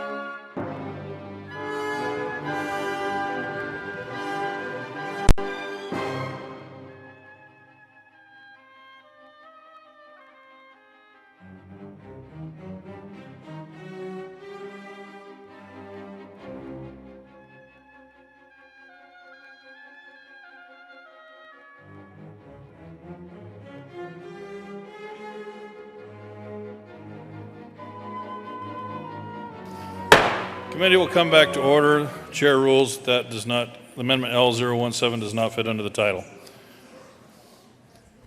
Is there further discussion on House Bill 1316?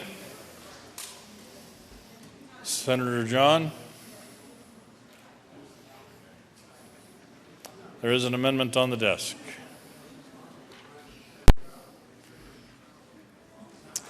Mr. Majors, please read Amendment L018. Amendment L018, House Bill 1316. John. I move L018 to 1316. And this was really important. This lady came in and testified, so it's pertaining to this deregulation bill. This is simply saying that they must be 30% of the vehicles out there must be wheelchair compliant. Do you know right now we have people, disabled, who literally stand for 3 and 4 hours because they can't get a cab to show up, and they are not made to carry any of the wheelchair or the disability. So I think they should have to, as this witness said, make it 30% wheelchair accessibility. Senator Ulibarri. Thank you, Mr. Chair. Thank you to the amendment sponsor for bringing this forward. As I've said, with all of these amendments, they all merit individual conversation. And this one particularly, I want to say, stuck out to me. We did hear testimony about this fact, and the thing that we heard is that this is currently, the accessibility requirements are currently mandated under the Americans with Disabilities Act, and those kick in when you buy a new sedan or a van that you're converting for taxi cab use. So this one flies directly in the face of an amendment we just saw that would get rid of the age requirement for cabs, because it would have effectively eliminated ADA accessibility. This is another one that would put a higher requirement for ADA accessibility. A policy conversation worth having, but one that doesn't fit under the bill title. So, Mr. Chair, I kindly ask for a title ruling on this as well. We'll be in a senatorial 5.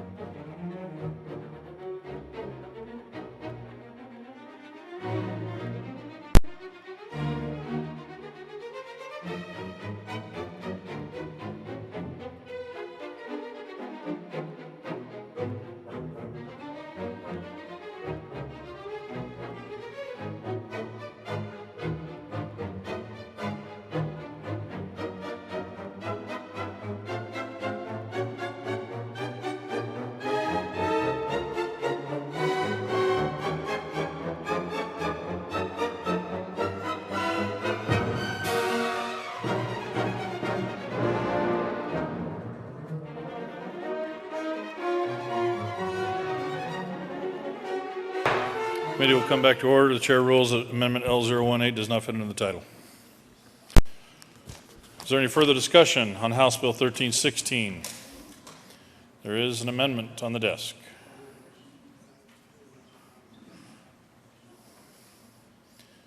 Mr. Majors, please read Amendment L019. Amendment L019 to House Bill 1316 by Senator John Amendment bringing gross bill paid. Move L019. To the amendment. And this amendment, these are independent contractors, just almost all of them. There's, I think, one company that it's an employee, but they're independent contractors. And under our laws, and some that we've let other drivers fall under, they don't have to carry a workers' comp. You don't carry workers' comp on yourself as an independent contractor.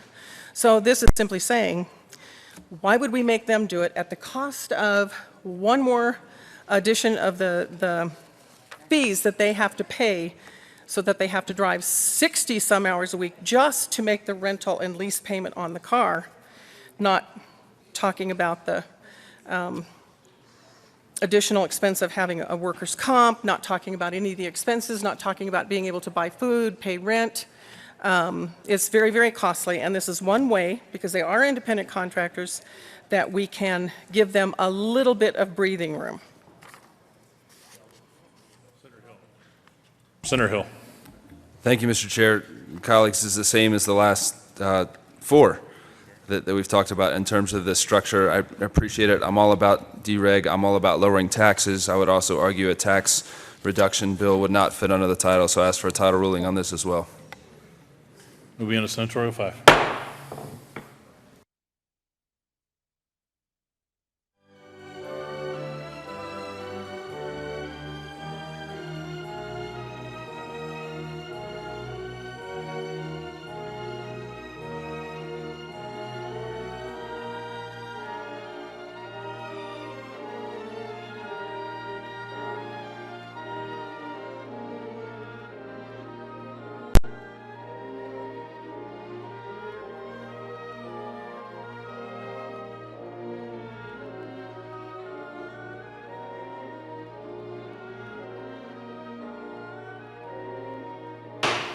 Committee will come back to order. Chair rules L019 does not fit under the title. Is there any further discussion on House Bill 1316? Senator John. There is an amendment on the desk.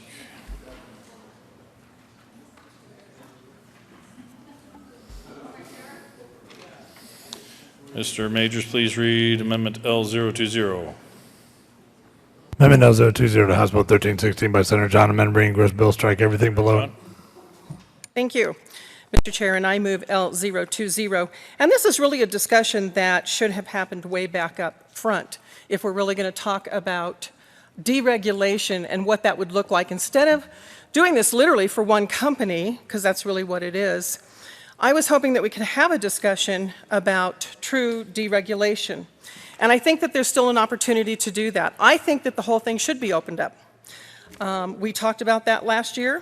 If you're going to talk about being honest to do the real deregulation, then those are the conversations that we should have. So L020 simply says, you know what? This issue should be opened up. We should have real conversations about deregulation.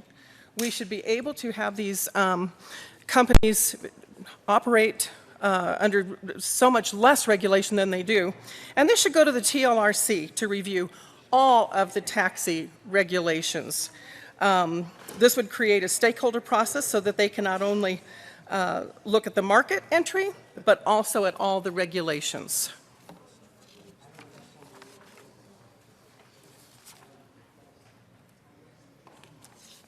Senator Newell. Senator Newell. Thank you, Mr. Chair. I would like to rise. I am standing in support of Amendment 020. And the reason why is that we did hear in committee and through emails and through some phone calls of those of us who were on the committee that the stakeholder process was very how do I say it, minimal, and there were people who were not included in the stakeholder process, that some said there wasn't even a stakeholder process at all. And I know that the sponsors, according to testimony, had reached out to some, but certainly not all. This was not thoroughly vetted in my opinion, as most bills that have this kind of significance should.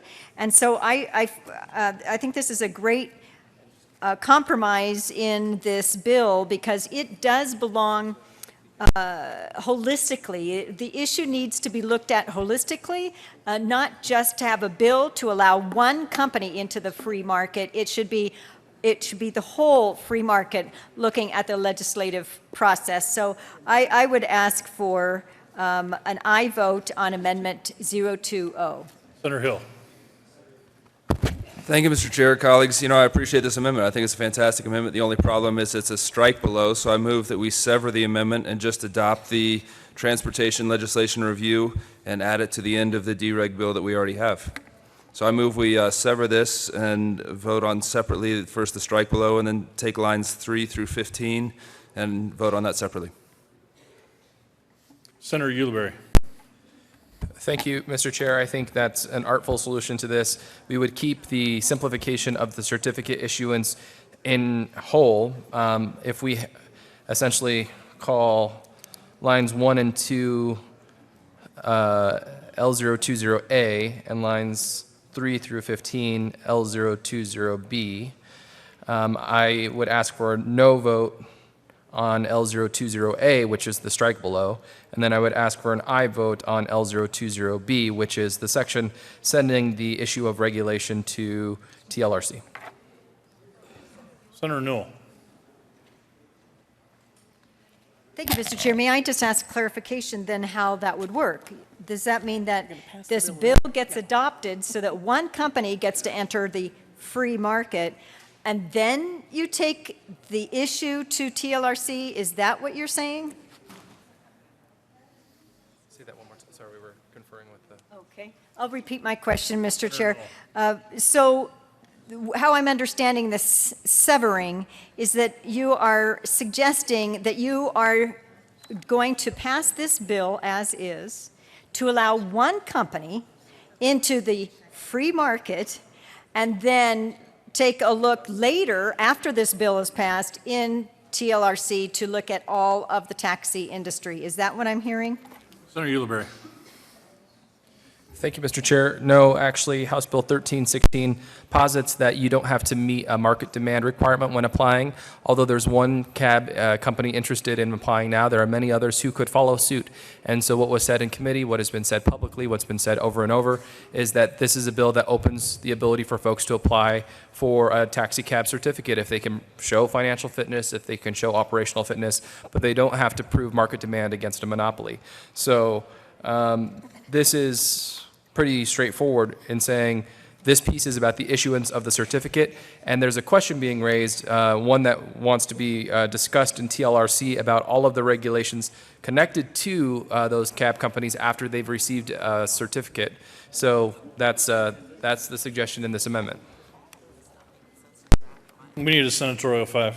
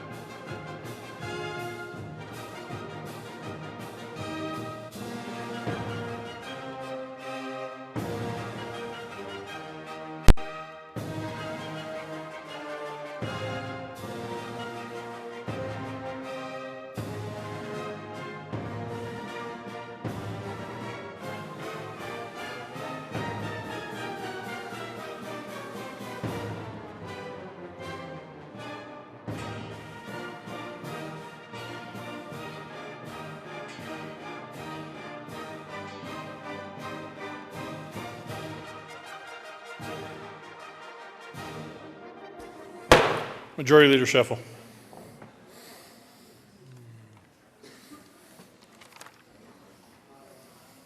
Thank you, Mr. Chairman. I move House Bill 1316 lay over to follow House Bill 1323.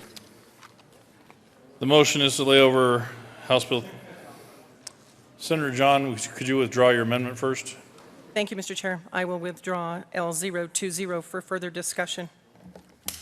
Now Senator Sheffel, Majority Leader Sheffel. Move the committee lay over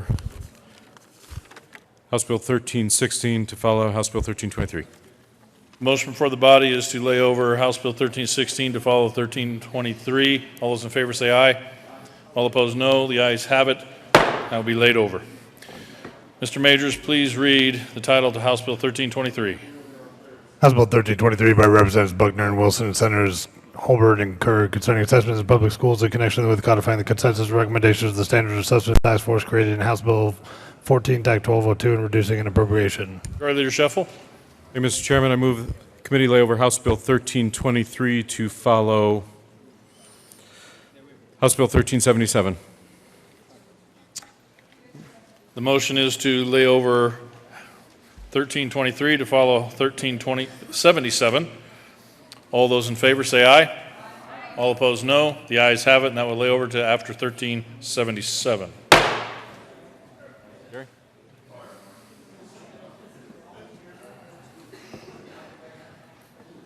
Which brings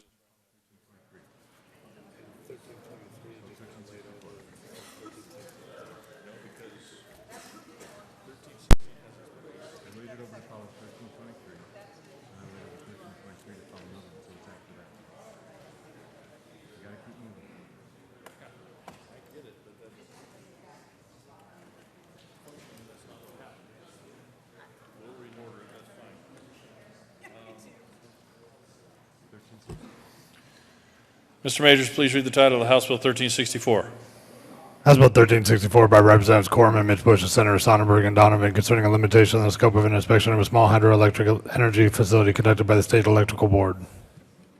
Senator Donovan. Thank you, Mr. Chair. I move House Bill 1364. To the bill. Thank you, Mr. Chair. This Bill 1364 aims to reduce red tape in the small hydro permitting process. This is a result of feedback that was received over the summer. This body passed 1030 last session, and after we did some on-the-ground experience with 1030, we realized that there was some issues implementing the new statute, and this bill addresses those issues and has broad support. I ask for an aye vote. Just kick it down. Is there any further discussion on House Bill 1364? Seeing none, the motion before the body is the adoption of House Bill 1364. All those in favor say aye. Aye. All opposed, no. The ayes have it, and House Bill 1364 is adopted.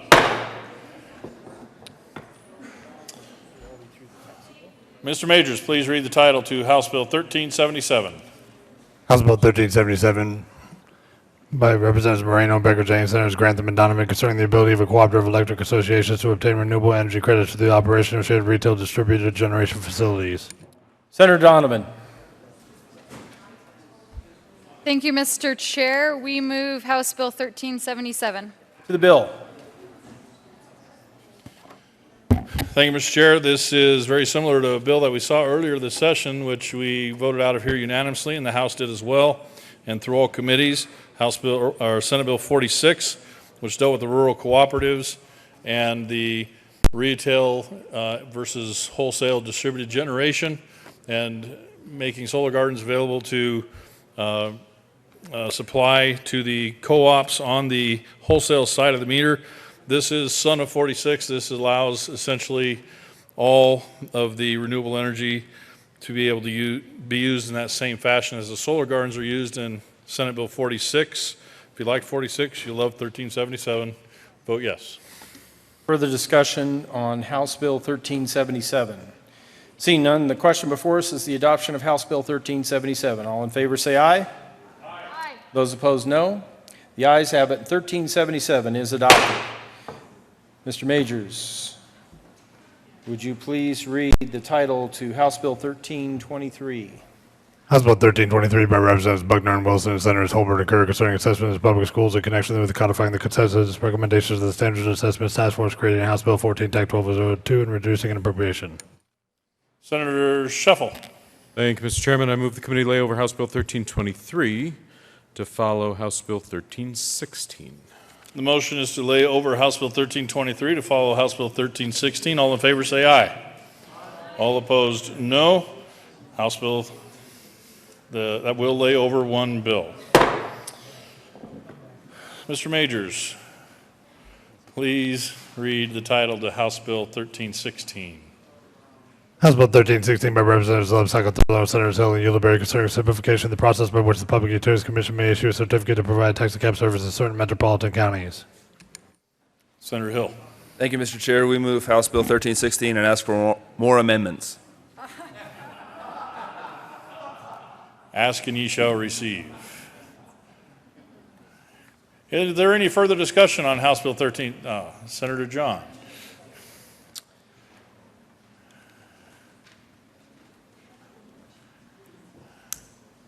Hang on, colleagues. I'm hurrying.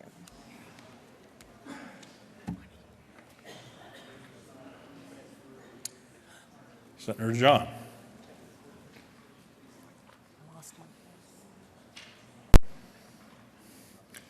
There's an amendment on the desk. Mr. Majors, please read Amendment L021.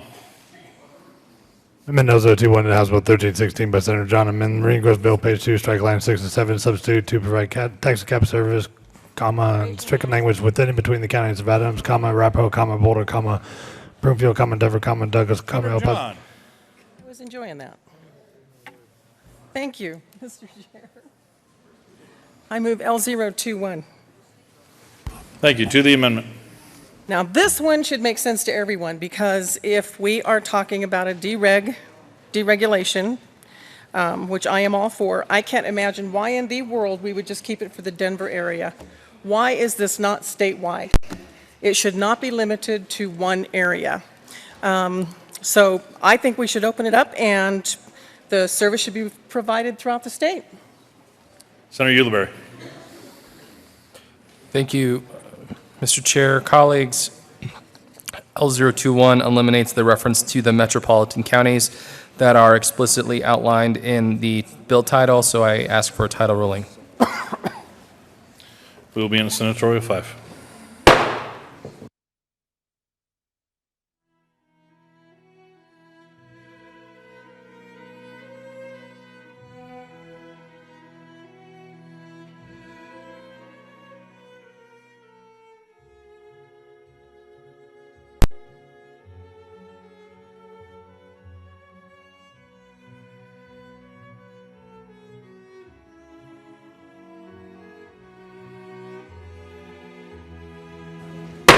Committee will come back to order. The chair rules that L021 does not fit under the title. Is there any further discussion on Senator John? You want to do 22 or 23? Okay, go ahead. Which one do you want? Oh, I need to have it. There is another amendment on the desk.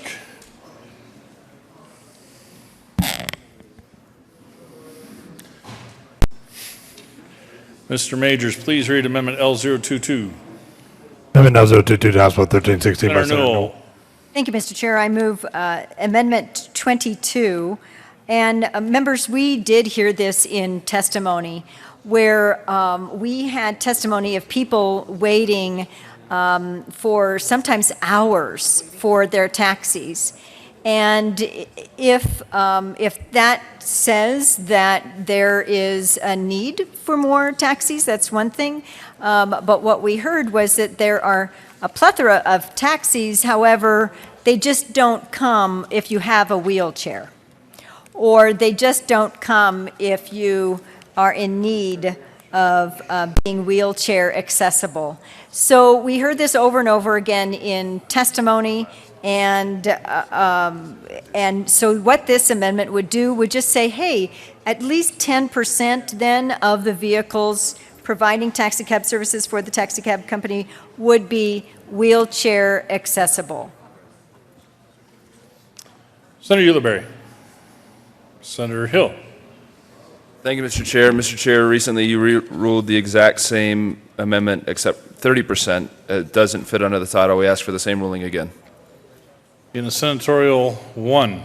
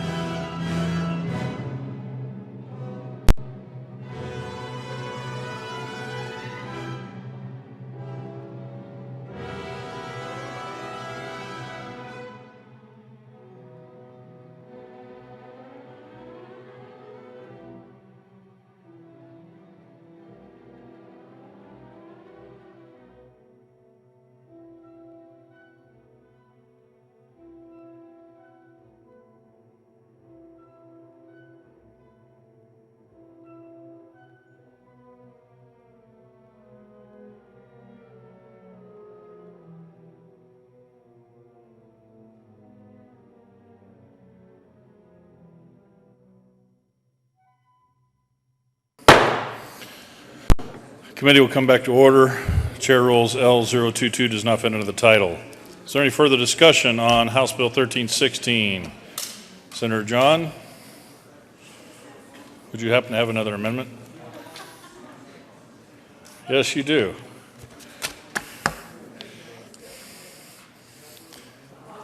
Mr. Majors, please read Amendment L024. Amendment L024 to House Bill 1316. Thank you. The amendment you all have been waiting for, that you all helped to craft, L024, that says, you know what, we want to talk about deregulation, let's make it fair, let's make it open, let's send it to the TLRC so they can open the whole thing up and look for everyone in a deregulation and not just one company. Senator Ulibarri.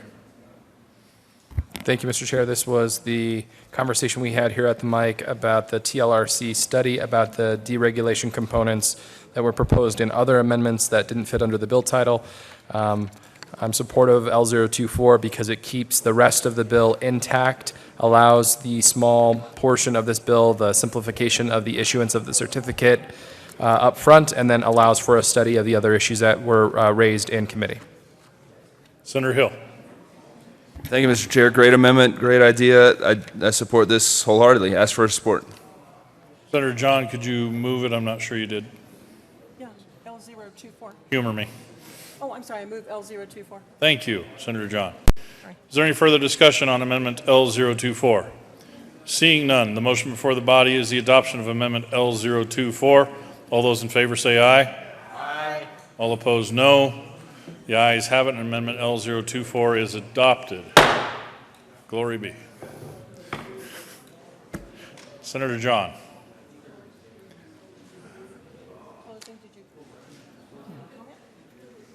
Is there any further comments, any further discussion on House Bill 1316? Senator John.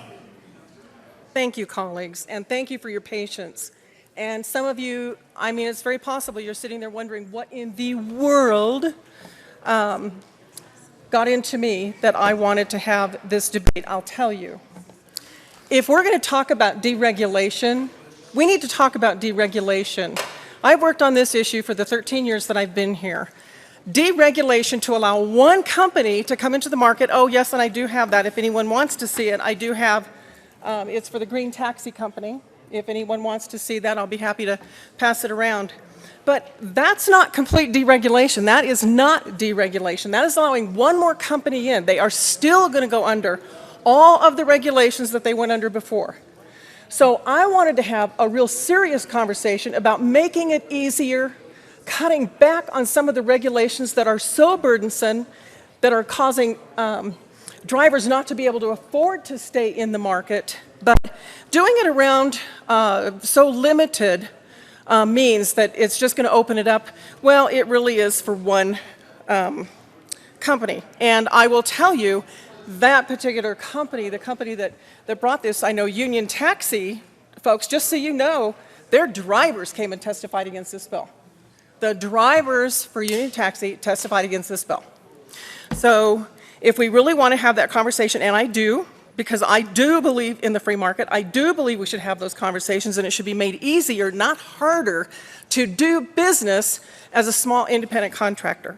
So with that, I will thank you for adopting the amendment that you did. I look forward to the conversation, and sorry that it could not have been in more depth. Senator Woods.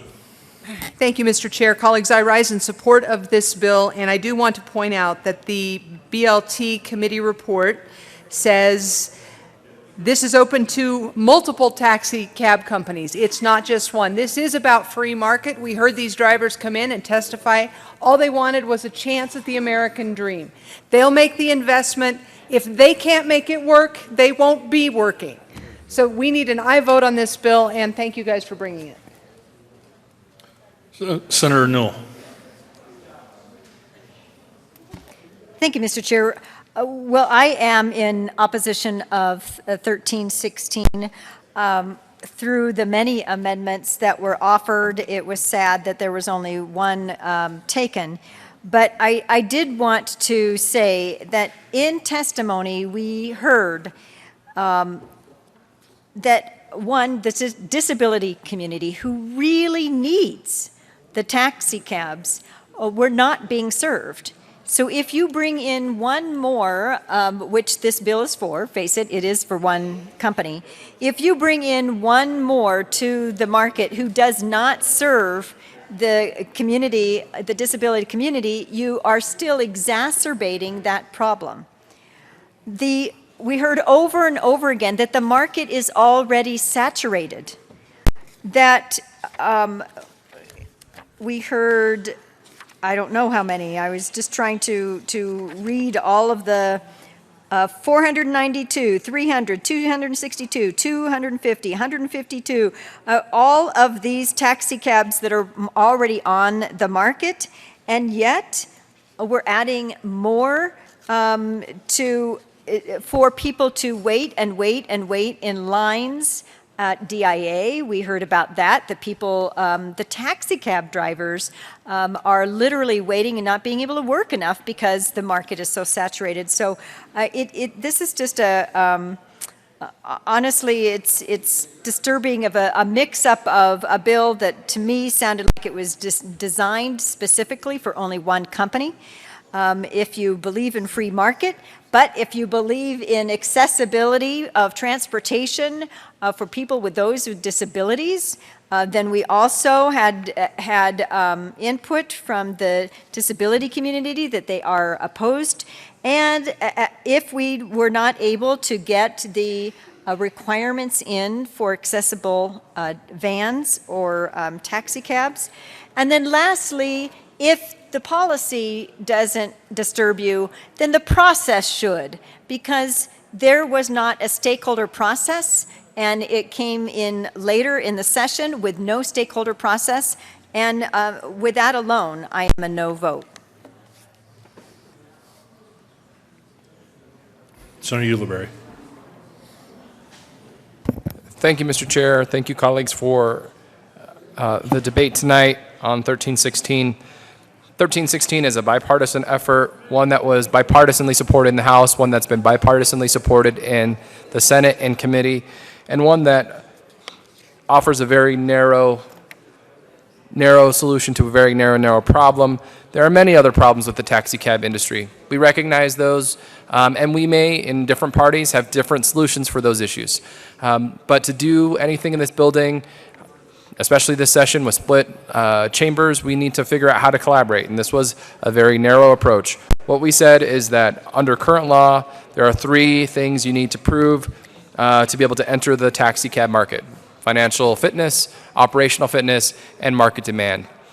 That market demand piece has meant that companies that can compete, that provide a better service, better quality service, even a better approach to the work that they do, whether it's an employee co-op or an individual taxi company, that when they can do it better, they should be able to compete.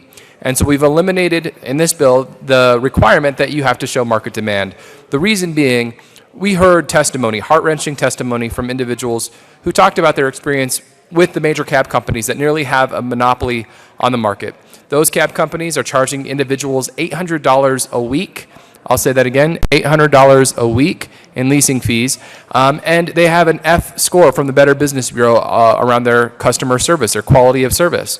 That company that has now merged into a major company holds about 70% of the market. That means that they're able to dominate, and at the same time there are new models, new innovative models where you can still see profit and support for those workers that actually want to do things differently.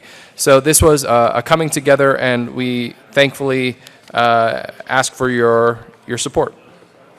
Senator Hill. Thank you, Mr. Chair. Colleagues, I share some of the opposition's frustration in this case that the bill can't go far enough and still be passed. I do ask for your support on this limited approach forward to open up more opportunity for taxi drivers. I ask for your support. Is there any further discussion on House Bill 1316? Seeing none, the motion before the body is the adoption of House Bill 1316. All those in favor say aye. Aye. All opposed, no. No. The ayes have it, and that bill is adopted. Mr. Majors, please read the title of House Bill 1323. House Bill 1323 by Representatives Buckner and Wilson and Senator Solberg occur concerning assessments of public schools in connection with codifying the consensus recommendations of the Standards and Assessments Task Force created in House Bill 14, TAC 1202, and reducing an appropriation.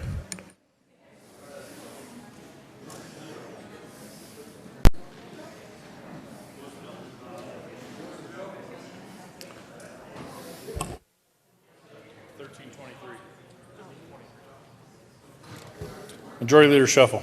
Thank you, Mr. Chairman. I move the committee lay over House Bill 1323 to follow House Bill 1387.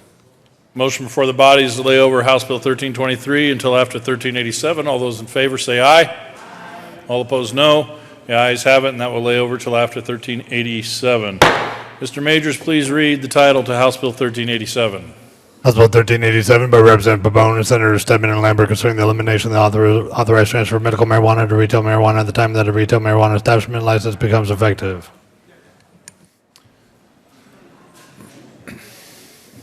Senator Stedman. Thank you, Mr. Chairman. I move House Bill 1387. To the bill. Thank you. This bill is designed to close a loophole that was created in marijuana excise taxes.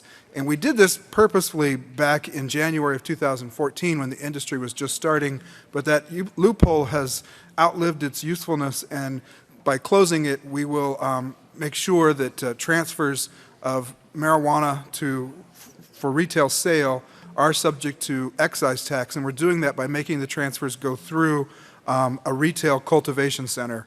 And then when it leaves there, it's subject to the excise tax. The excise tax is the portion of marijuana taxes that benefits public school construction and the BEST program. And so we're trying to maximize revenue there. The money still hasn't hit the $40 million that voters saw on the ballot. This year we're looking at just under 20. Closing this loophole hopefully helps that problem. Senator Lambert. Thank you, Mr. Chair. I think this does get us back to the original intent of of the startup companies, but this loophole has, as the Senator from Denver said, outgrown its usefulness.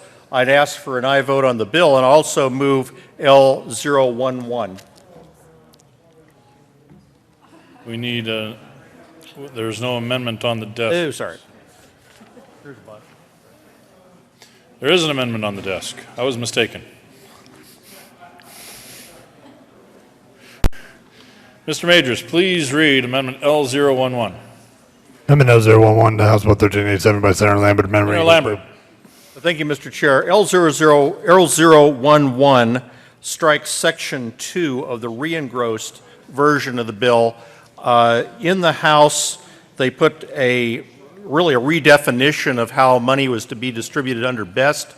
It didn't remotely, in my opinion, fit under the title. It's not appropriate for this bill. I'd ask for an aye vote on 011. Senator Donovan. Thank you, Mr. Chair. I too ask for an aye vote on L011. An assessment has identified over 8,419 facilities, and I quote that 139 million square feet were assessed to determine a need of 17.9 billion still needed in capital construction through 2018. So if we add language in here that directly takes money out of the BEST program to focus it on technology, I think is a little premature. The goal of BEST is to help alleviate health and safety concerns, and until we've fixed all the roofs, all of our air quality issues, asbestos issues, ADA access, and build secure rural schools, I ask that we do not give technology a standalone $1 million and a false priority in the BEST process. So I ask for an aye vote on L001 and thank the sponsor for bringing it. Senator Lambert. Thank you. Correction, Mr. Chair, that's L011. Correct. I ask for an aye vote. Is there any further discussion on Amendment L011? Seeing none, the motion before the body is the adoption of Amendment L011. All those in favor say aye. Aye. All opposed, no.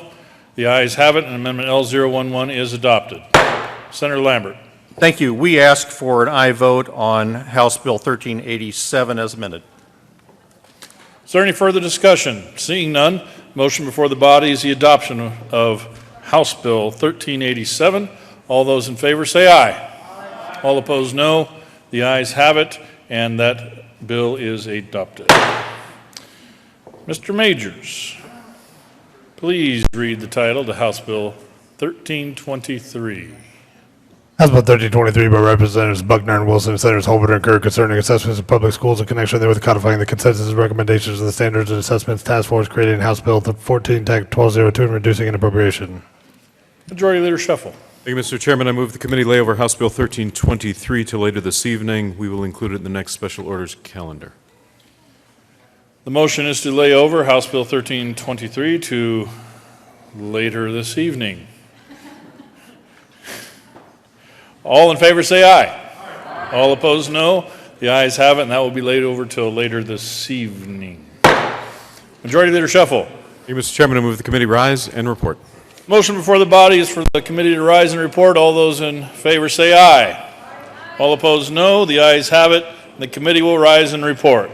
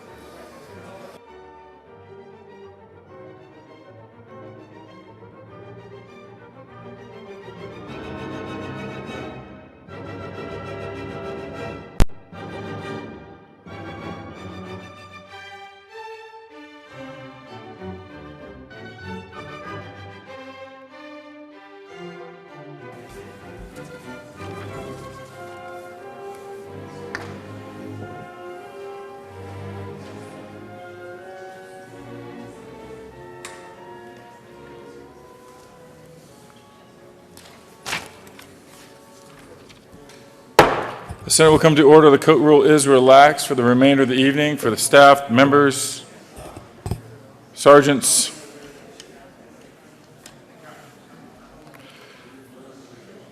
Senator Grantham. Thank you, Mr. President. The committee has had a number of bills under consideration this evening. Mr. Majors, would you please read the report? May 5th, 2015, Mr. President, the committee in the whole basic report is under consideration of foreign tax bills being second read. There are made following recommendations thereon. House Bills 1335, 1178 as amended, 1348 as amended, 1230, 1276 as amended, 1301, 1321, 1340, 1358, 1370 as amended, 1390, 1392 as amended, 1285, 1372 as amended, 1364, 1377, 1316 as amended, 1387 as amended, passed on second reading in order to revise basic and for third reading and final passage. House Bill 1323 laid over until May 5th, 2015, retaining its place on the calendar. House Bill 1115 as amended, laid over until May 7th, 2015, retaining its place on the calendar. Senator Grantham. Thank you, Mr. President. I move for the adoption of the report. You have heard the motion. Is there further discussion? Are there any no votes on the adoption of the report of the Committee of the Whole? With 35 ayes, 0 noes, 0 absent, 0 excused, the report of the Committee of the Whole is adopted. House Bill 1335, House Bill 1178 as amended, House Bill 1348 as amended, House Bill 1230, House Bill 1276 as amended, House Bill 1301, House Bill 1321, House Bill 1340, House Bill 1358, House Bill 1370 as amended, House Bill 1390, House Bill 1392 as amended, House Bill 1285, House Bill 1372 as amended, House Bill 1364, House Bill 1377, House Bill 1316 as amended, House Bill 1387 as amended. Passed on second reading and ordered revised and placed on the calendar for third reading and final passage. House Bill 1323 laid over until May 5th and retaining its place on the calendar. House Bill 1115 as amended laid over until May 7th and retaining its place on the calendar.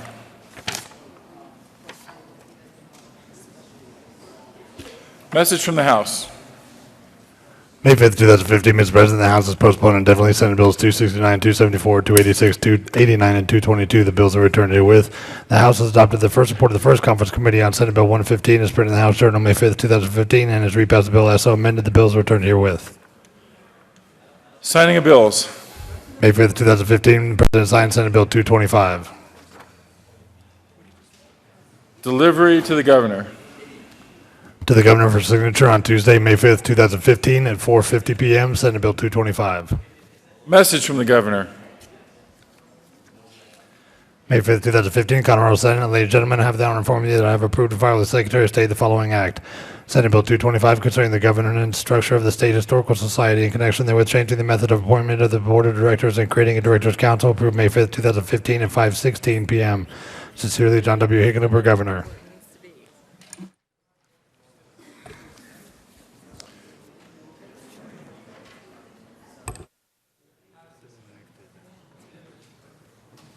Majority Leader Scheffel.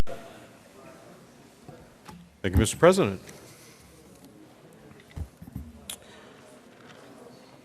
I move the Senate take up special order second reading of bills at the hour of 8:10 for the final 10 bills. To include House Bill 1323, House Bill 1057, House Bill 1226, House Bill 1273, House Bill 1281, House Bill 1367, House Bill 1371, House Bill 1373, House Bill 1391, and House Bill 1259. You have heard the motion. All those in favor say aye. All those opposed, no. The Senate will take up special orders, second reading of bills. And we will stand in recess momentarily while the calendar is prepared.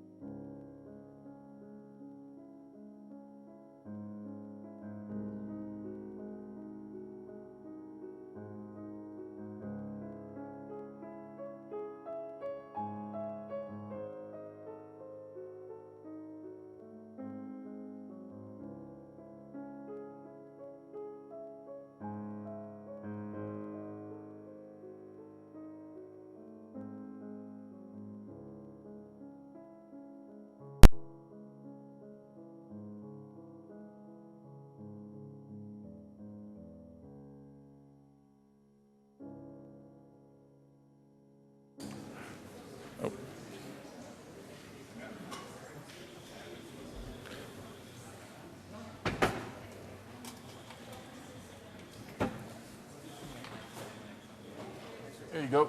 Take this.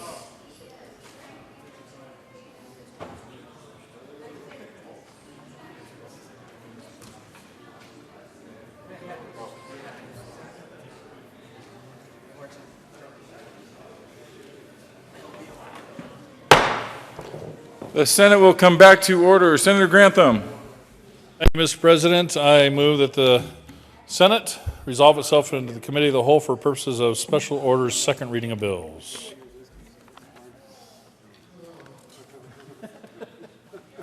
You've heard the motion. All those in favor say aye. All those opposed, no. The ayes have it. The Senate will resolve itself into the Committee of the Whole for the consideration of special orders, second reading of bills, the final 10. Senator Grantham will take the chair.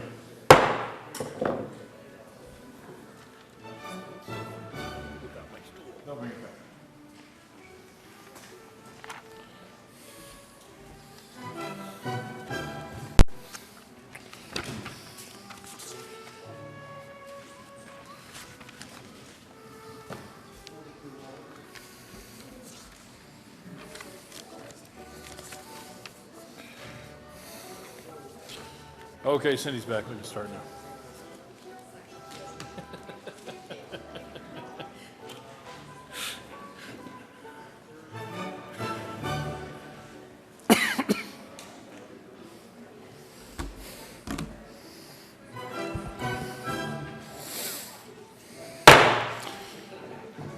Committee will come to order and the court rule remains relaxed.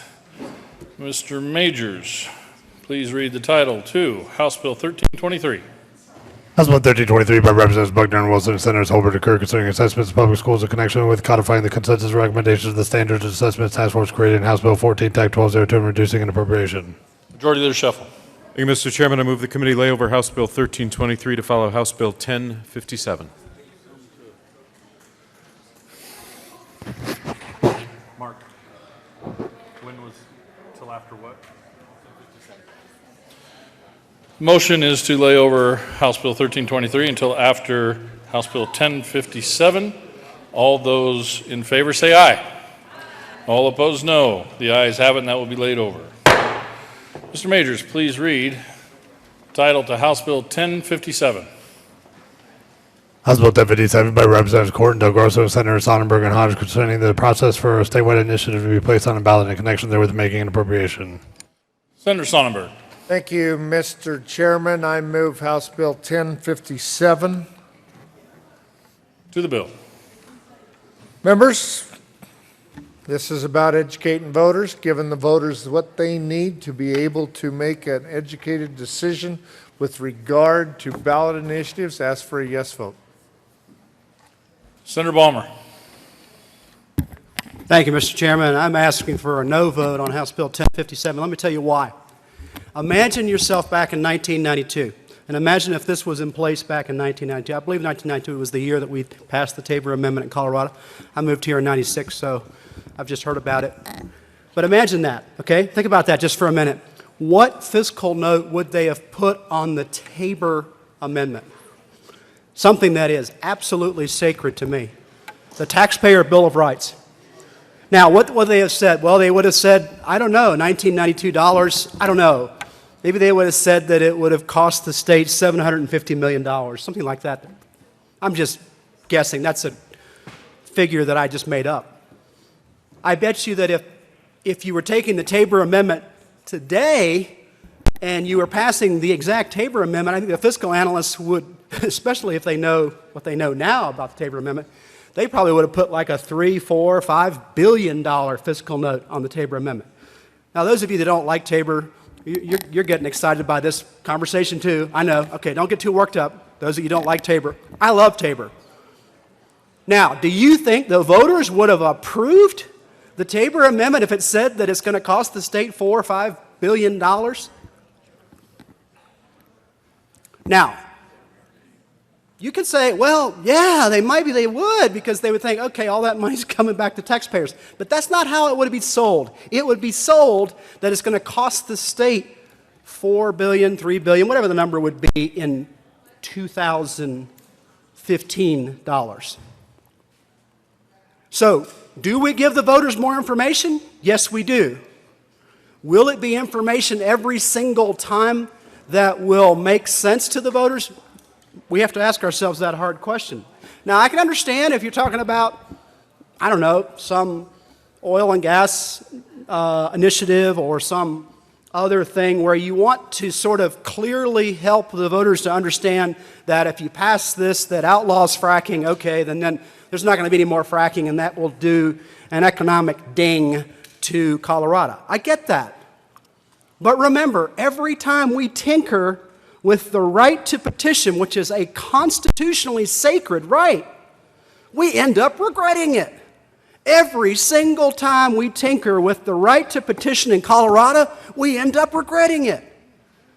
Because we are always too smart for ourselves in Colorado on the concept of the initiative. It's in our Constitution. The voters use it. Some people would argue too much. Some people would argue too sparingly. But I can tell you that most of the things that have been put into the Constitution that, I don't think they would have happened.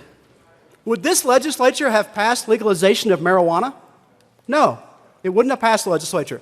It passed the voters, 55-45? Now, how would the fiscal note have been written on the marijuana initiative, Amendment 64? I don't know. I would suspect that it would have cost money. I don't think they would have considered it anything except a cost. Okay, so that's one discussion. Do you think the voters of Colorado want to have legalization of marijuana? They've already said they do. It's in our Constitution, and we took the oath of office to uphold the Constitution. All of us, all 35 of us did. So all I'm asking you to do is think about the possible unintended consequences of this. I know it's got a lot of momentum behind it. I know everybody thinks that it's great. Every single time we do one of these where everybody thinks it's great, we end up regretting it. And so again, I go back to what I consider the most important constitutional amendment that's ever been added to the Colorado State Constitution. That's the Taxpayer Bill of Rights. And I guarantee you the fiscal analyst would have said that in 2015 dollars, that would cost the state $3 to $4 or $5 billion in 2015. And so it never would have passed. The voters would say, oh my gosh, $5 billion cost. We're not going to vote for that. So we wouldn't have the Taxpayer Bill of Rights, I don't think, in our state constitution if this was in place. So I respectfully ask for a no vote on House Bill 1057. Thank you, Mr. Chairman. Senator Sonnenberg. Thank you, Mr. Chairman. And it should also be noted that the good senator from Centennial and I agree on the importance of Tabor. Also that we agree on the importance for the constituents to be able to petition their government. I would disagree with him, however,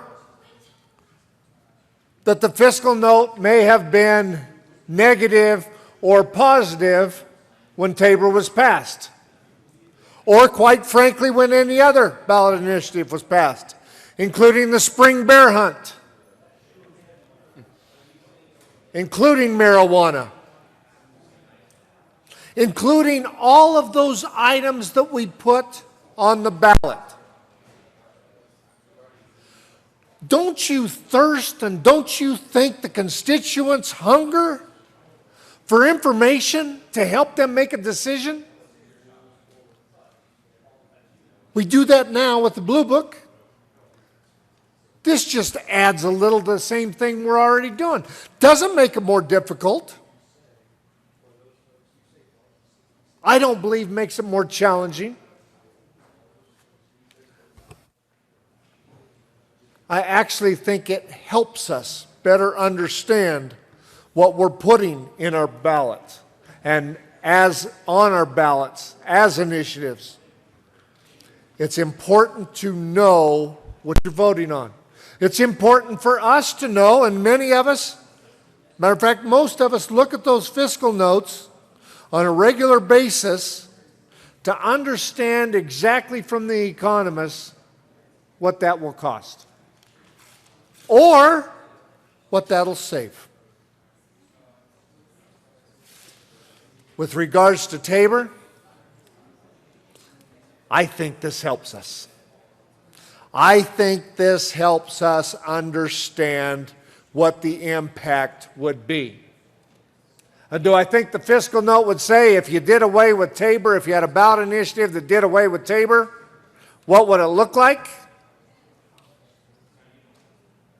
I think that fiscal note would say you would have to pay more taxes. You would not get your taxes returned as you would now. And I think consumers would want to know that. If we run a GMO labeling bill, or maybe even a water bill, changing our prior appropriation system that's been talked about, I think it's important that our urban cousins understand the impacts of that water change or that GMO change. And part of the way to educate that, is through this additional tool for voters. Additional tool for voters to figure out how they want to vote. Provides them resources. That's why I think this is important. Ask for your aye vote. Senator Hodge? Thank you, Mr. Chair. Well, let me be clear. I don't like Tabor.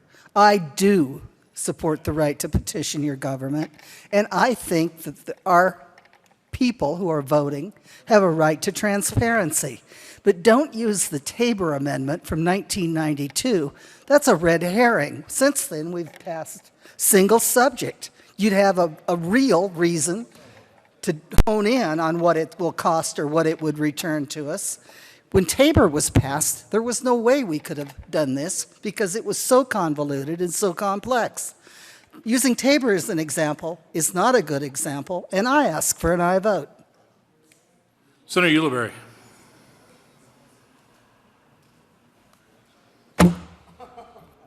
Thank you, Mr. Chair. I am happy to stand here and talk about this issue for quite some time. If you can't see it, this is my amendment key, and have some things I want to raise about this issue.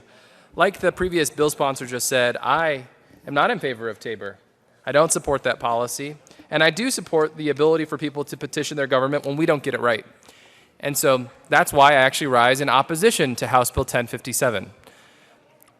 History lesson, why do we have the petition process? Anyone? Bueller? We have the petition process because during the 20s and 30s, when we saw corporate takeover, corporate control, and an economic collapse, there was a populist uprising that said, guess what, the folks in charge, the people driving the boat, shouldn't be driving the boat anymore. And so it was an economic justice movement that was raised up to make sure that people had the ability to change the policies in their states when the legislature was not acting in their own behalf. Remember the Great Depression? Do you remember the ballot measures that were stemmed from the Great Depression to ensure that people could actually survive and thrive in this state? That's why we have a petition process. And that's why we have a petition process that is designed to encourage citizen support. That people come together, they have a good idea. They make sure that it's complying with our state and federal constitution, or if they're amending the constitution, they're adding something in. And they get together with a band of merry folks, and they go out and talk to their neighbors about those policies, and they request that they sign a petition. And when they ask those neighbors to sign a petition, they make the case for the policy. And that happens in every single corner of the state. It happens in front of grocery stores, in front of Home Depots, it happens in front of schools, it happens at bake sales, all of those things happen. And when they happen, you're talking about, is this the right policy? It's not, let me intimidate you by showing you the cost of this great social policy and discourage you from supporting it. It is, let me talk to you about the values of this policy, the good and the bad. Let me talk to you about what this policy may do. In my life, before becoming a state senator, I worked in civic engagement. That meant I often was out on street corners, at bus stops, or in grocery stores talking to people about issues that mattered to them. And I went forward and I asked them to sign petitions. And Undoubtedly, every single person would flip to the front page. Okay, what does this do? Let me see what it does. And they put their glasses on the bottom of their nose. Okay, yeah, I support the minimum wage. Oh yeah, I support, equal opportunity. Oh yeah. Because they were valuing their opinion of the legislation in front of them based on the merits of the policy, not by a sticker shock that is meant to artificially intimidate voters from participating in the policy-making process. And that's my biggest concern, colleagues, is that that's what 1057 presupposes. I'll tell you, I'll go back to something I said earlier. I said when I came to this mic, I agree with one of the bill sponsors that I do not support Tabor. One of the reasons I do not support Tabor is that in order to increase taxes, we have to go to a vote of the people. When we do that vote of the people, we always have to put the sticker shock up front. When we say we're going to raise taxes by this amount, shall the state raise taxes by X amount for health care, for education, for anything else? Almost unanimously, we haven't been able to receive voter approval for tax increases for basic infrastructure. Why? Tabor, just like 1057, is designed specifically to intimidate voters from the process. That's a big sticker shock. I don't think the state can afford that much money to provide education to our kids in kindergarten or preschool to our kids who aren't yet in kindergarten. 1057 lifts the line straight out of Tabor and says, let's put the sticker shock up front. Let's scare people before they actually have a chance to evaluate the merits of the policy, solely by saying a set of numbers. And I don't think that's the way we should do public policy, specifically in the petition-making process. The way the bill is structured, and the major thrust of my concern, is that this fiscal note, this impact statement, is designed before the ballot measure is even qualified for the ballot.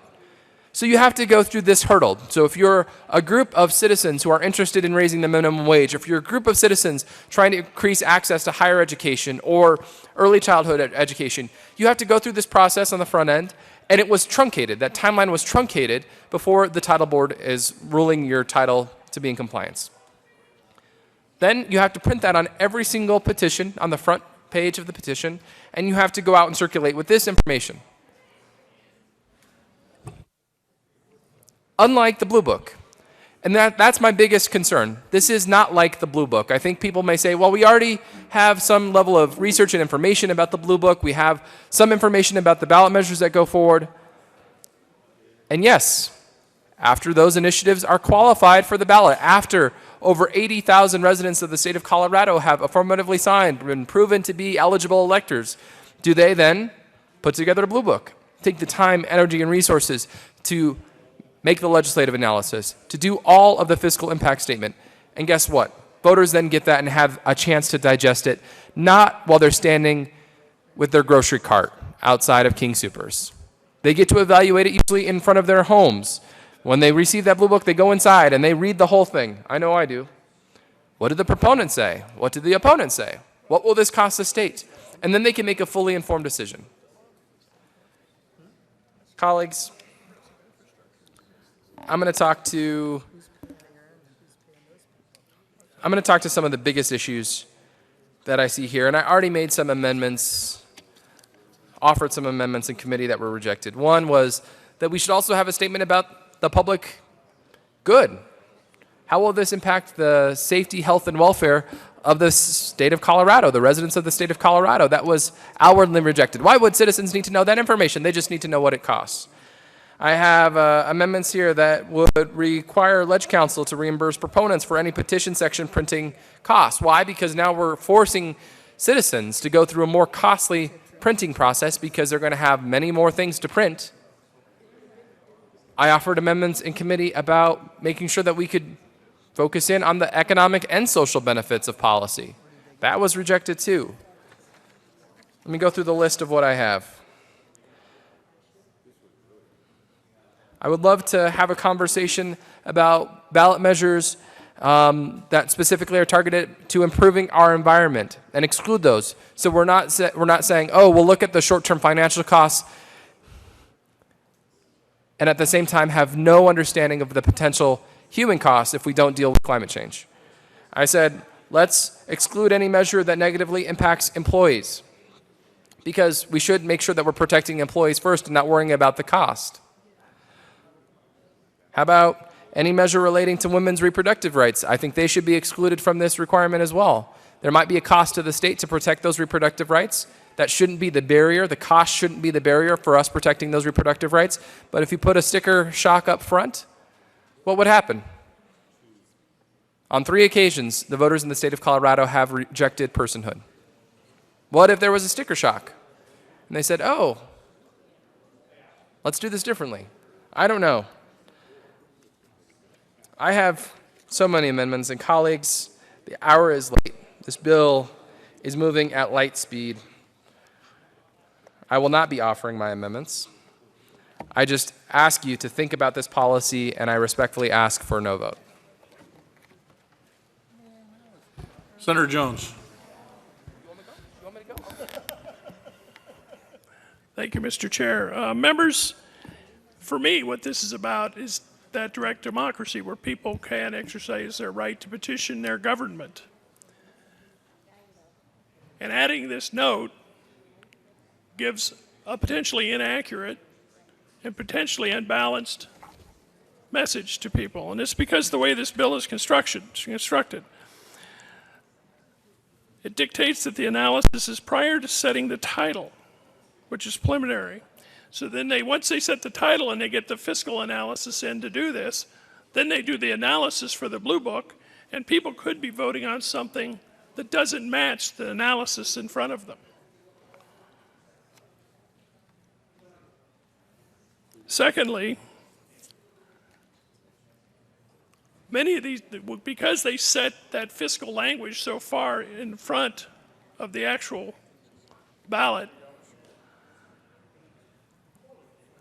it's a waste of taxpayer money. There were 101 initiative measures filed in 2013-14, 101. Many of the proponents advancing these measures did not even begin to gather signatures, and many more didn't gain enough signatures to make the ballot. It's a waste of money to do all of this, and it could be inaccurate. The right place for this is the Blue Book. We already have this analysis. Everybody already gets this Blue Book. And what's better about the Blue Book, it just doesn't look at the fiscal part of it. It looks at the social part of it and many other issues that relate to the ballot. So a voter has a balanced view of what's going on, and not just one piece that may be inaccurate because it was set so early that could lead them astray.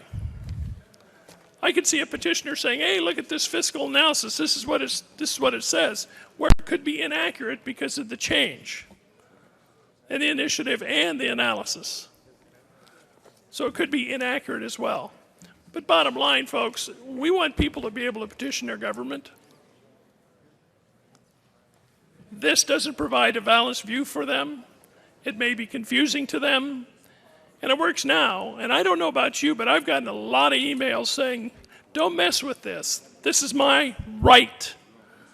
Don't clutter it up with this kind of thing so that I can petition my government directly. Senator Martinez-Humenic. Thank you, Mr. Chair. I am speaking in support of this bill.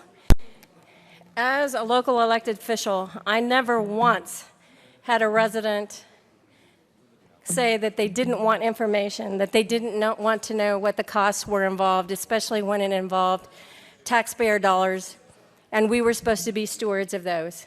People were appreciative of being able to have the information so they could make good choices. We have a system where you can bring forth petitions. But this has also been very successful in other states and helped to save money when people realize the costs involved with the things that they do. Nothing's free. So I hope you will support this bill. Senator Ulibarri. Thank you, Mr. Chair. I forgot to mention something while I was up here. And it is the folks who are opposed to this bill. I think it's good that people know, and it's put on the record here in second reading. The groups that are opposed: Colorado Union of Taxpayers. I'll say that again because I don't think folks on this side were listening. Colorado Union of Taxpayers. Independence Institute, also opposed.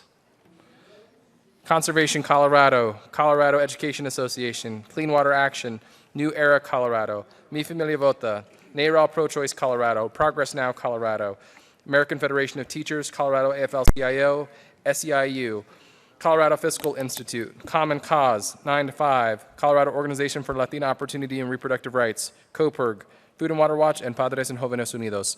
A lot of people who often work to advance policy on the left and the right are opposed to this bill because they see it as a potential barrier to access to our democracy. Folks, please join the chorus, the left-right chorus in opposition to 1057. Is there any further discussion on House Bill 1057? Seeing none, the motion before the body is the adoption of House Bill 1057. All those in favor say aye. Aye. All opposed, no. No. The ayes have it. 1057 is adopted. Mr. Majors, would you please read the title to House Bill 1323? House Bill 1323 by Representatives Buckner and Wilson and Senators Holbert and Kerr concerning assessments in public schools in connection therewith codifying the consensus recommendations of the Standards and Assessments Task Force created in House Bill 14, Tech 1202 and reducing an appropriation. Majority Leader Shuffle. Thank you, Mr. Chairman. I move the committee lay over House Bill 1323 to follow House Bill 1226. Motion before the body is to lay over House Bill 1323 to after 1226. All those in favor say aye. All opposed, no. The ayes have it, and that will lay over one bill. Mr. Majors, please read the title to House Bill 1226. House Bill 1226 by Representative Baker Kay and Senator Hodge concerning annual license fees for retail food establishments. Senator Hodge. Thank you, Mr. Chair. I move House Bill 1226. To the bill. What House Bill 1226 does is it sets up a stakeholder process to discuss such things as, it was started as a bill to remove fees from statute, but the stakeholders did not like the process they were going through. So this sets up a stakeholder process, gets people together starting in June, and they'll discuss things like fees, food safety, inspections, the kinds of things that matter to you and me when we buy our food. I ask for an aye vote. Is there any further discussion on House Bill 1226? Seeing none, the motion before the body is the adoption of House Bill 1226. All those in favor say aye. All those opposed, no. The aye has it, and that bill is adopted. Mr. Majors, would you please read the title to House Bill 1323? House Bill 1323 by Representatives Buckner and Wilson, Senators Holbert and Kerr concerning assessments in public schools in connection therewith codifying the consensus recommendations of the Standards and Assessments Task Force created in House Bill 14, Tech 1202 and reducing an appropriation. I think so. Do you have another bill? I can do another one. Do one more.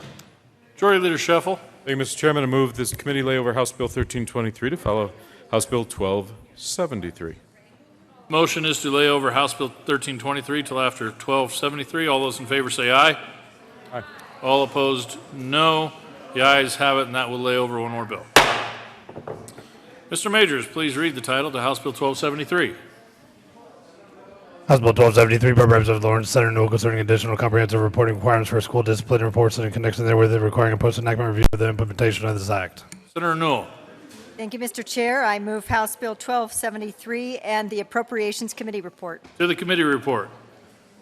Thank you, Mr. Chair. Members, we added Amendment 005 in appropriations, which just designates that the appropriations for the 1 FTE and DCJ comes from the savings from Senate Bill 124, which is the parole reform, and I ask for an aye vote. Is there any further discussion on the Appropriations Committee report? Seeing none, the motion before the body is the adoption of the Appropriations Committee report. All those in favor say aye. Aye. All opposed, no. The aye again has it, and that report is adopted. To the bill. Thank you, Mr. Chair. Members, this is a follow-up bill from, some of you were around during this time, but back in 2010, we started to work on the zero tolerance and school discipline policies. And with that, in 2011, I chaired the bipartisan public-private task force, interim task force, studying the school discipline policies and how they might affect the school-to-jail pipeline. So with that, we came up with the removing the zero-tolerance policies and asking for reporting to be done with regards to school discipline. And after 2 years of that, we have gotten some data, but not sufficient data. And so this bill just adds some support to the local law enforcement agencies and the DAs who have had, some have had issues with getting their data in. It also, but I do need to go on the record that the DAs got caught up. The Colorado District Attorney's Council helped actually most recently to confirm that they are 100% compliant with their data. The local law enforcement agencies are still struggling, however, some of them. Ironically, the ones in my district are all compliant, so I'm proud of that. But the other thing that this bill does is add reporting from the schools that will separate out the marijuana-related incidents and sexual assault in school safety reports. So with that, Mr. Chair and members, I ask for an aye vote. Is there any further discussion on House Bill 1273? Seeing none, the motion before the body is the adoption of House Bill 1273. All those in favor say aye. Aye. All opposed, no. The ayes have it, and 1273 is adopted. Mr. Majors.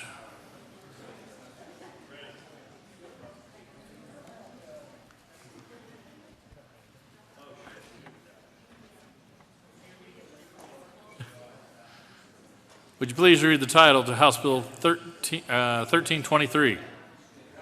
House Bill 1323 by Representatives Buckner and Wilson, Senators Holbert and Kerr, concerning assessments of public schools in connection with codifying the consensus recommendations of the Standards and Assessments Task Force, creating House Bill 14 Tech 1202 and reducing an appropriation. Senator Kerr. Thank you, Mr. Chair. We move House Bill 1323 and the Appropriations and the Education Committee reports. To the Education Committee report.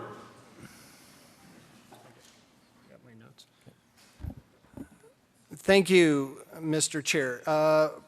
Education Committee report. The piece around the amendment that we did in education was we made sure that we would be administering assessments 3rd through 9th grade. We keep science assessments the same. We do direct CDE to apply for a 9th grade waiver. What that is at this point, 9th grade is not recognized by the federal statutes to actually be part of high school, so our 9th grade waiver would allow us to count our 9th grade assessment as high school. We look at doing a 10th grade assessment that is aligned with state academic standards and is a preparation assessment for the curriculum-based achievement college entrance exam administered pursuant to another paragraph.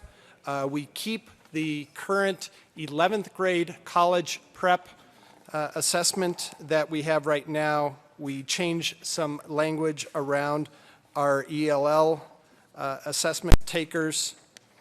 And then there is some language around a pilot program which we are going to ask to amend here in a few minutes. And the pilot, those 3 pages.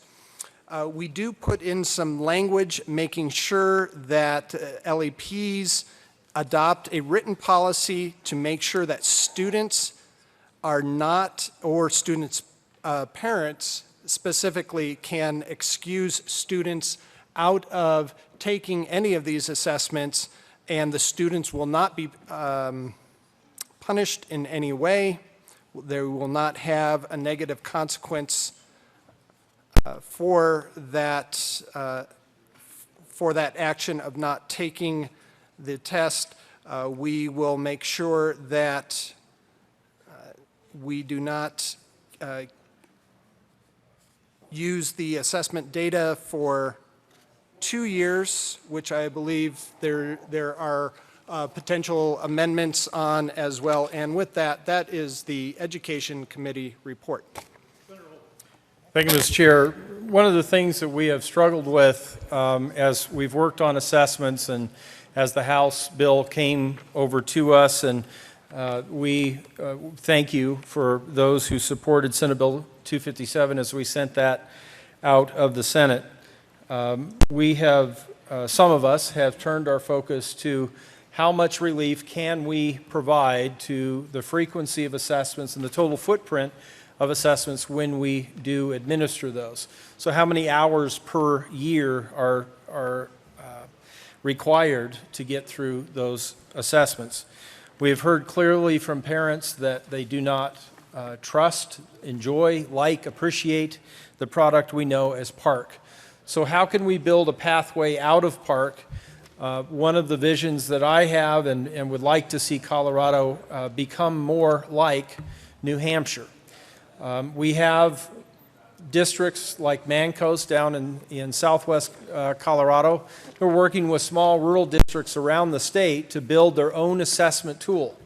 One of the realities that we have run into is that while we want to inspire innovation at the district level for districts and collections, consortia of districts to go out and build their own assessment tools, we are also dealing with the reality that the federal government, as they have done in New Hampshire, ultimately require a state to pick one model.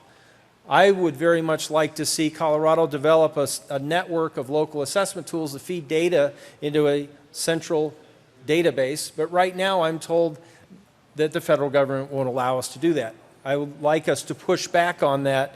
I would like the local districts to be able to develop their own tools and keep them. But right now, the reality is that at some point, the federal government is, in order for us to not use a product like PARC, the federal government will require us to have one tool. So how do we build a bridge between where we are today and inspiring innovation and encouraging districts to build those assessment tools, and to get to that ultimate day, if the federal law doesn't change, that we have to distill it down to one? And what that looks like, we hope not to define here, but to allow that innovation in the short term. One of the things that I like about this bill as it came out of the committee is that it did decrease the frequency of assessment. We've talked about federal minimums 3 through 8 once in high school. And one of the realities that we deal with here in Colorado, 9th grade is the first year of high school, and apparently the federal government looks at the 9th grade as the last year of middle school. So we can look to the federal government, and they're saying don't test 9th grade, because in the federal government's mind, I would assume, they see 9th graders as moving away from that school, and by the time the results of this annual assessment come in, that 9th grader will be off in a high school in a different place and will never receive the data from that 9th grade test. So in negotiations and talk with our friends in the other chamber and also the governor's office, one of the things that we have not been able to get past is, in order to get a bill signed, it seems as though 9th grade testing is required. I didn't want it that way. My vision for once in high school was to let's use 11th grade where we already administer ACT. That's what I would like. But I don't get to make this decision on my own. We've got another chamber across the way, and we have a governor downstairs who gets to weigh in on this as well. So what can we get signed into law? 3 through 9, and then a 10th grade college prep ACT. Parents ask, is this mandatory? Is it optional? And my answer is it's not mandatory or optional. In fact, 3 through 10, including the college prep ACT, with the hold harmless language that we have here for parents and students, they're not mandatory, they're not optional, they're all free. So for me, when I looked at that and being frustrated that I can't get the governor to sign a bill that's 3 through 8, once in high school being 11th, when I'm told that my option is 3 through 9, then what comes next? As a parent, if my son, who's now moving out of 10th grade, but if he were young enough to experience this plan, if it becomes law, as a parent, I would want my son or daughter to participate in that college prep ACT. And as a parent, if the school tells me that I have the option to not take it and not have that free college prep ACT, I don't know why I would choose to decline it, but parents will be able to do that. And then 11th grade, we have the 11th grade ACT that we currently administer. One of the things that I like about the bill coming out of the Education Committee is that it does have this hold harmless language, and the opt-out bill being my bill as we move through, and thank you to all of those who supported that bill. But opt-out is something that I very much embrace, and again, thank you to everyone who supported that here and across the way in the House. This amendment that we offered in the Education Committee clarifies that parents and students will not suffer negative consequences for opting out, not taking these assessments. We also have paper and pencil option for all of those assessments, 3 through 11. That paper pencil option in this bill is available at the school level. We've had parents say we want that at the parent level, and I like that. But we've also had pushback to say that it's difficult in a classroom to have these kids do paper and pencil and those kids do electronic. And it's also not acceptable for me to say, let's put that at the district level. So the compromise, the negotiated position was allow the school to make that decision. So we have worked to provide an assessment frequency that is less than what we have today, to decrease the number of hours. The ACT college prep, significantly less for 10th graders than what is currently required under Park. With the local pilot program, building a time period, 1, 2, 3 years for those districts to go out and develop those assessment tools, be able to move away from that Park potentially, but that is not a cleaver. That is not we shut off Park and move immediately to those local assessment tools. But I think in what we brought out of the Education Committee is at least a start, and we do have an amendment to that because we have been working today to improve that language and allow flexibility for those local districts. One of the discussions that's come up, and we'll hear about that as we move on to this next amendment, but as a district develops a local assessment tool, the reality is that they may be in the need to, the kids who are involved in that test pilot project may end up being double tested. We have attempted to leave the language out of state law that if this becomes law, we want to go to the federal government and ask them, please don't do that. Allow these local assessment tools to just test once. Right now, the federal government would require us to test twice. So as those local districts discover that, if they're not aware of that, and maybe they are, as parents deal with that and gravitate toward a local assessment tool, as they realize that their sons and daughters may actually have to be double tested, that's something that we are hoping to address here, that if the federal government will back off of that, our local districts will not have to endure that, and parents and students will not have to endure that.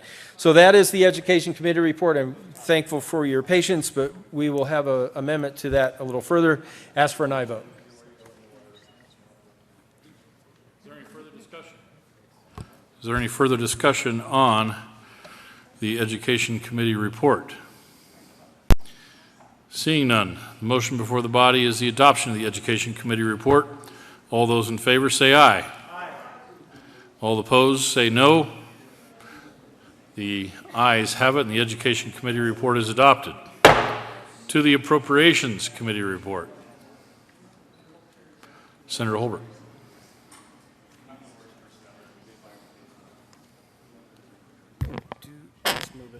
I move the Appropriations Committee report.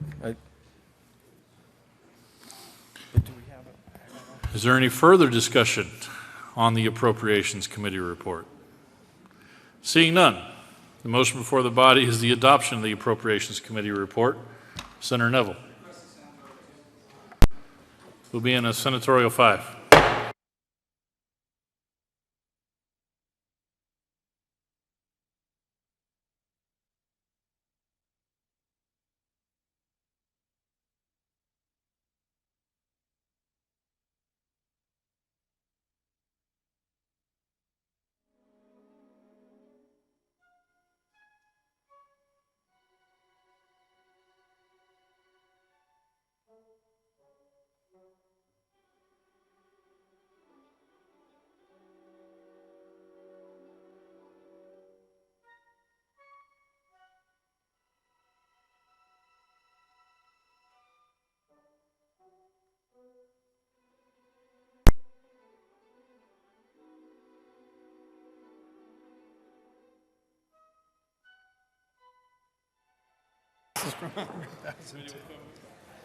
Committee will come back to order. Senator Holbert. Thank you, Mr. Chair. Again, move adoption of the report. Is there any further discussion on the Appropriations Committee report? Seeing none, the motion before the body is the adoption of the Appropriations Committee report. All those in favor say aye. Aye. All opposed, no. The ayes have it, and the report is adopted. To the bill, Senator Kerr. Thank you, Mr. Chair. So House Bill 1323, coming over from the House, is one of the vehicles we have available to us right now to actually reduce testing and assessment here in our state going into the future. As we all came into this session, there were many things our constituents were telling us that they wanted us to do. Right at the top of everyone's list was reducing assessment, reducing the testing burden that our students are under. Now, if we had come into this session totally blind and just hearing this for the first time, that would have been one thing. But we didn't. We actually came into this session with an opportunity to move in the direction our constituents were asking.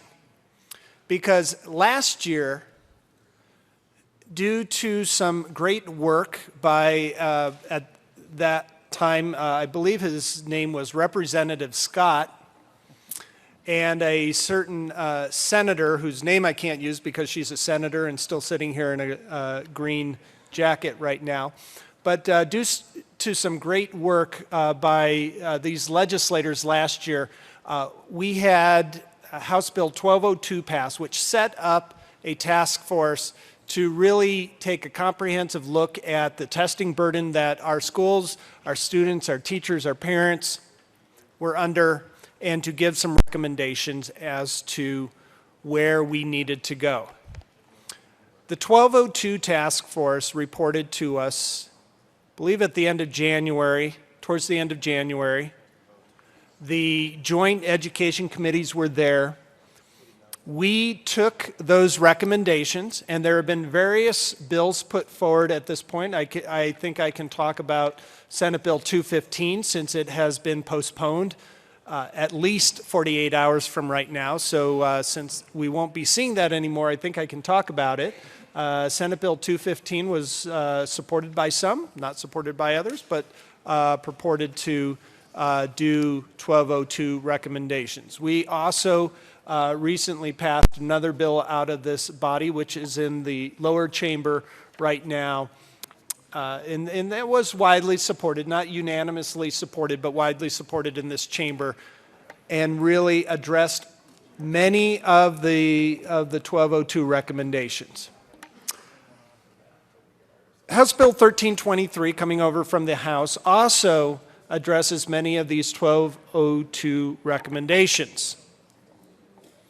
There is no bill, there is no single bill in the system right now that is, you could say, takes 100% of the 1202 recommendations and sets them into statute.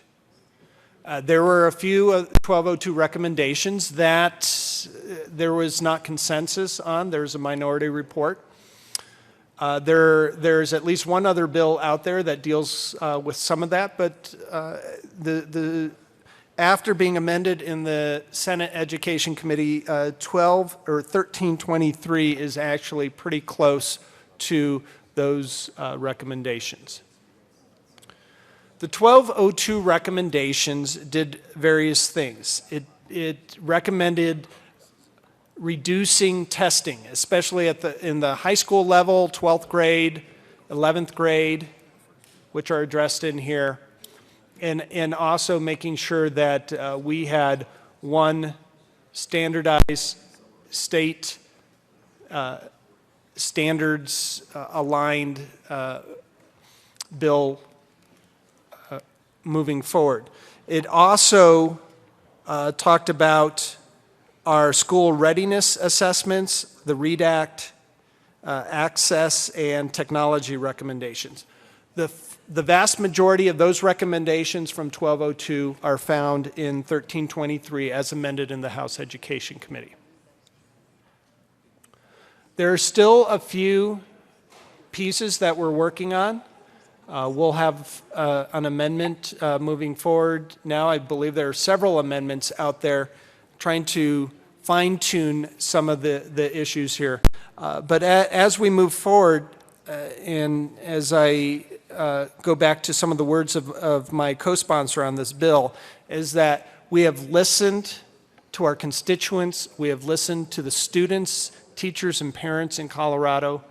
We're moving forward a bill that addresses many of their concerns. And with that, I ask for an aye vote on House Bill 1323. Do you want to do 47 now? Is there any further discussion on House Bill 1323? Senator Holbert.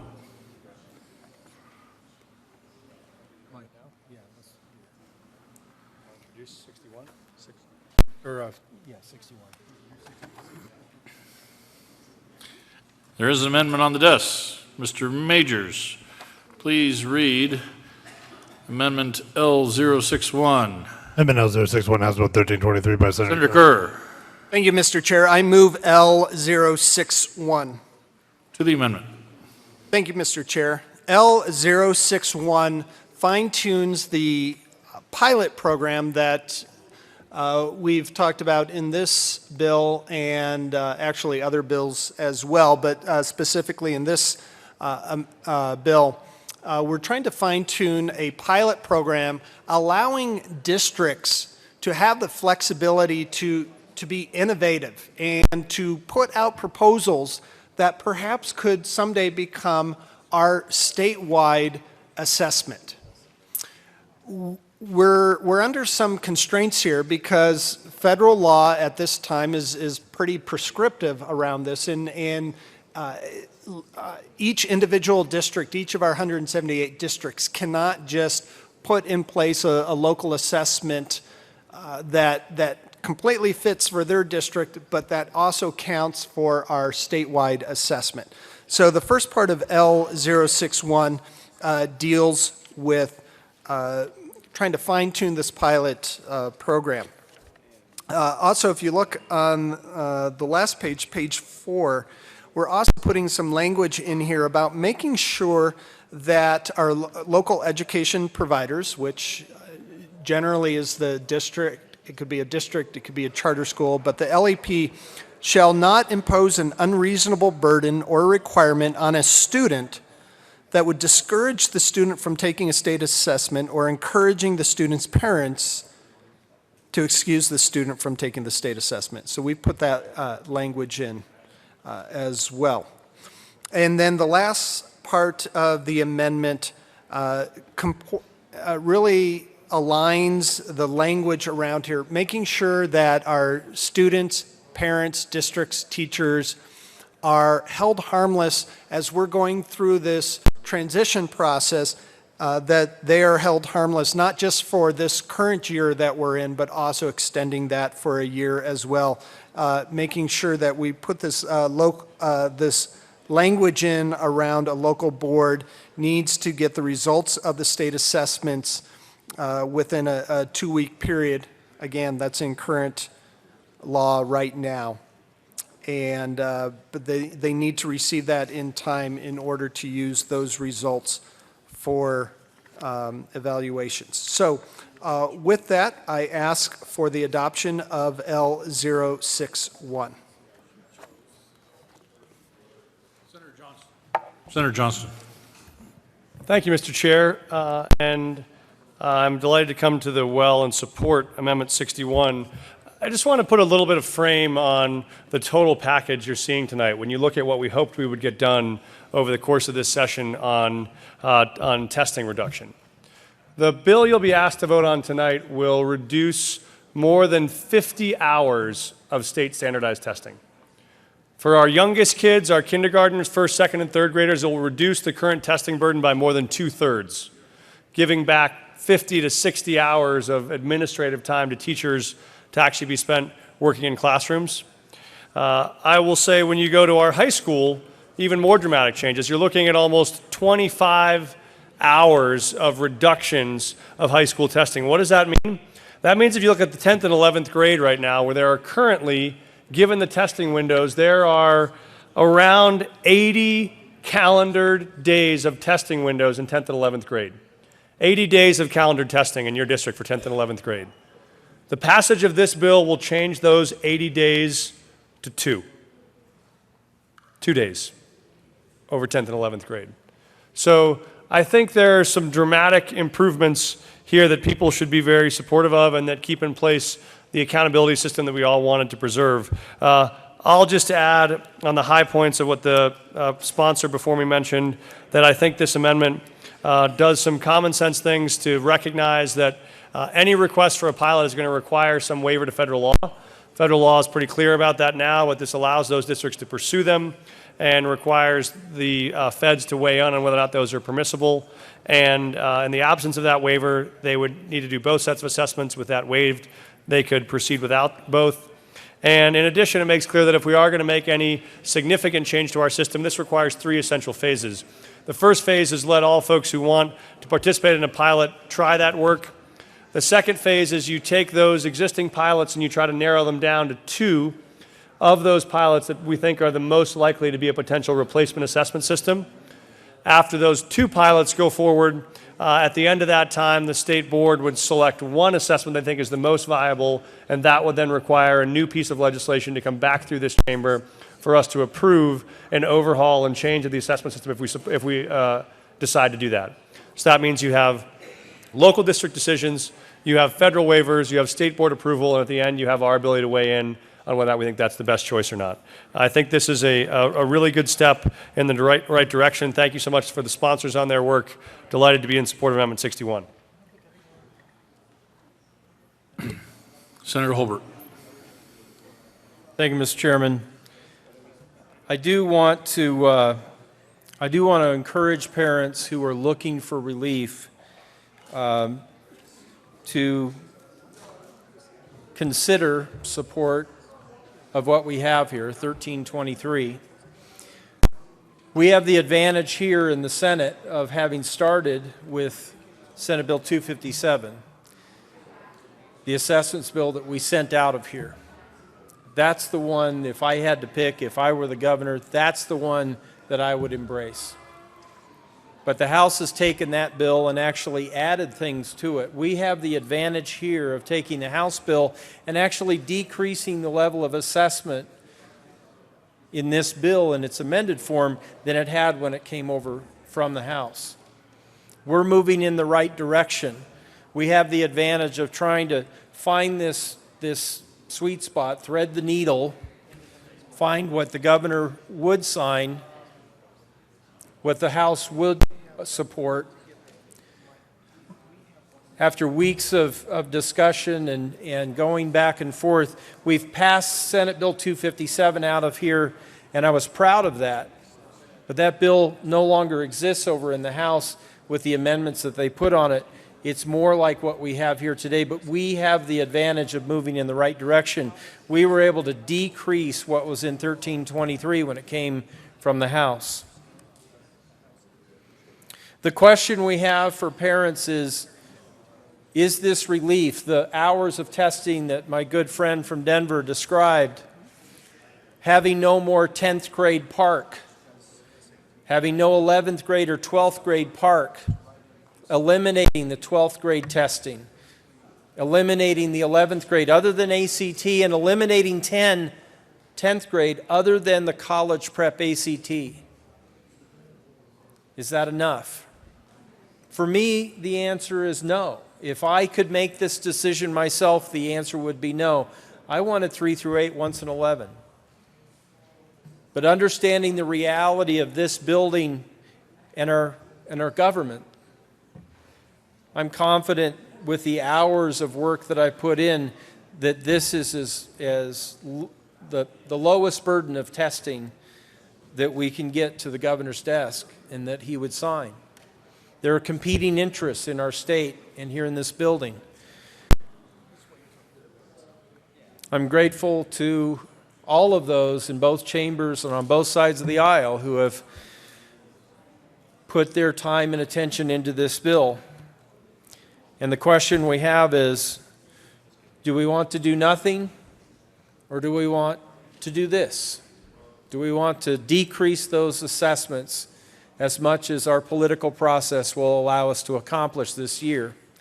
And I'm confident that right now, 1323 in its amended form is that level. And on that basis, I ask you for your aye vote. Is there any further discussion on Amendment L061? Seeing none, the motion before the body is the adoption of Amendment L061. All those in favor say aye. Aye. All opposed, no. The ayes have it, and Amendment L061 is adopted. There is another amendment on the desk. Mr. Majors, would you please read Amendment L059? Amendment L059 now. Senator Marble. Thank you, Mr. Chair. I move L059. To the amendment, Senator Merrifield. Thank you, Mr. Chair. Where to begin? Well, we, just a few weeks ago, passed a bill that I was pretty proud of. I wasn't thrilled with it, but I was pretty proud of it because it had gone a long way towards addressing what has been brought to me and you and you and you as a major problem facing parents and teachers and students in this state, and that is the overwhelming amount, the flood of testing that's drowning students and teachers in a morass of unnecessary accountability. So we took a bill, we took some recommendations from the 1202 Commission, we went with federal minimums, which was what was demanded by moms and dads and parents and teachers. Federal minimums is what they asked for, and that's what we delivered. So we sent a bill 33-2. Obviously, you thought, colleagues, that it was a good bill. We sent it to the House, and they ripped it up and tore it apart and destroyed it. And so we are asking you to help us put things right again. Now, I've been told that something is better than nothing, and that a little bit of progress is better than none. That's difficult for me to accept, given how many parents and teachers and students insisted that we give them some help. And I fell upon a metaphor that I'm going to use again tonight. If you're a 6-foot man and you're drowning in 8 feet of water, and somebody says, hey, I can drop that to 7 feet, you're still drowning. That's what we're doing right now, unless we pass this amendment and take this bill back to where it was back to the good bill that you supported 33-2, and that your constituents want to see us pass out of this House. So with that, I would just urge you to use the good judgment that you had just 2 or 3 or 4 weeks ago. It seems like it's been years. And return the bill that we sent to the House that they destroyed. Return that with our opportunity here. Make 1323 our 527. Thank you. Senator Wood. Thank you, Mr. Chair. First of all, I want to start by thanking this body for their support of Senate Bill 257 and thanking the good senator from Douglas County, Lakewood, Denver, for working on the amendment that we just voted in. We have been hearing since campaign season a year ago what the constituents want us to do. And they've talked about it in passing their amendment. And what those constituents have told us they want us to do is they want to reduce testing to the federal minimums. They don't want 9th, 10th, and 11th grade testing. There is a way to talk about testing, 80 hours less, that's great. But it's not nearly as minimal as federal minimums on testing. That's what the constituents want, is federal minimums.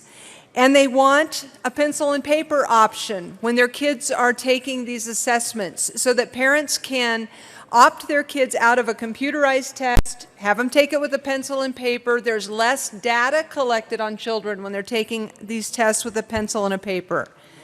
They also want to have the pilot program. And I applaud the pilot program in the amendment we just passed. It may be a good combination. We mix that pilot program in with the better part of our amendment. But we crafted a very good bill in 257, and we sent it over to the House, and unfortunately, it was amended to a point where we no longer recognize it nor like it. So what we're doing with our amendment is putting 257 language back into this bill and sending it back to the House to say this is what the constituents want, this is what we promised them on the campaign trail we would do, and that's why we're here today to represent our constituents. There are a lot of competing interests in this Capitol. We don't work for them. We work for the people who sent us here. So what our amendment does is it gives English, language arts, and math tests, grades 3 through 8, federal minimums. Science, once in elementary, once in middle school, and 10th grade, federal minimum. ACT Aspire in 10th grade, and ACT in 11th grade. It also sets up a pilot program. It offers the pencil and paper option. And we've got the hold harmless language in our amendment, which allows the students, the parents, the teacher, the principal, the school, the district, to be held harmless if they opt their kids out of these assessments.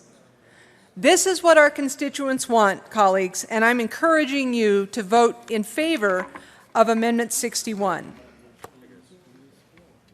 Oh, I'm sorry. It's 59 I like.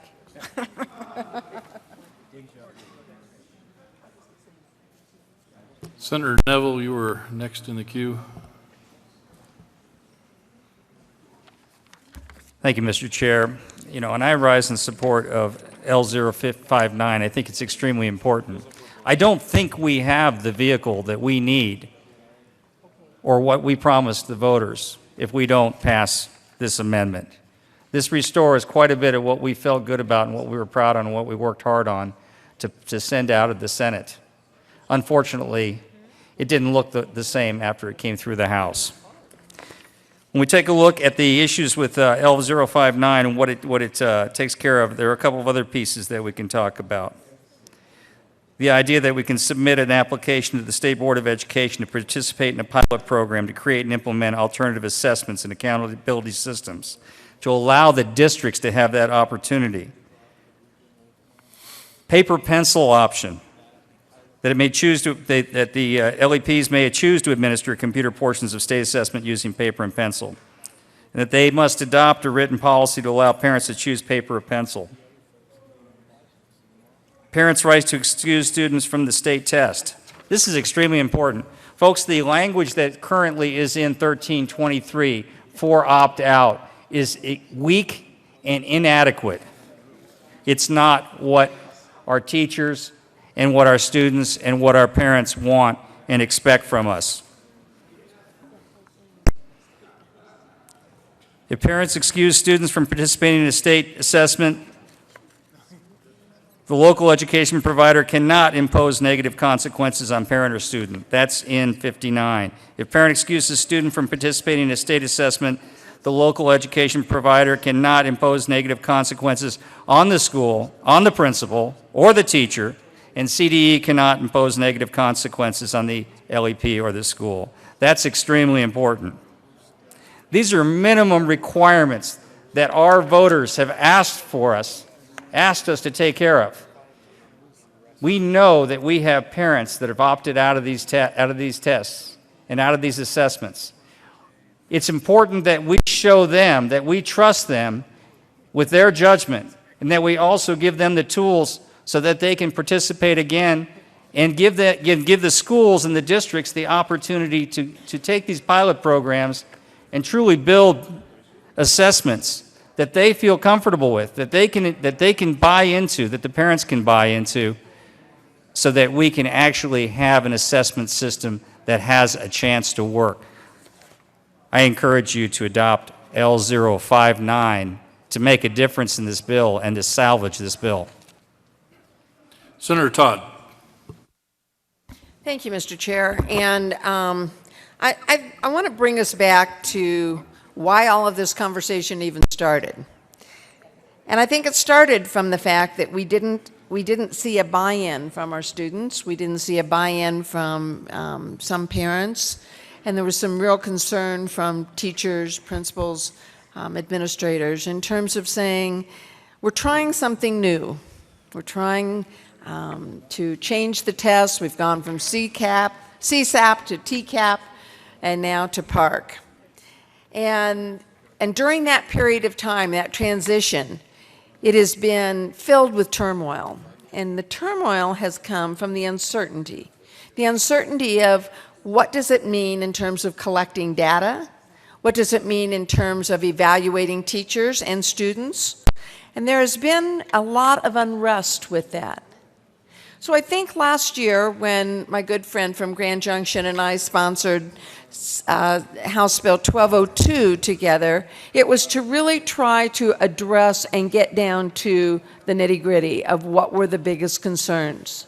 I think we did a really good job with that in terms of addressing some of those issues here in the Senate with Senate Bill 257. We've alluded to that all evening long. When it gets down to it, the most important piece is relevancy.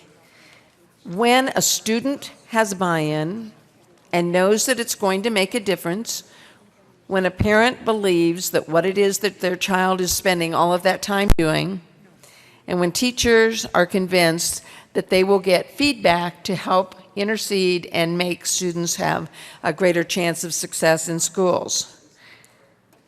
During this period of time, I'm a real strong believer that holding our students, holding our teachers, holding our districts, our parents, our administrators harmless during the period of time for us to figure out what it is we're doing.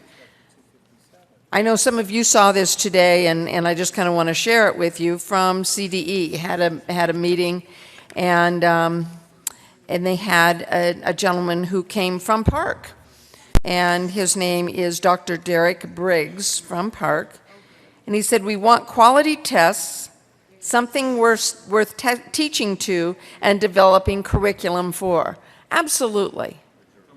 He said, rolling out park tests so soon was a mistake. We need at least 5 years to implement them before they're ready to be used for teacher evaluation and children's scores. What we're trying to do is figure out what that period of time is and how it's going to work to where we get accurate and meaningful information. I think the pilot program and what we've talked about, we want to make sure that we allow those districts who want to be able to try something that fits in their communities. I would say most of last year I heard from rural districts all over the state of Colorado, and that was one of their main things, is please let us do what we know fits our community and fits our students. Having the opportunity for that leeway to try different kinds of assessment tools to make sure that that is successful. I am excited about the Aspire ACT or another test comparable to that and that pathway, because you don't see students opting out of that.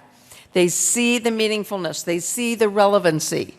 They get good information to plan where they're going, not where they've been. And I think that is something that we want to make sure that we are holding on to. Assessing a student is one part of their whole learning experience. I've said it before and I'll say it again. I wish we spent half as much time talking about intervention for success for students and innovation in the classroom as we do on assessment. If we spend half the time and half the money, I believe that we would be able to address that even more. I think we got it right with Senate Bill 257. Some of those same components are in 1323.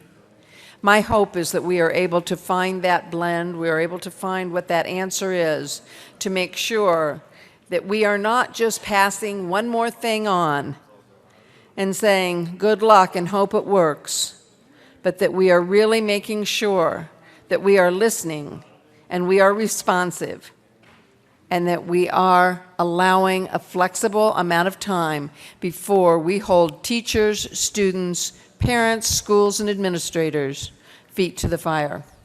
I'm not afraid of accountability, and neither are teachers, and neither are students, but it has to be relevant, it has to be meaningful, and it has to be results returned in a timely fashion.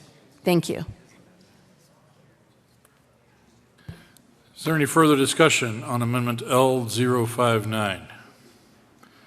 Seeing none, the motion before the body, Senator Kerr.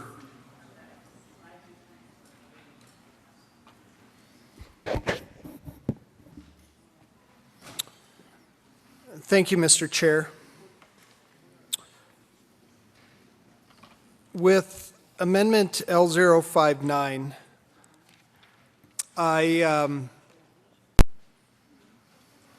first of all, let me just speak briefly to the idea that just make sure everyone knows that as we come here to the Capitol every year for 120 days, today is day 119. We all know that bills can't pass on second reading on day 120 if we actually want them signed into law. Bills have to pass on second reading on at least by day 119. Today is day 119. House Bill 1323 has been working its way through the process. And here we are. It is 9:30 p.m. That means 2.5 hours we have left of day 119. And we need to make sure that if a bill is actually going to pass the Senate on second reading so that we can approve it on third reading tomorrow on day 120, we have 2.5 hours left to do that. So we have a 40-page bill dealing with reducing assessments and reducing the testing burden in Colorado. And with 2.5 hours left, quite literally by the clock, those of you on TV, if you can see the clock behind me, we have 2.5 hours left to do this. And this is an 11-page amendment to a 40-page bill with 2.5 hours left to get this done so that we can actually get it passed and actually reduce the testing burden on our kids. So with that, I've been spending the last few minutes as the proponents of this amendment have been talking, trying to go through this 11-page amendment and looking for the differences on this amendment versus the bill as amended right now. And I have heard that another bill that we passed out of this chamber with wide support has been ripped up, torn apart. I would remind everyone in this chamber that we do need 18 votes out of this chamber. We need 33 votes in another chamber, and there's a certain person downstairs that we also need to have sign a piece of legislation in order for us to actually accomplish the goal, which I commend everyone, the proponents of this amendment, the proponents of this bill, that we all want to reduce the testing burden on our students. But the differences in this amendment versus the bill as it stands right now, I just don't see where the ripped it up, torn apart language comes from. We heard about paper and pencil options for students. That's in the original bill, it's in the amendment. 10th grade testing. In fact, in the amendment, it says each local education provider shall administer the 10th grade assessment. There's an 11th grade test. There's pilot language, which I have not had a chance to fully vet at this point, and there's written information for parents. The difference between this amendment and what's in the original bill, I don't feel is worth the risk of us doing nothing this year. If it were a significant difference, I would consider it. But at this point, I'll have to ask for a no vote on L059.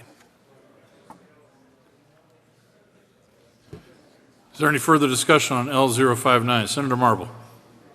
Thank you, Mr. Chair. I really appreciate that. And L059 was actually about the same amendment that was offered in the House. It's not new. And let's get over the theatrics and the 11th hour and we don't have time. Bottom line, we always say we have to pass something. You know what? We don't have to pass anything if it's the wrong thing. And a lot of the parents, a lot of the teachers and students are saying that 1323 in its form is the wrong thing. One point I want to reiterate, which our good senator from Jeffco and, oh gosh, another county, I'm so sorry. But in L061, it limits the student's parent to excuse the student from taking the state assessment. In L059, it's all-inclusive. Districts are held harmless. It's L059 is by far the more accommodating to students, parents, teachers, districts. L061, it has its good points. You know, you cannot deny that.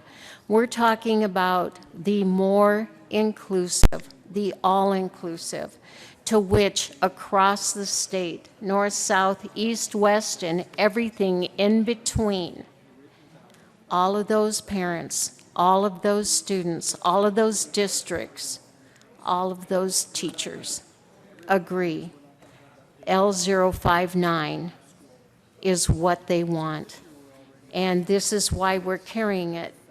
And we have heard it's better to pass nothing than the wrong thing.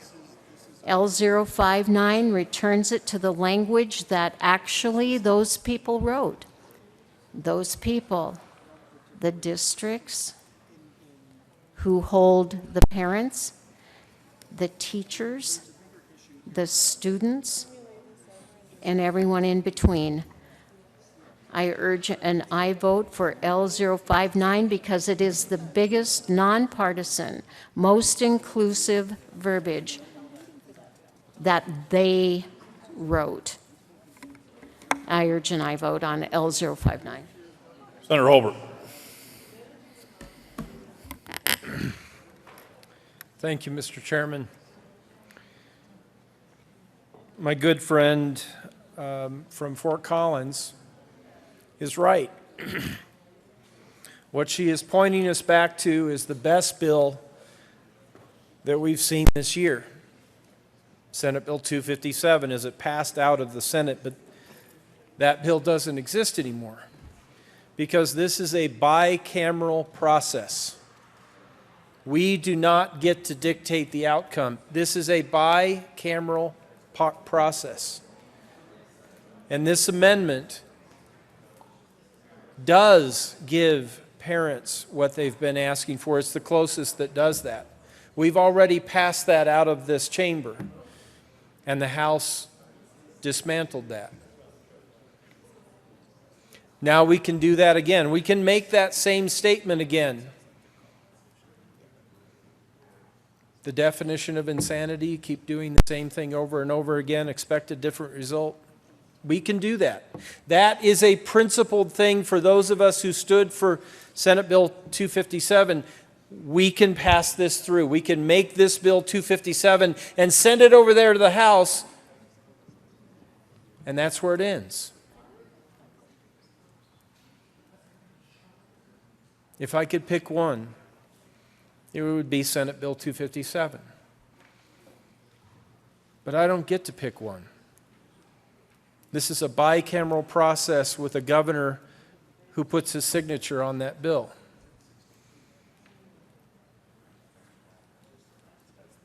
The question that I'm asking you to answer for yourself is, do you want to reduce assessment?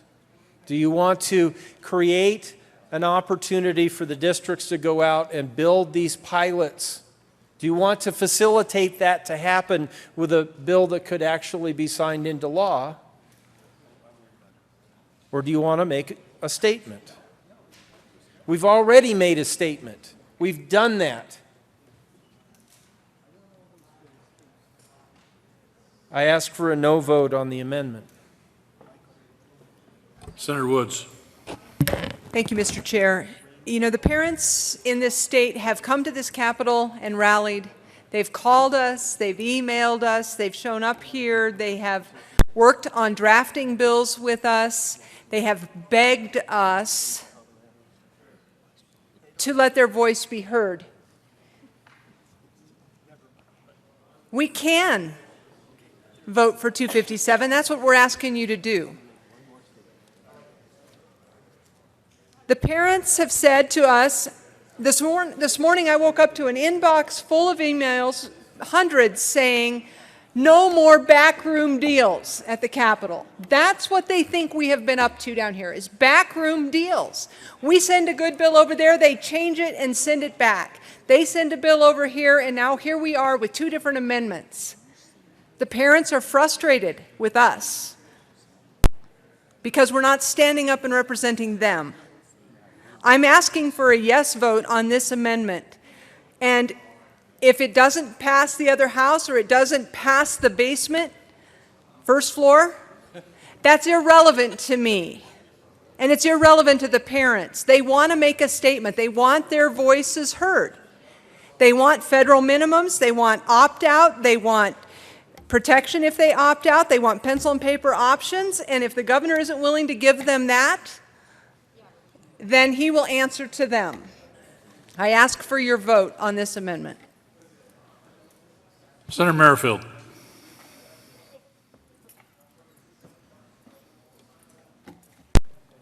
Thank you, Mr. Chair. Well, just a couple of things really quickly. It was said here at the microphone that 257 doesn't exist anymore. You're right. So let's bring it back like the Phoenix. We can make 257, the bill that you approved 33-2, exist again. Secondly, there was some mention about buy-in, about parents having buy-in and teachers buy-in, that they would support 1323 without our amendment, this amendment we're talking about now. Well, my question for you is, have you been reading your emails? Have you been checking to see which one says support 257 and which ones say support 1323? My guess would be none. The vast majority are saying, please support 257, please do not support 1323. Yes, this is day 119. We should have been having this discussion on day 20 and day 25 and day 30. But instead, this discussion has been put off and put off and put off, and people have been excluded from these discussions until literally today. And if it's late, if this 9-page, whatever it is, amendment is late, well, no, you've already seen this amendment because you passed it 33-2 about 4 weeks ago. It's not like we're springing something strange to you. You know what it was, you voted for it. And as to the concern that if we don't pass a specific bill that it's not going to get signed into law, that's the same subject. We didn't get any input, we didn't get any concern, we didn't get any discussion from the first floor about what would be necessary until this last week. And then suddenly we're under the gun and told if this doesn't come out in a certain form, then it's not going to be signed. I doubt that any of you ran in your campaign saying, I'm going to only carry legislation that I'm certain that the governor is going to sign. So, and finally, many people are saying, well, let's do what we can do this year and we can get a better bill, or we can do more next year. Can you imagine what the response is going to be next year when we try to get more and a better bill? It's going to be, no way. You already did it. You've had your shot. You addressed the concerns. You passed a bill. We don't need to do anything more. So I would prefer that we have a good bill that we put on the governor's desk. If he doesn't want to sign it, we'll come back and bring him another good one. I really hope you'll support the same bill that you just supported a couple of weeks ago. Thank you. Senator Neville. Thank you, Mr. Chair. I'll keep it brief. Just one thing I want everybody in here to understand. This bill, as it is, the bill that we sent, that we passed out 33-2 out of this chamber, never ever saw the light of day in the House because of what happened in House Education. This is an opportunity for us to do what we should be doing as the Senate, and I urge you to pass this amendment. Senator Heath. Thank you. Thank you, Mr. Chair. Just a few quick comments. We had this last fall or last spring, students walk out of Fairview High School, where my kids went, out of Cherry Creek, out of Douglas County, Boulder High School, because of the testing that we did in high school, particularly their senior year. What they did, I believe, got us in a position to have the conversation that we're having tonight. Sometimes you need that sort of event to make things happen. And we know coming into this session that one of the things that we were all expected to do was to take a hard look at the testing that we were being given to our students at all levels.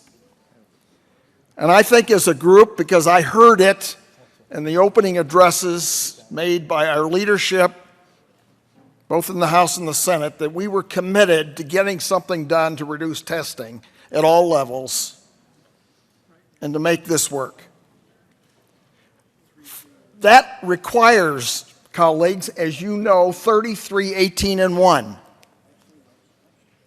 It is great for us in a vacuum to stand up here and do something, but it's got to get passed if we're going to have anything done. And I, for one, am not willing to go back to my constituents and say we were unable to make a difference in testing at all levels in the state.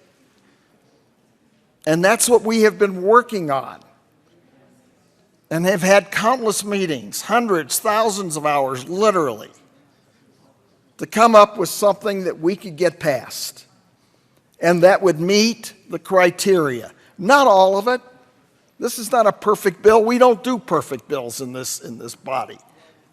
Nothing is going to make sure all 35 of us feel good, all 65, and the 1.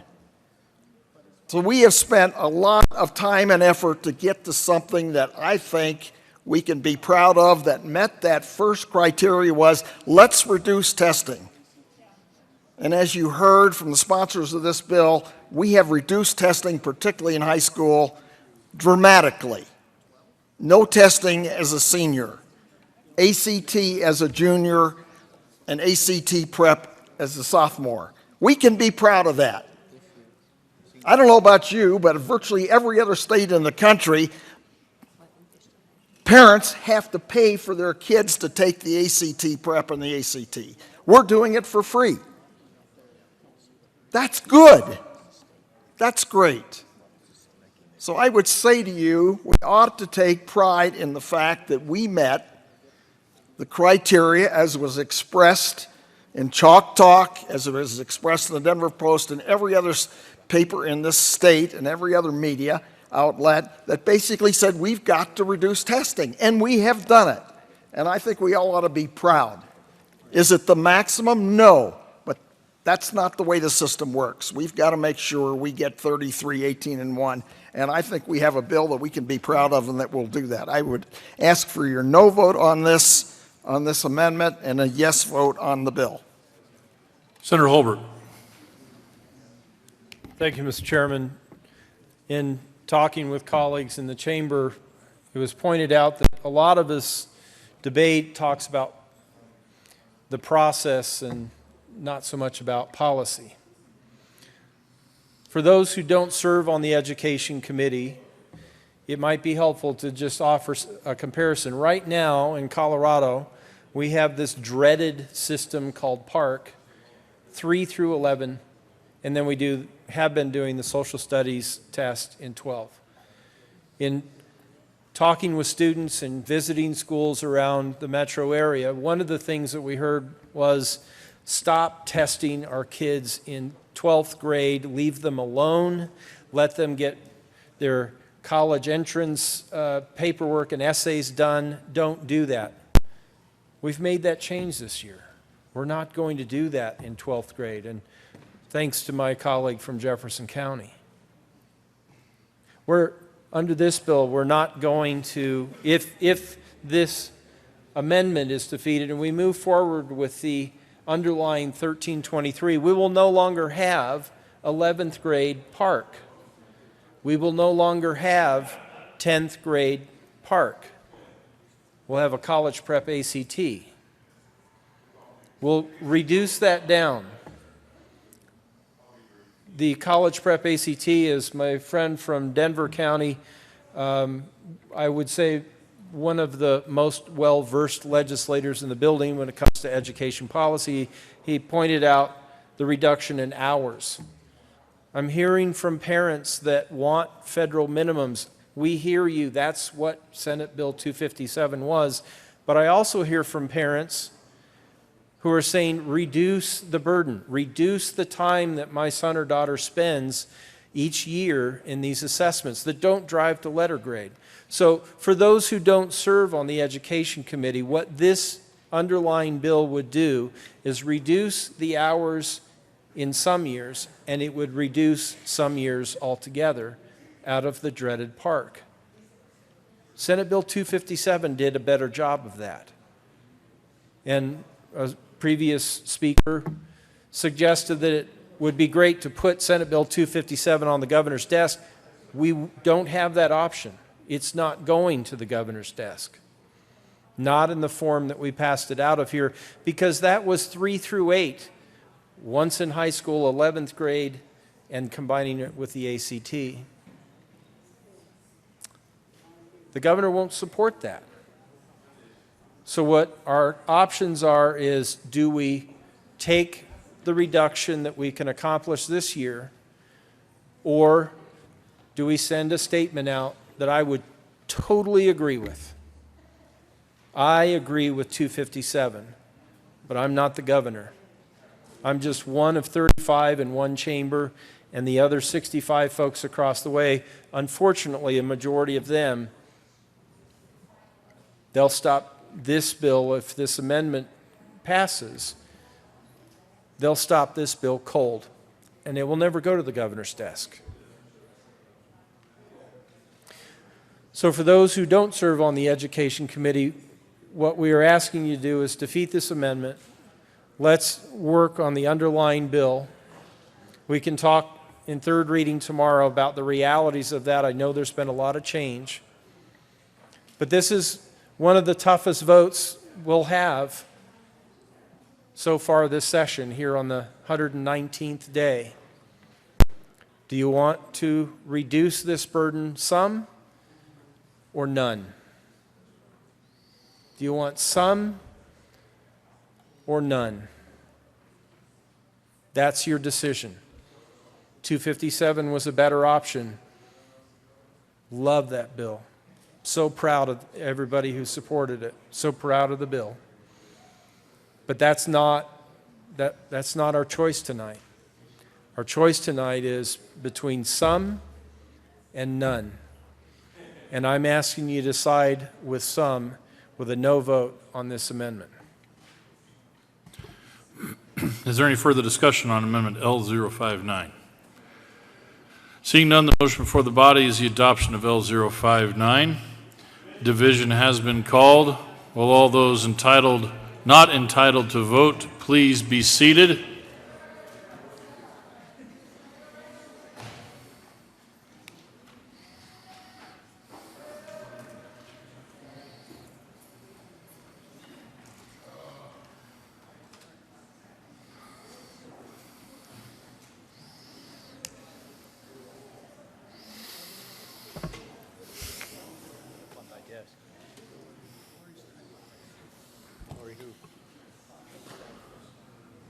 Saying, good job, right?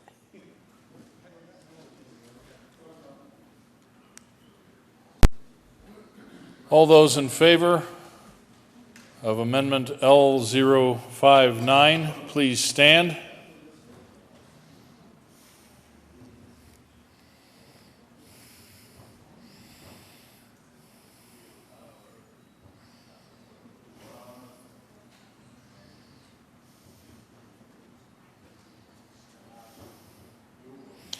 Please be seated. All those opposed, please stand. Chair is not in doubt. That amendment is defeated.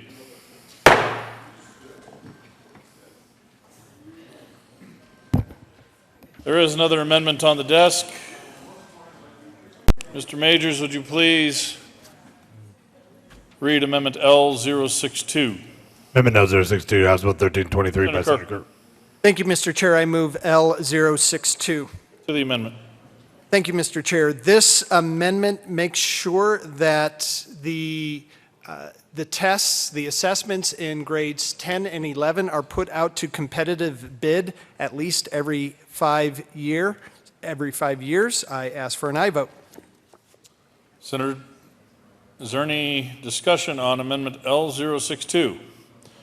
Seeing none, the motion before the body is the adoption of Amendment L062. All those in favor, say aye. All opposed, no. The ayes have it, and Amendment L062 is adopted. Senator Todd. Thank you, Mr. Chair. And I do rise in support of House Bill 1323. I'd like for us to have gone back to 257. I think that was a strong statement. I think it was important for us to have that discussion here in the chamber. I think it was important for us as senators to recognize that what we sent out of our chamber to the House, we really believe in. And so I do want to commend the senator from Douglas County and from Jefferson County and from Boulder who have been very involved in the discussions. We have made a decision that not all of us were going to be at every single meeting, and so there was kind of a representation. That's tough, particularly for those of us that are strong educators. It's tough for us to kind of take a back seat and not be able to be quite as vocal as we might want to be. And so I want to commend the hours and the energy and the good hard work that has been expended. And with that, it is important that the promises we have made to our constituents that we will do something different. We will reduce the amount of testing that is being given, and we will make it as meaningful as possible and as relevant. With that, I urge an aye vote from all of us for House Bill 1323. Thank you. Is there any further discussion? Senator Holbert. Thank you, Mr. Chair. It is hard to say thank you. To move forward with something that is less than this chamber was willing to do. Thank you for Senate Bill 257. This has been a great session when it comes to education, and the folks on both sides of the aisle in this chamber working together and having conversations, not making statements, but passing bipartisan legislation through this chamber. Student data privacy, opt-out, 257, we have a lot to be proud of. This is hard. This is hard. I wish we could do more. I wish that we controlled the House. I wish that we had such cooperation from them, and I wish that we had a governor who would sign Senate Bill 257. But I want to thank the good senator from Colorado Springs for your work on all of that legislation, and my friend from Jefferson County and Denver, all of you, thank you for making the choice to do something rather than nothing. Senator Merrifield. Thank you, Mr. Chair. Well, this is difficult to say because a few minutes ago I said something, just something, how did I say it? A little bit is better than nothing, something to that effect. So I think I'm proud of those who stood with me, and I appreciate those who did. And Senator Holbert, I appreciate his willingness to work. And this has been an interesting process. It's been an incredible debate if you look at the way things swung back and forth. So I don't want to keep you here any longer. I've changed my mind. A little bit is better than nothing, so I will vote for this bill and urge you to do the same. Senator Kerr. Thank you, Mr. Chair. And just as a quick wrap up, I want to read one thing and then go over a quick checklist here. The title of this bill, concerning assessments in public schools and in connection therewith, codifying the consensus recommendations of the Standards and Assessment Task Force created in House Bill 14-1202. That is what this bill was supposed to do. I have here the recommendations of the 1202 task force. Eliminate state-mandated tests in 12th grade. Check. Eliminate state-mandated tests in 11th grade except for a college entrance exam. Check. Fulfill high school science assessment requirements. Check. Consider whether to continue state-mandated ELA and math exams at 9th grade. Well, I'll put that as a sort of, okay? Because as we move the 10th to 9th and move the 10th away. So we'll put a half check by that. Consider whether to continue state-funded social studies tests. As we all know, that's a separate bill. I'm checking that off. Administer ELA and math CMAS assessments at 10th grade. Again, going back to D above, that's a half check.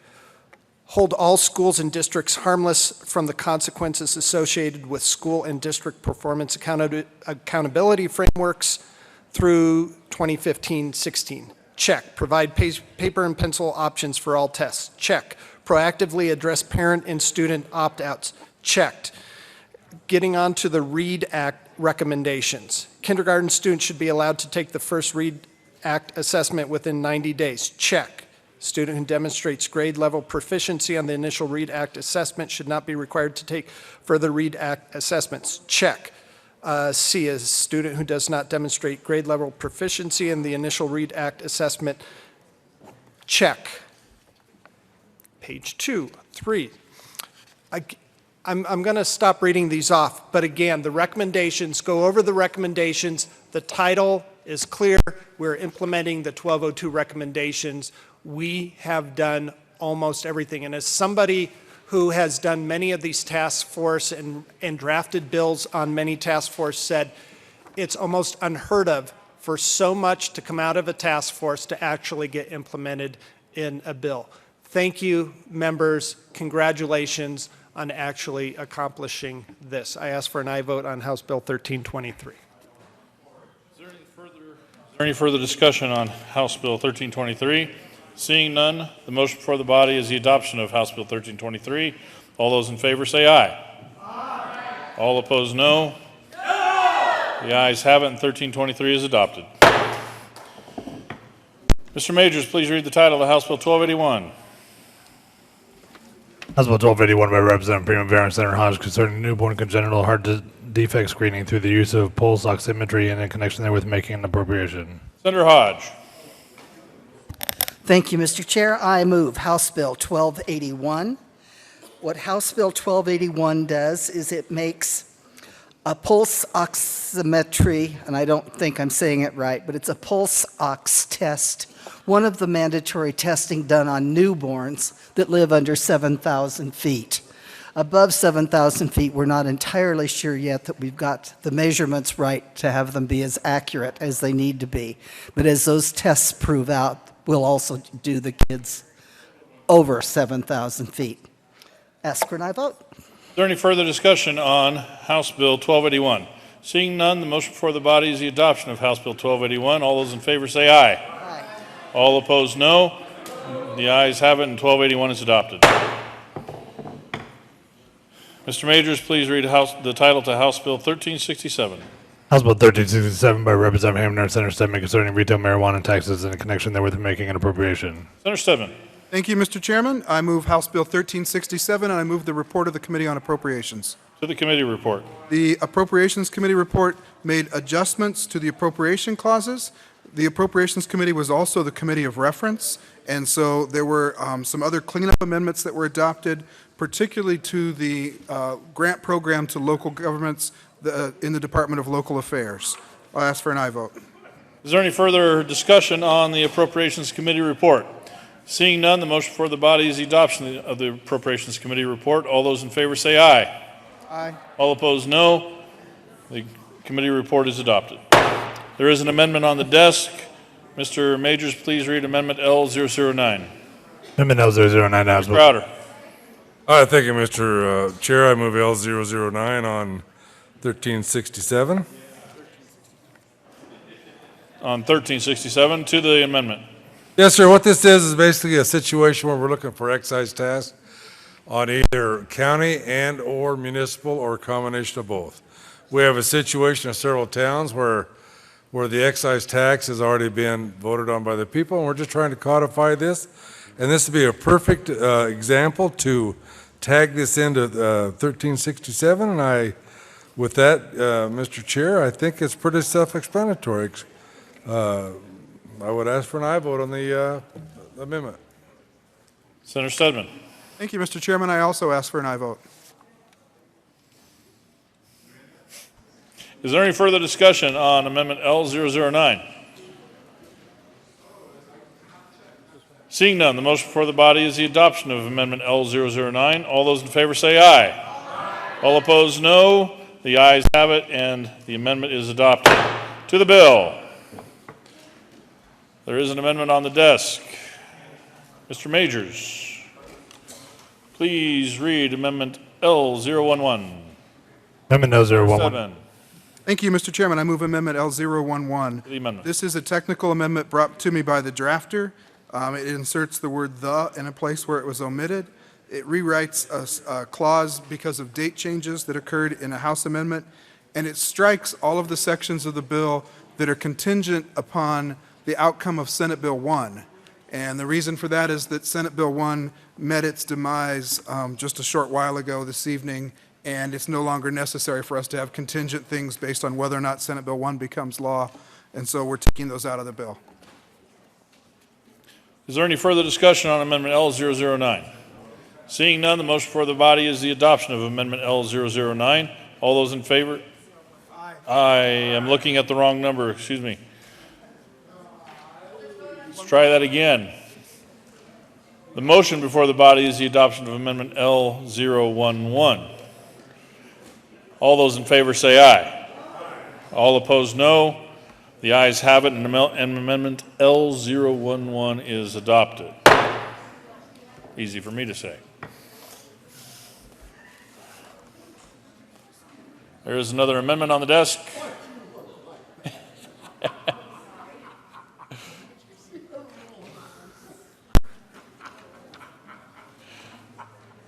Mr. Majors, would you please read Amendment L006? Amendment L006, House Bill 1367 by Senator Sonnenberg, amendment reading Gross Bill, page 30, after line 8, insert section 18 in Colorado Revised Statutes 3510. Senator Sonnenberg. Thank you, Mr. Chair. I move L006. To the amendment.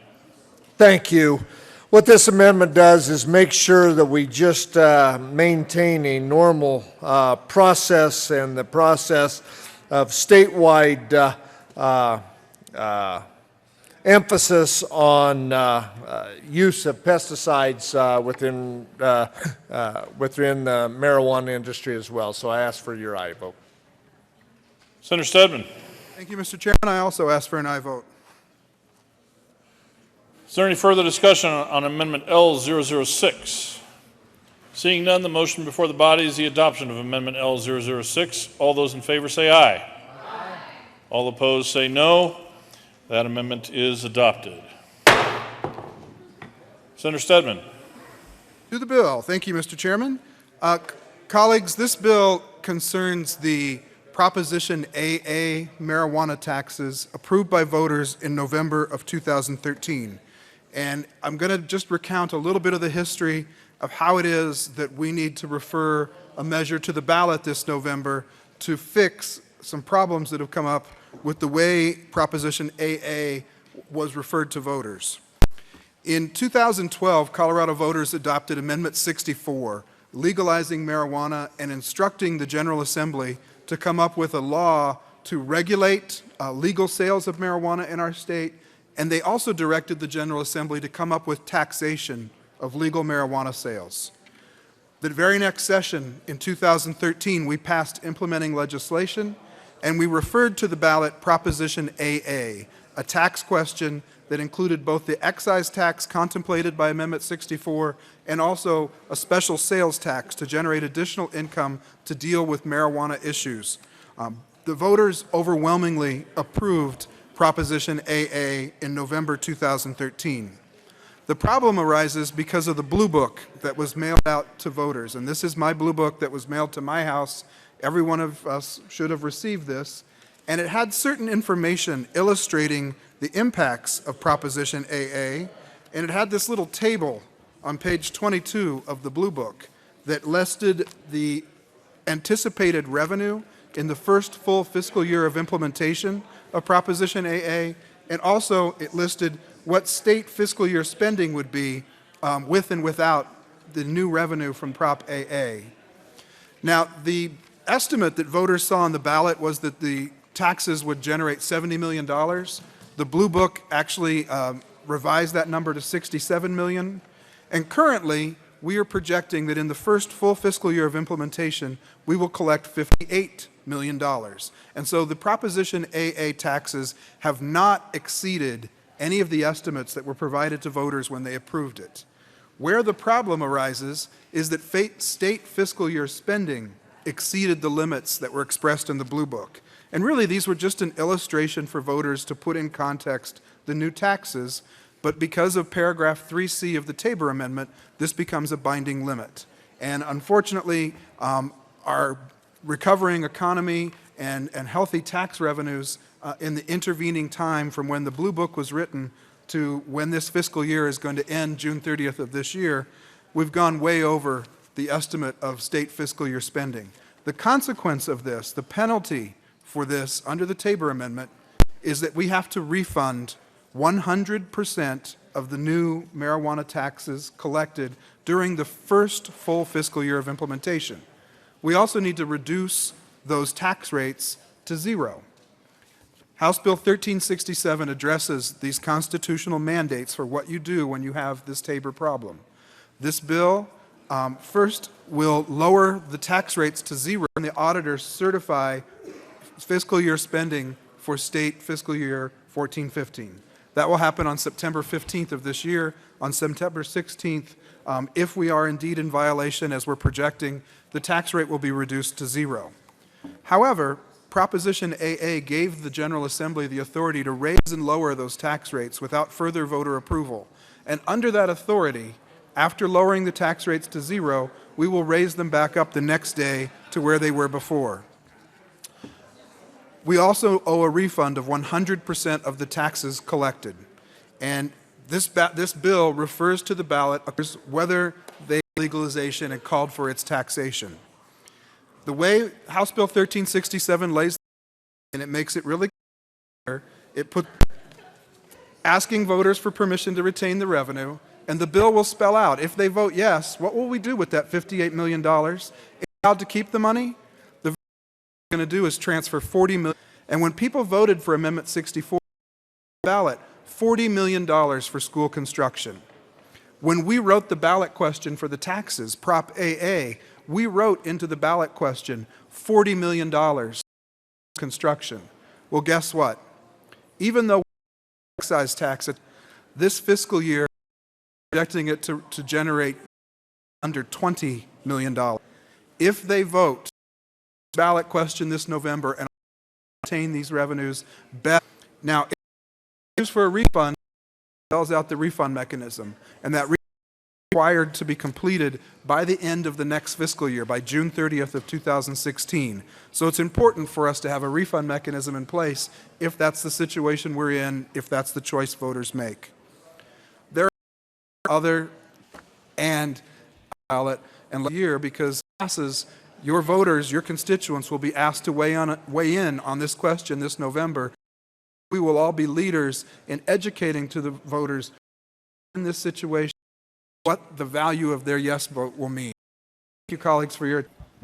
Thank you, Mr. Chair. I just wanted to thank the senator from Denver for sponsoring this. It is a difficult, complicated area of policy. Very grateful for him. And in his honor, there are munchies and donuts on his desk. Discussion on opposed no. The ayes have it. And 7 is adopted. 71 by Representatives Pabona, Willett, and Senator Johnston concerning an exemption to the Unclaimed Property Act for funds held in certain lawyer trust accounts. Senator Johnston.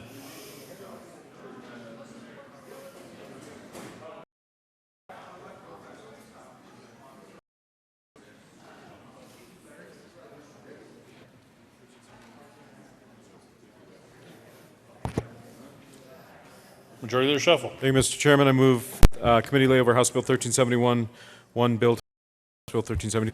You've heard the motion to lay over their education and taking their national exams so that they can hospital for their training. Please move the bill on House Bill 1373. Seeing none, the motion before the body is the adoption of House Bill 1373. All opposed say no.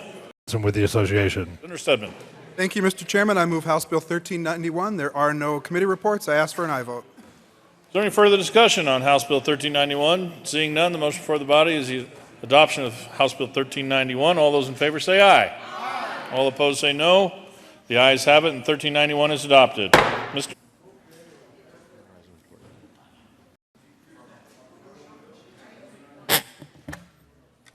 Senator Merrifield. Thank you, Mr. Chair. I don't remember what the Ag Committee report did. The Ag Committee report dealt with some condos, basically, common interest community rights, and changed it so that the HBOs were. Natural Resources and Energy Committee of the Ag Committee report. All say aye. All opposed say no. The aye. Thank you, Mr. Chair. I agreed to take it. It seemed to be told 9 years in a row now there's no such thing as a simple bill. So, but what this bill does is it allows for homeowners to collect rain from the roof of their homes in up to 2 years with a combined or a multi-family residence with up to 4 units. The rain collected for outdoor purposes, the itself, where the rain is collected, including the irrigation of existing resources. My apologies. So currently, Colorado law allows for only limited application of precipitation.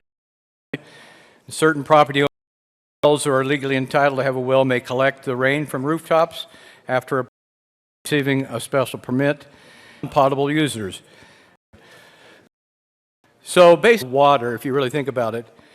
But what it does, especially for those of us who are urban dwellers, it makes us realize how, and had a lot of ranchers and farmers who sent their children to my schools.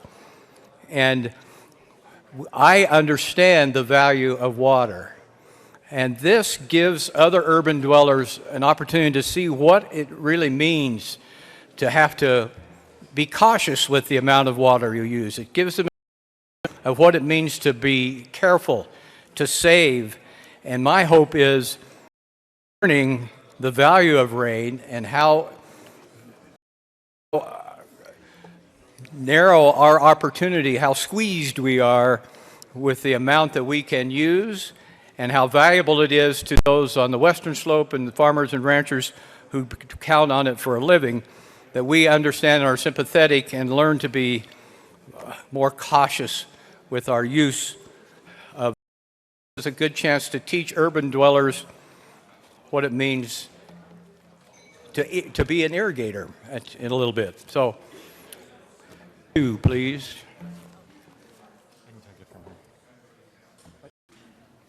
You okay? Majority Leader Shuffle. Thank you, Mr. Chairman. I appreciate the discussion surrounding House Bill 1259. Appreciate the discussion with the sponsor of that bill. Move the committee lay over House Bill 1259 to May 7. May 7th. Majority Leader Shuffle. Thank you, Mr. Chairman. I move the committee and report. Motion before the body is for the committee to rise. All opposed, no. The ayes have it, and the committee will rise and report.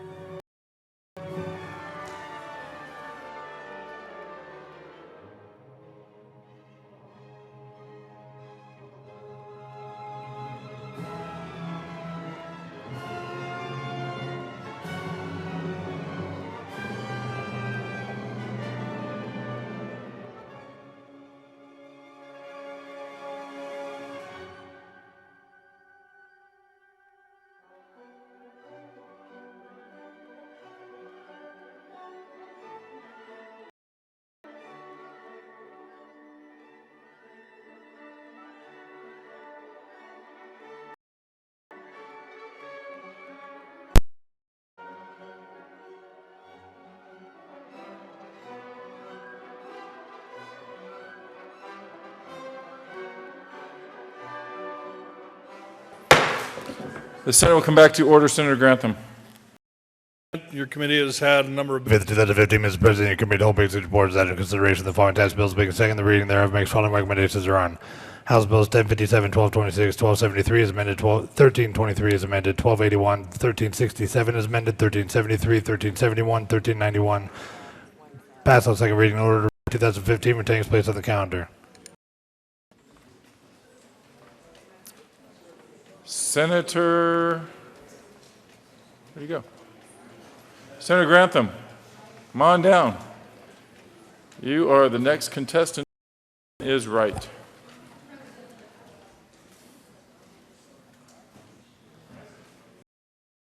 Thank you, Mr. President. I move for the. You have heard the motion. There are 99 amendments. Whole Amendment 2 to House Bill 1057. Senator Jones moved to amend the report of the committee of the whole show that House Senator Bill Jones. Thank you, Mr. President. I move Committee of the Whole Amendment 002. And members, what this motion does is it did not pass, and I'm going to ask for a yes vote to say it did not pass. I got to tell you, I love this place. I really do. Because you just never. It was interesting. I was reading this Copel Works, Jared Copel's son, who I've known for a long time. But it reads like this. This year's House Bill 1057, even as amended, is an attack on the fundamental right of initiative. The Blue Book analysis is a legislative function of the General Assembly. The right of initiative for the people of the Colorado in Article 5, Section 1 of the Colorado Constitution upon certain reserved powers.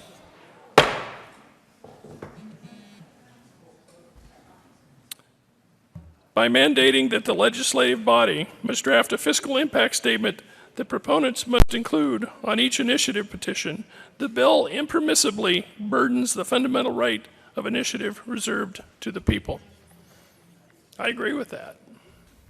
I often ask myself, why am I working on this bill the way I am? And that is, I think, because this is people's right to pay government directly, not cost them, or was fit time that the initiative is an addition to government.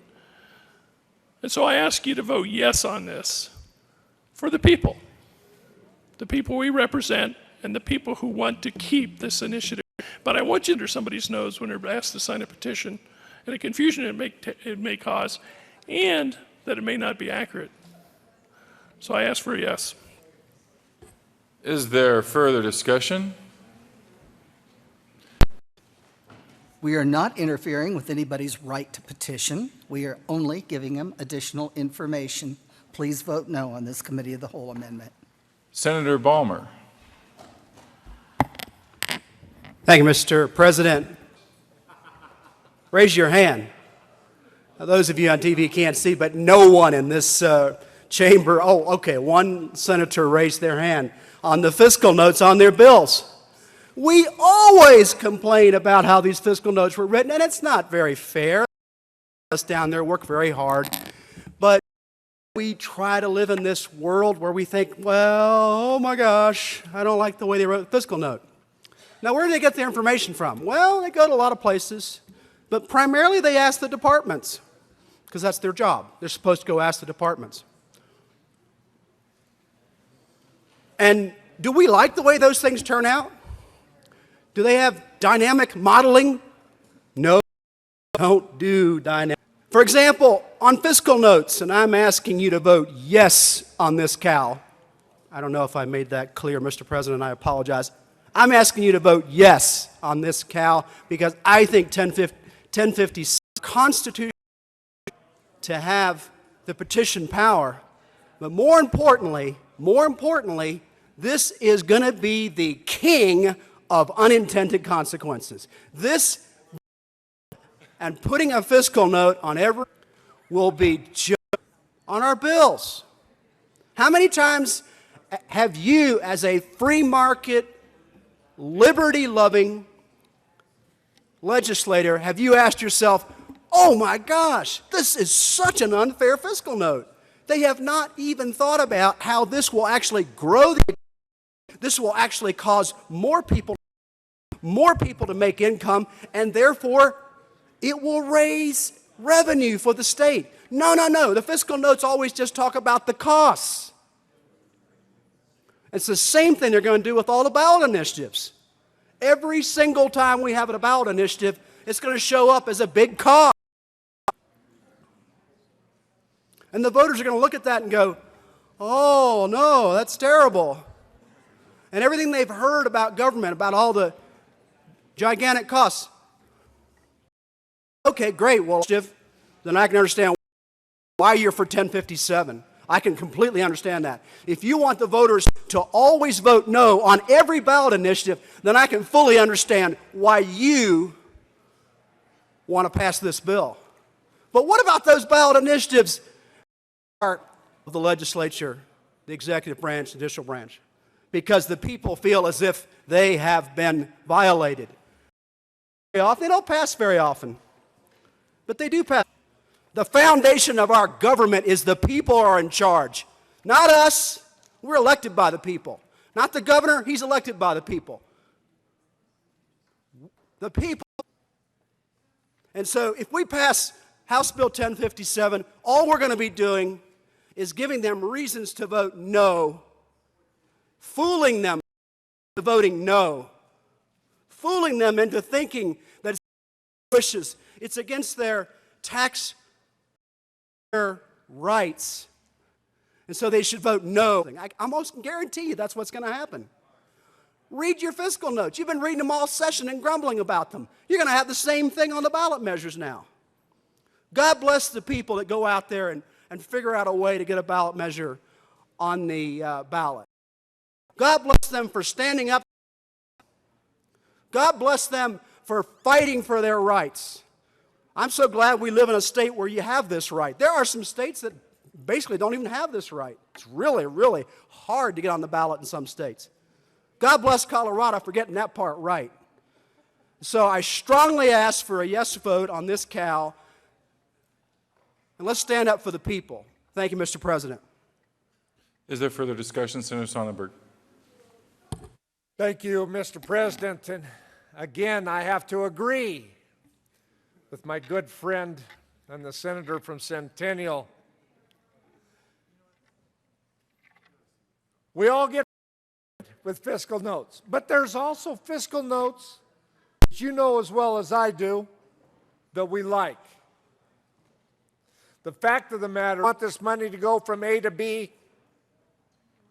The fact of the matter is, they are nonpartisan, and I respect that.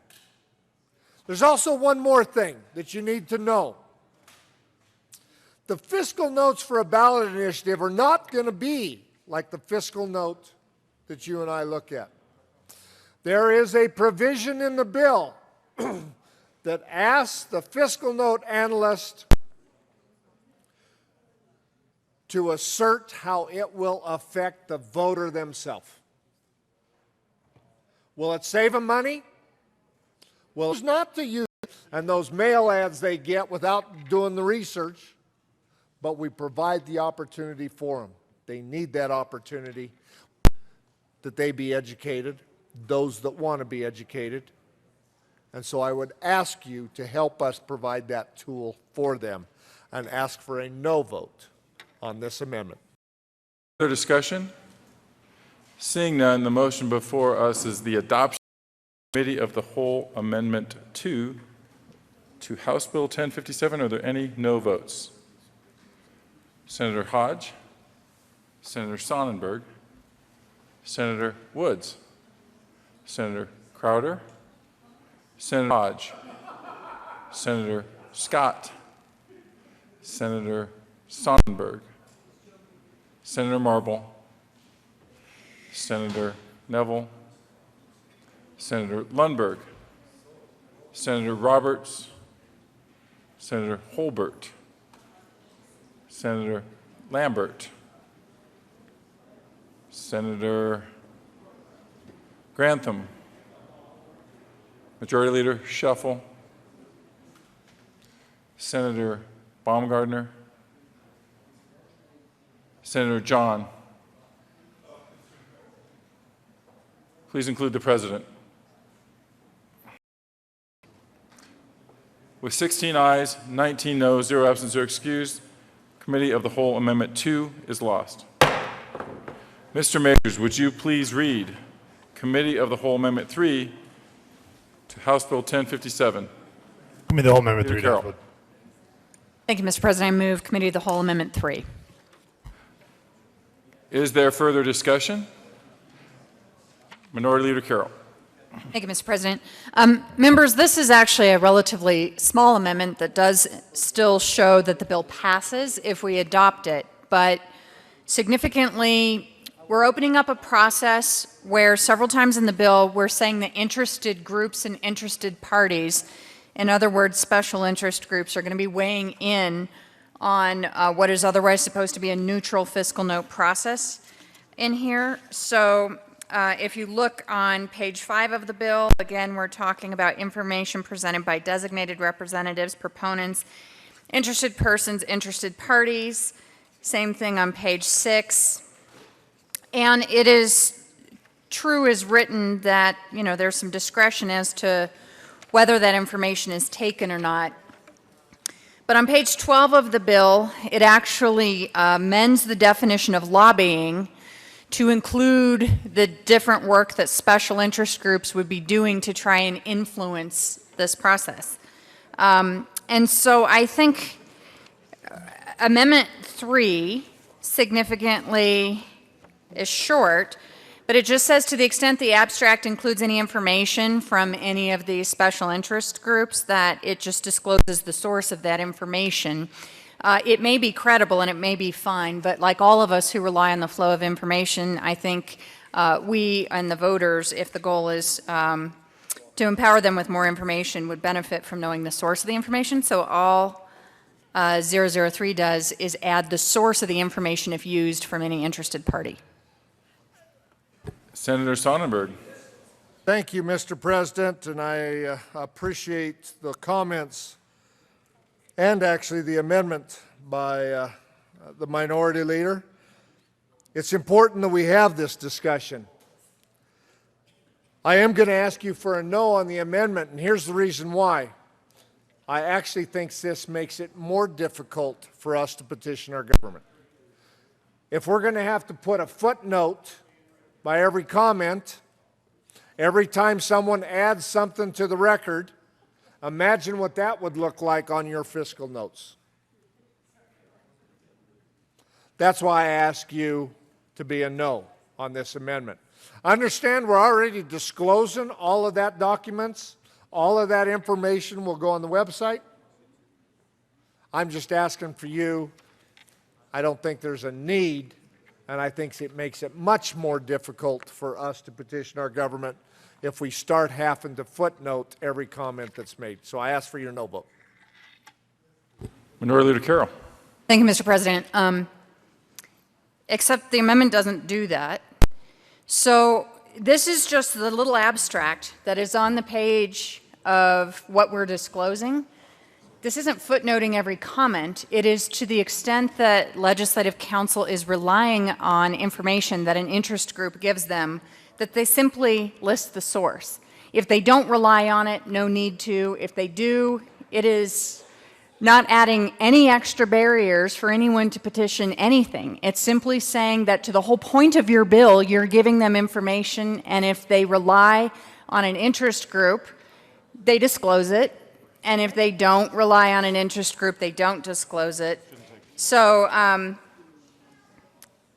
not sure it really changes the outcome of what this is, but to be clear, this doesn't add an extra step for anybody. This is just transparency about what special interest groups are trying to get information in front of voters on a ballot measure, to the extent that they avail themselves of the process in the bill to allow interested parties to petition and weigh in.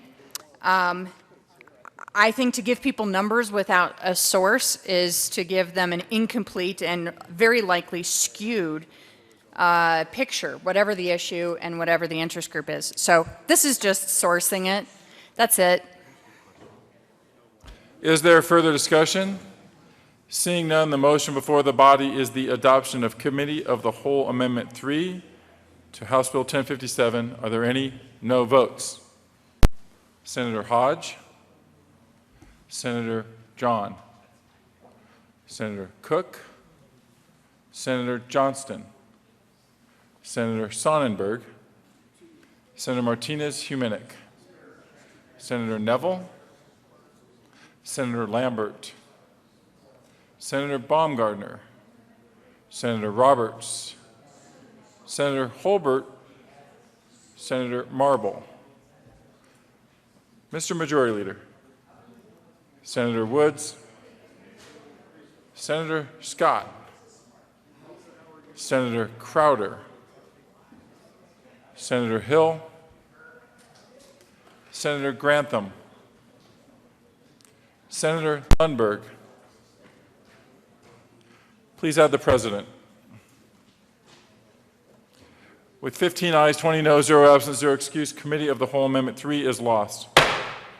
Mr. Majors, would you please read Committee of the Whole Amendment 1 to House Bill 1367? Committee of the Whole Amendment Senator 1, Hill. House Bill 13. Thank you, Mr. President. Colleagues, while we continue to work, we talked about House Bill 1367 dealing with marijuana taxes. I move Committee of the Whole Amendment 1, Mr. President. Continue. Colleagues, as we were discussing this, basically we put in a bill that we had heard in State Affairs. It talks about creating an entirely new taxing authority for our local counties on marijuana. And I will acknowledge that there are problems on both sides of this, but we are creating a new process for new taxing authority by doing this. And we're moving beyond what we say we need a simple, clear, transparent, flat, easy to understand taxing authority here in Colorado. And this amendment that was put on 1367 gets us significantly away from that. The other problem here is 1367 is something I believe we can all agree on in terms of how we retain and use marijuana taxes to honor the Constitution. Unfortunately, I'm asking to strip out this amendment that was put on at 1367 that brings back in a bill that we'd already heard, we'd heard testimony on, and failed on its merits. So I ask for your support of Cal Amendment 1. Senator Scott. Thank you, Mr. President. And I, too, have to rise in support of this Cal Amendment. We have a process. We hear a bill. The bill lives or it dies on its merit. And this bill was killed in State Affairs.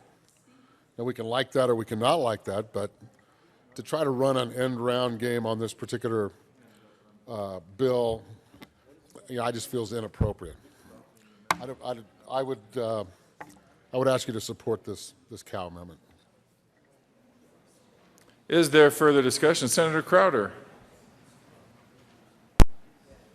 I put the amendment on, and I'd like to see it stay. You know, we have, hold on. You know, we got five towns in the state that have already done this. You know, and what they've done is they've allowed their elections, you know, to proceed on this, and they've instituted this upon themselves. All we're trying to do is codify it. This was killed in committee.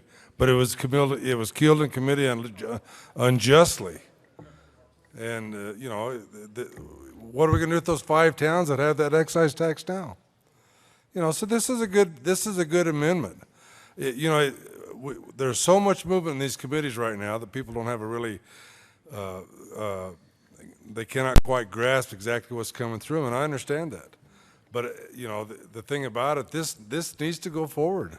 And I'm going to be asking to keep this on. I guess I would be asking for a yes vote. Oh, I would be asking for a no vote. You'd be asking for a yes. Is there further discussion?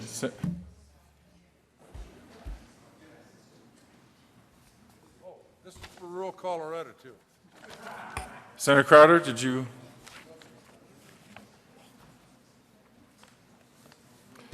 The motion, is there further discussion? Seeing none, the motion before the body is the adoption of Committee of the Whole Amendment 1 to House Bill 1367. Are there any no votes? Senator Stedman is a no. Senator Crowder. Minority Leader Carroll. Senator Kafalis. Senator Aguilar. Senator Newell. Senator Hodge. Senator Todd. Senator Garcia. Senator Guzman. Senator Heath. Senator Jones. Senator Ulibarri. Senator Merrifield. Senator Donovan. Senator John. Further no votes. With Senator Johnston. Senator Kerr. With 17 ayes, 18 noes, 0 amendments, 0 excused, Committee of the Whole Amendment 1 to House Bill 1367 is lost.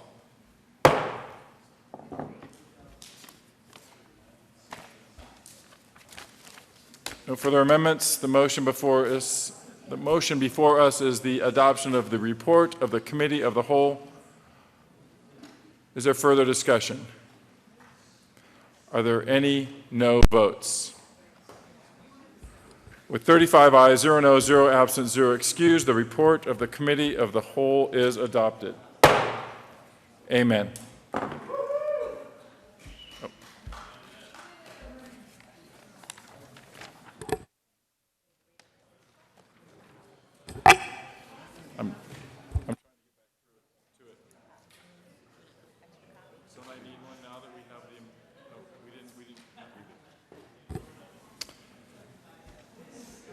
House Bill 1057, House Bill 1226, House Bill 1273 as amended, House Bill 1323 as amended, House Bill 1281, House Bill 1367 as amended, House Bill 1373, House Bill 1371, House Bill 1391 passed on second reading and ordered revised and placed on the calendar for third reading and final passage. House Bill 1259 as amended, laid over until May 7th, but fortunately retaining its place on the calendar.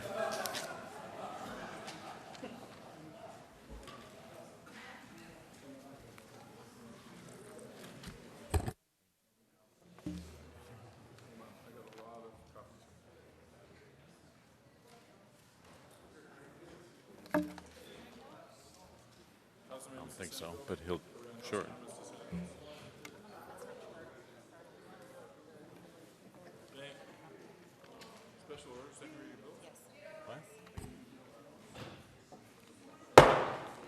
Special order, second reading of bills.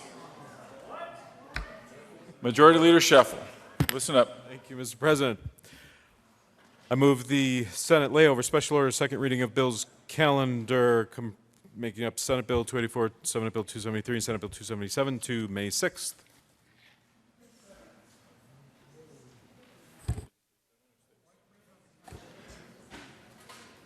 You've heard the motion. All those in favor say aye. Aye.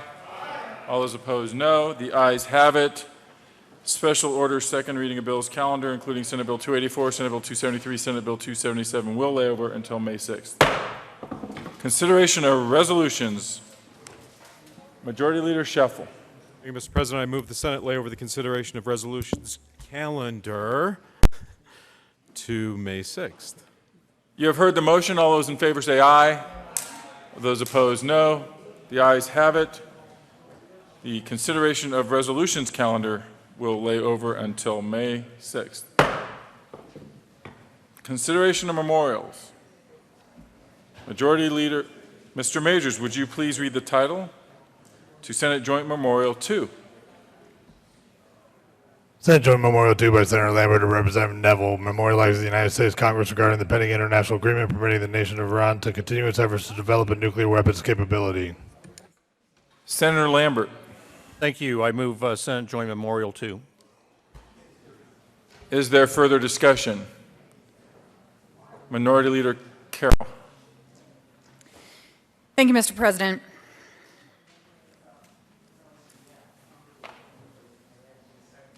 I oppose Senate Joint Memorial 2. We didn't read it at length, but if you did, you would see how it is a high-stakes, provocative claim wading into Middle Eastern politics in a way that I actually feel undermines national security. We all agree that it is a shared goal about reducing nuclear proliferation, and yet some of the most sensitive discussions that I can think of in my lifetime have begun to try and figure out disarmament and reduction of nuclear proliferation. And this is edgy. If this goes wrong, this is a question of international war or peace.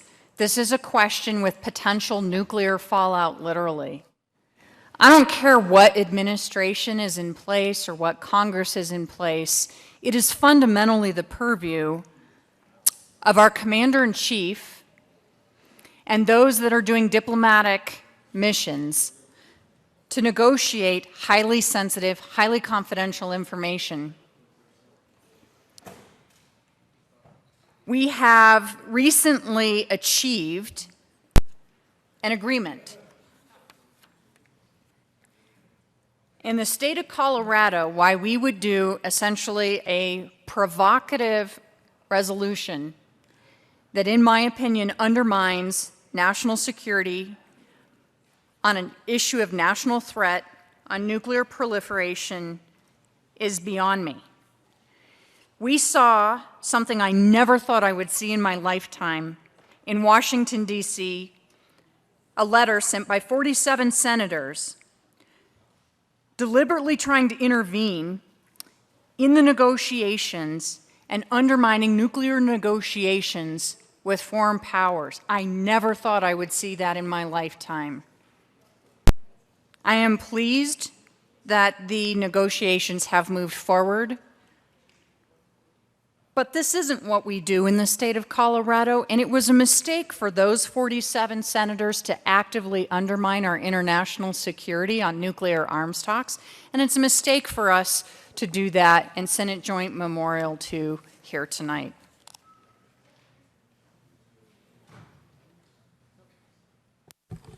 Senator Lundberg. Thank you, Mr. President. Members, I did do my homework on this a bit as well, and I disagree wholeheartedly. I disagree with the previous statements we just heard. I do agree with the Senate Joint Memorial Statement, and I believe it is appropriate from time to time, not very often, but this isn't very often, for the state legislature to weigh in and speak to the national and international issues that our members of Congress are dealing with and the President of the United States. I am deeply troubled by how these matters have been handled, and I believe we do have an appropriate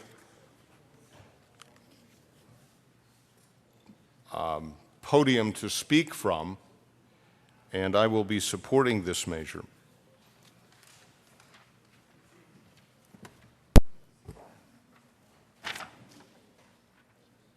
There is an amendment.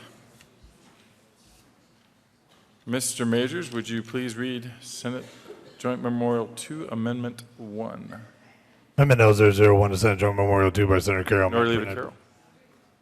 Thank you, Mr. President. I move Amendment L001. To the amendment.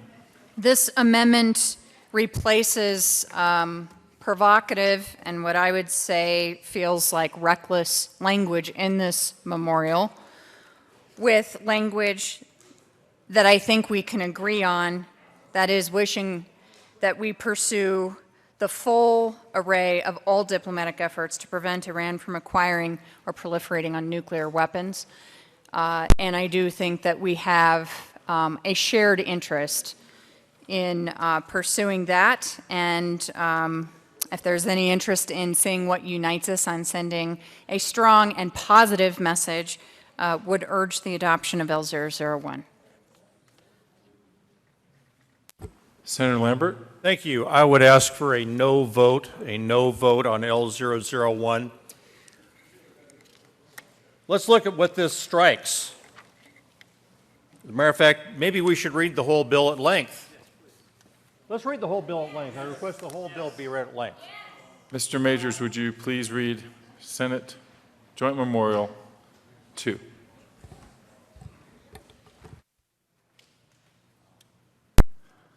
Whereas the present government of Iran has vowed publicly and repeatedly to wipe Israel from the face of the earth and has publicly and consistently pledged to bring death to the great Satan, the United States of America. And whereas the leaders of Iran have for 36 years refused to apologize for the taking and holding of 52 American citizen hostages for 444 days after the 1979 violent occupation of the American embassy in Tehran. And whereas the present government of Iran is under its present constitution is a theocratic dictatorship officially and formally dedicated to a permanent war against Western democratic institutions and values. And I believe I was in error. Actually, if I was in error, wouldn't you think I would know?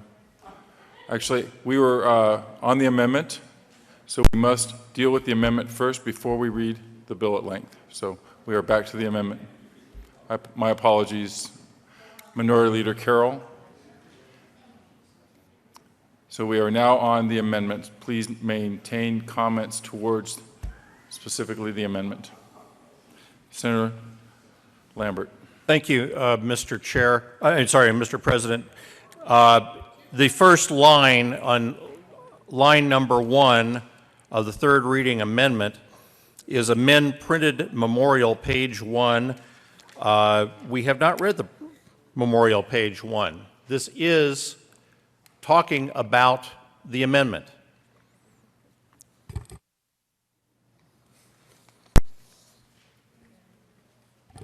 Senator Lindbergh. Thank you, Mr. President. Mr. President, this amendment removes the following lines. Whereas the present government of Iran has vowed publicly and repeatedly to wipe Israel from the face of the earth, and has publicly and consistently pledged to bring death to the great Satan, the United States of America, and whereas the leaders of Iran have for 36 years refused to apologize for the taking and holding of 52 American citizen hostages for 444 days after the 1979 violent occupation of the American embassy in Tehran. And whereas the present government of Iran, under its present constitution, is a theocratic dictatorship officially and formally dedicated to a permanent war against Western democratic institutions and values. And whereas since 1989, Iran has been among the nations listed by the United States Department of State as a state sponsor of terrorism. And whereas since 2013 and the inception of negotiations with Iran over its plans for developing nuclear weapons, the United States government has promised the American people that the negotiations with Iran has as its primary goal the prevention of Iran from continuing to develop its capacity for producing nuclear weapons. And whereas the terms of the framework agreement announced by the White House on April 2 do not prohibit Iran from continuing its efforts to develop its nuclear weapons capability, and whereas the government of Iran, through its supreme leader, Ayatollah Ali Khamenei, has openly rejected the United States government's interpretation of the framework and explicitly renounced any condition which restricts Iran's right or capacity for the eventual production of nuclear weapons. And whereas on April 13, 2015, 10 days after the framework was announced, Russia announced that it will start selling missiles to Iran, thereby abandoning its prior agreement with the United States to suspend such sales until Iran agrees to halt its nuclear weapons program. And whereas the Prime Minister of Israel, Benjamin Netanyahu, has stated that the proposed framework poses a clear and present danger to Israel's survival by allowing and accepting Iran's development of a nuclear weapons capability. And whereas members of both major political parties in Congress have voiced serious concerns over the proposed Iran nuclear agreement and have asked for the agreement to be submitted to the United States Senate for consideration and ratification. And whereas it is unacceptable to the people of Colorado that the government of the United States enter into any agreement that permits the possession of nuclear weapons by any nation that openly supports and clandestinely finances terrorist organizations that conduct violent acts against the peoples of the United States, the people of Israel, and other peoples and nations. And whereas under Article 2, Section 2 of the United States Constitution, the 2 representatives of Colorado in the United States Senate have an indispensable role in the consideration and ratification of international agreements negotiated by the President of the United States. And whereas each of the 7 representatives of Colorado in the United States House of Representatives has a vote and a voice in the decision to lift or continue the economic sanctions now in place against Iran, and whereas the citizens of Colorado and their children, grandchildren, and future generations have a vital existential stake in the preventing terrorist organizations and rogue nations that support terrorism from obtaining nuclear weapons, now therefore, and I will leave that, that is the essence of what this amendment does, remove from the memorial, and for that reason I rise to say I do not support the amendment. Senator Lambert. Thank you. I'd ask for a no on L001. This is called provocative, but what this strikes out is the line here that for 36 years Iran has refused to apologize for taking 52 American citizen hostages for 444 days. I do not think it's provocative to record the facts of history. In fact, one of my classmates from the Air Force Academy was held hostage in Tehran. He survived. They all survived. But after 444 days, to call the facts of history provocative is just outrageous. I'd ask for no vote on L001. Is there further discussion? Senator Kerr. Colleagues, we're kind of on a serious moment here, so if there's something else you need to do, could we take it to the side? Senator Thank you, Mr. President.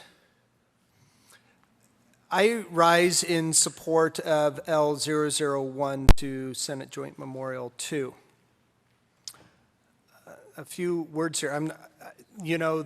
Quite a bit has been read up here out of the actual memorial. Let me read the language of the actual amendment.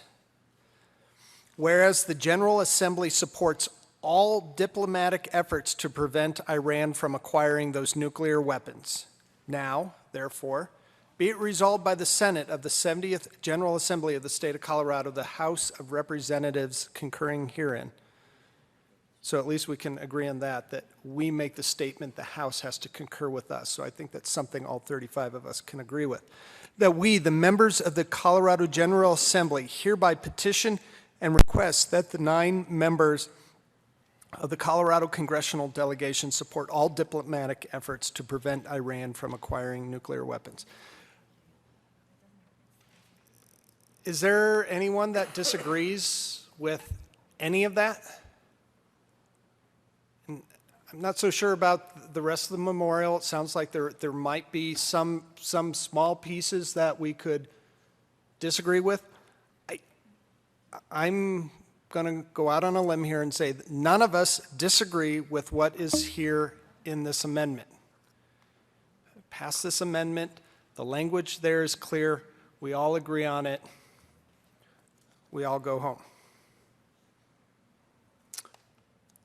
Senator Lambert. Thank you, Mr. President. I ask for an aye vote on L001. Sorry, I thought you were finished, Senator Kerr. Thank you, Mr. President. I disagree with what's in the amendment, and I think most of us do. All of us should.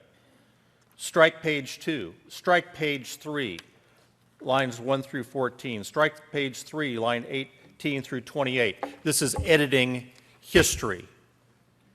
Editing history of one of the most dangerous countries in the world. I'd ask for a no vote on L001. Senator Kerr. Thank you, Mr. President. I'm going to trying to find some common ground here, trying to find some place we agree, and I'm going to read a short letter from 2 former U.S. senators, just reminding everyone that when we talk about treaties with other countries, it's actually the United States Senate that has the constitutional obligation to weigh in on treaties with other countries. There's agreement on nothing until there is agreement on everything is a bedrock principle of the pending nuclear negotiations with Iran. Everything means everything having to do with controlling Iran's nuclear program, not everything having to do with the total U.S.-Iran relationship. Though not yet an agreement, the framework has many breakthrough principles, including uranium enrichment only at the plant in Natanz, Iran, and no enrichment at the Fordow underground facility. Prohibition of the Iraq heavy water research reactor from producing weapon-grade plutonium or reprocessing to recover plutonium from spent fuel. A reduction and then a limit on Iran's stockpile of enriched uranium to 300 kilograms for 15 years. A 2/3 reduction in installed centrifuges for 10 years, and a range of limitations and inspections that will be in force over a 10 to 25 year period, and some permanent inspections of the program. But for this to be an agreement clearly in the interest of United States national security, important issues have yet to be resolved, including inspections, enforcement, and the snapback provisions under which Iran would receive relief from sanctions that have crippled its economy. The next 3 months are a crucial make or break time in this calculus. Congress's role in this matter is vital. Most sanctions cannot be lifted without the affirmative action of Congress, and review of any final agreement is appropriate. But premature action while the negotiation is incomplete will be construed as an anticipatory veto of any final agreement before it is even seen. The world is well aware of the partisan gridlock that has infected Washington. The drums of partisanship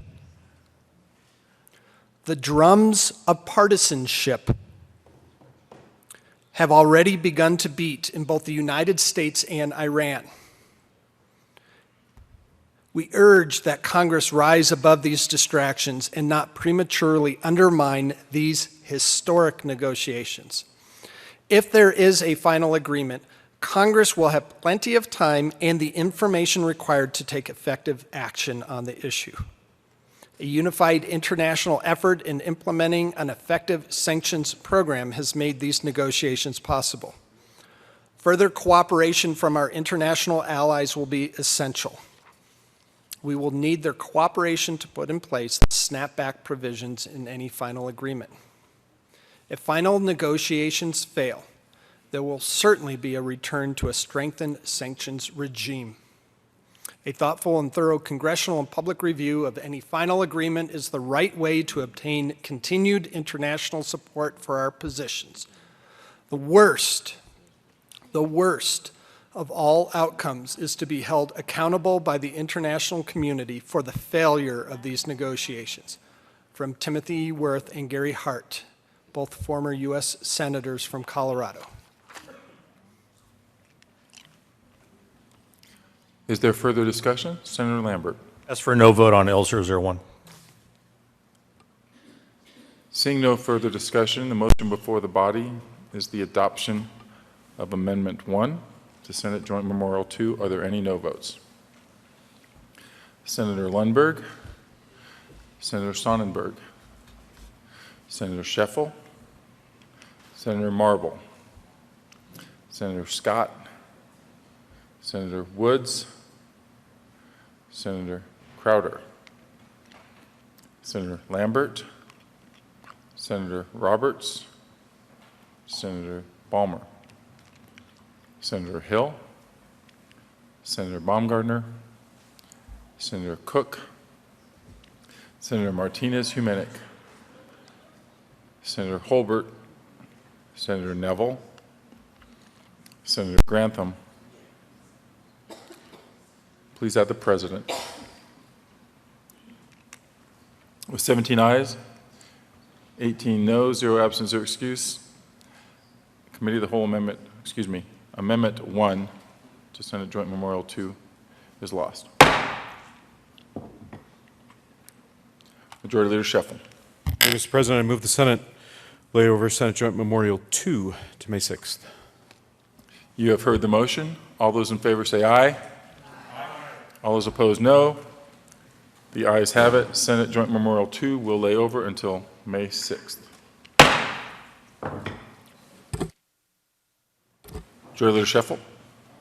Thank you, Mr. President. I move the Senate lay over the balance of the calendar to May 6th.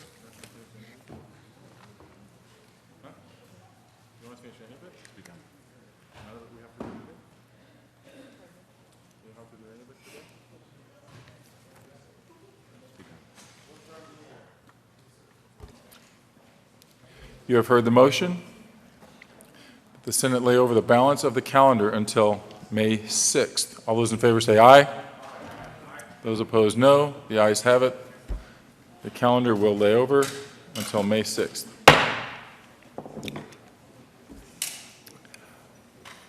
Yep.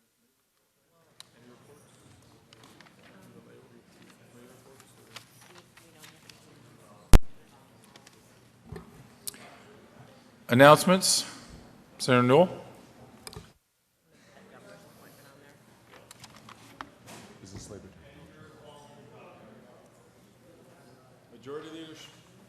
Majority Leader Scheffel. Hey, Mr. President, I did want to announce that Business Labor Technology will be having a meeting tomorrow, probably over the noon hour, to hear 2 governor's appointments. So those of you in that committee, be prepared for that.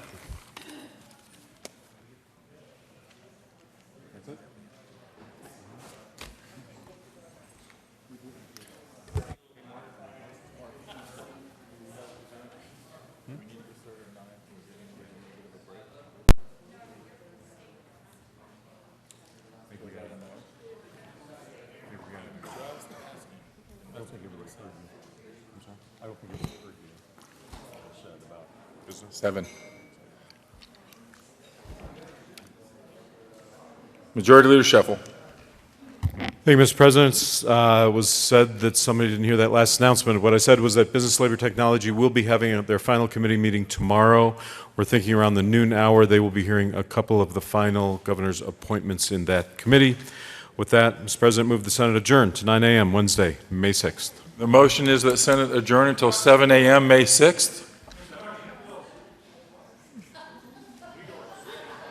6 a.m. May 6th. The motion is to adjourn until 9 a.m. May 6th. All those in favor say aye. I can't hear you. All those opposed, no. The Senate will be adjourned until 9 a.m. No. Whoa, whoa, whoa. There is an amendment on the desk. The Senate will stand in recess. You're good. Okay, we're going to belay that too. Announcements. Majority Leader Scheffel. Thank you, Mr. President. Just wanted to make the announcement because of the volume of the bills we have heard. We're going to be considerate of our assignables and ask them not to refile, organize, or pull any files that we may use tomorrow. So for tomorrow, if you need a copy of any bill committee report, fiscal note amendment, it's not in an obvious place in your file, please check with the front desk, back desk, various desks, and they will be very happy to help you. And with that, I'll renew my motion, Mr. President, the Senate adjourn to 9 a.m. You have heard the motion. All those in favor say aye. Those opposed, no. The ayes have it. The Senate will adjourn until 9 a.m. May 6th.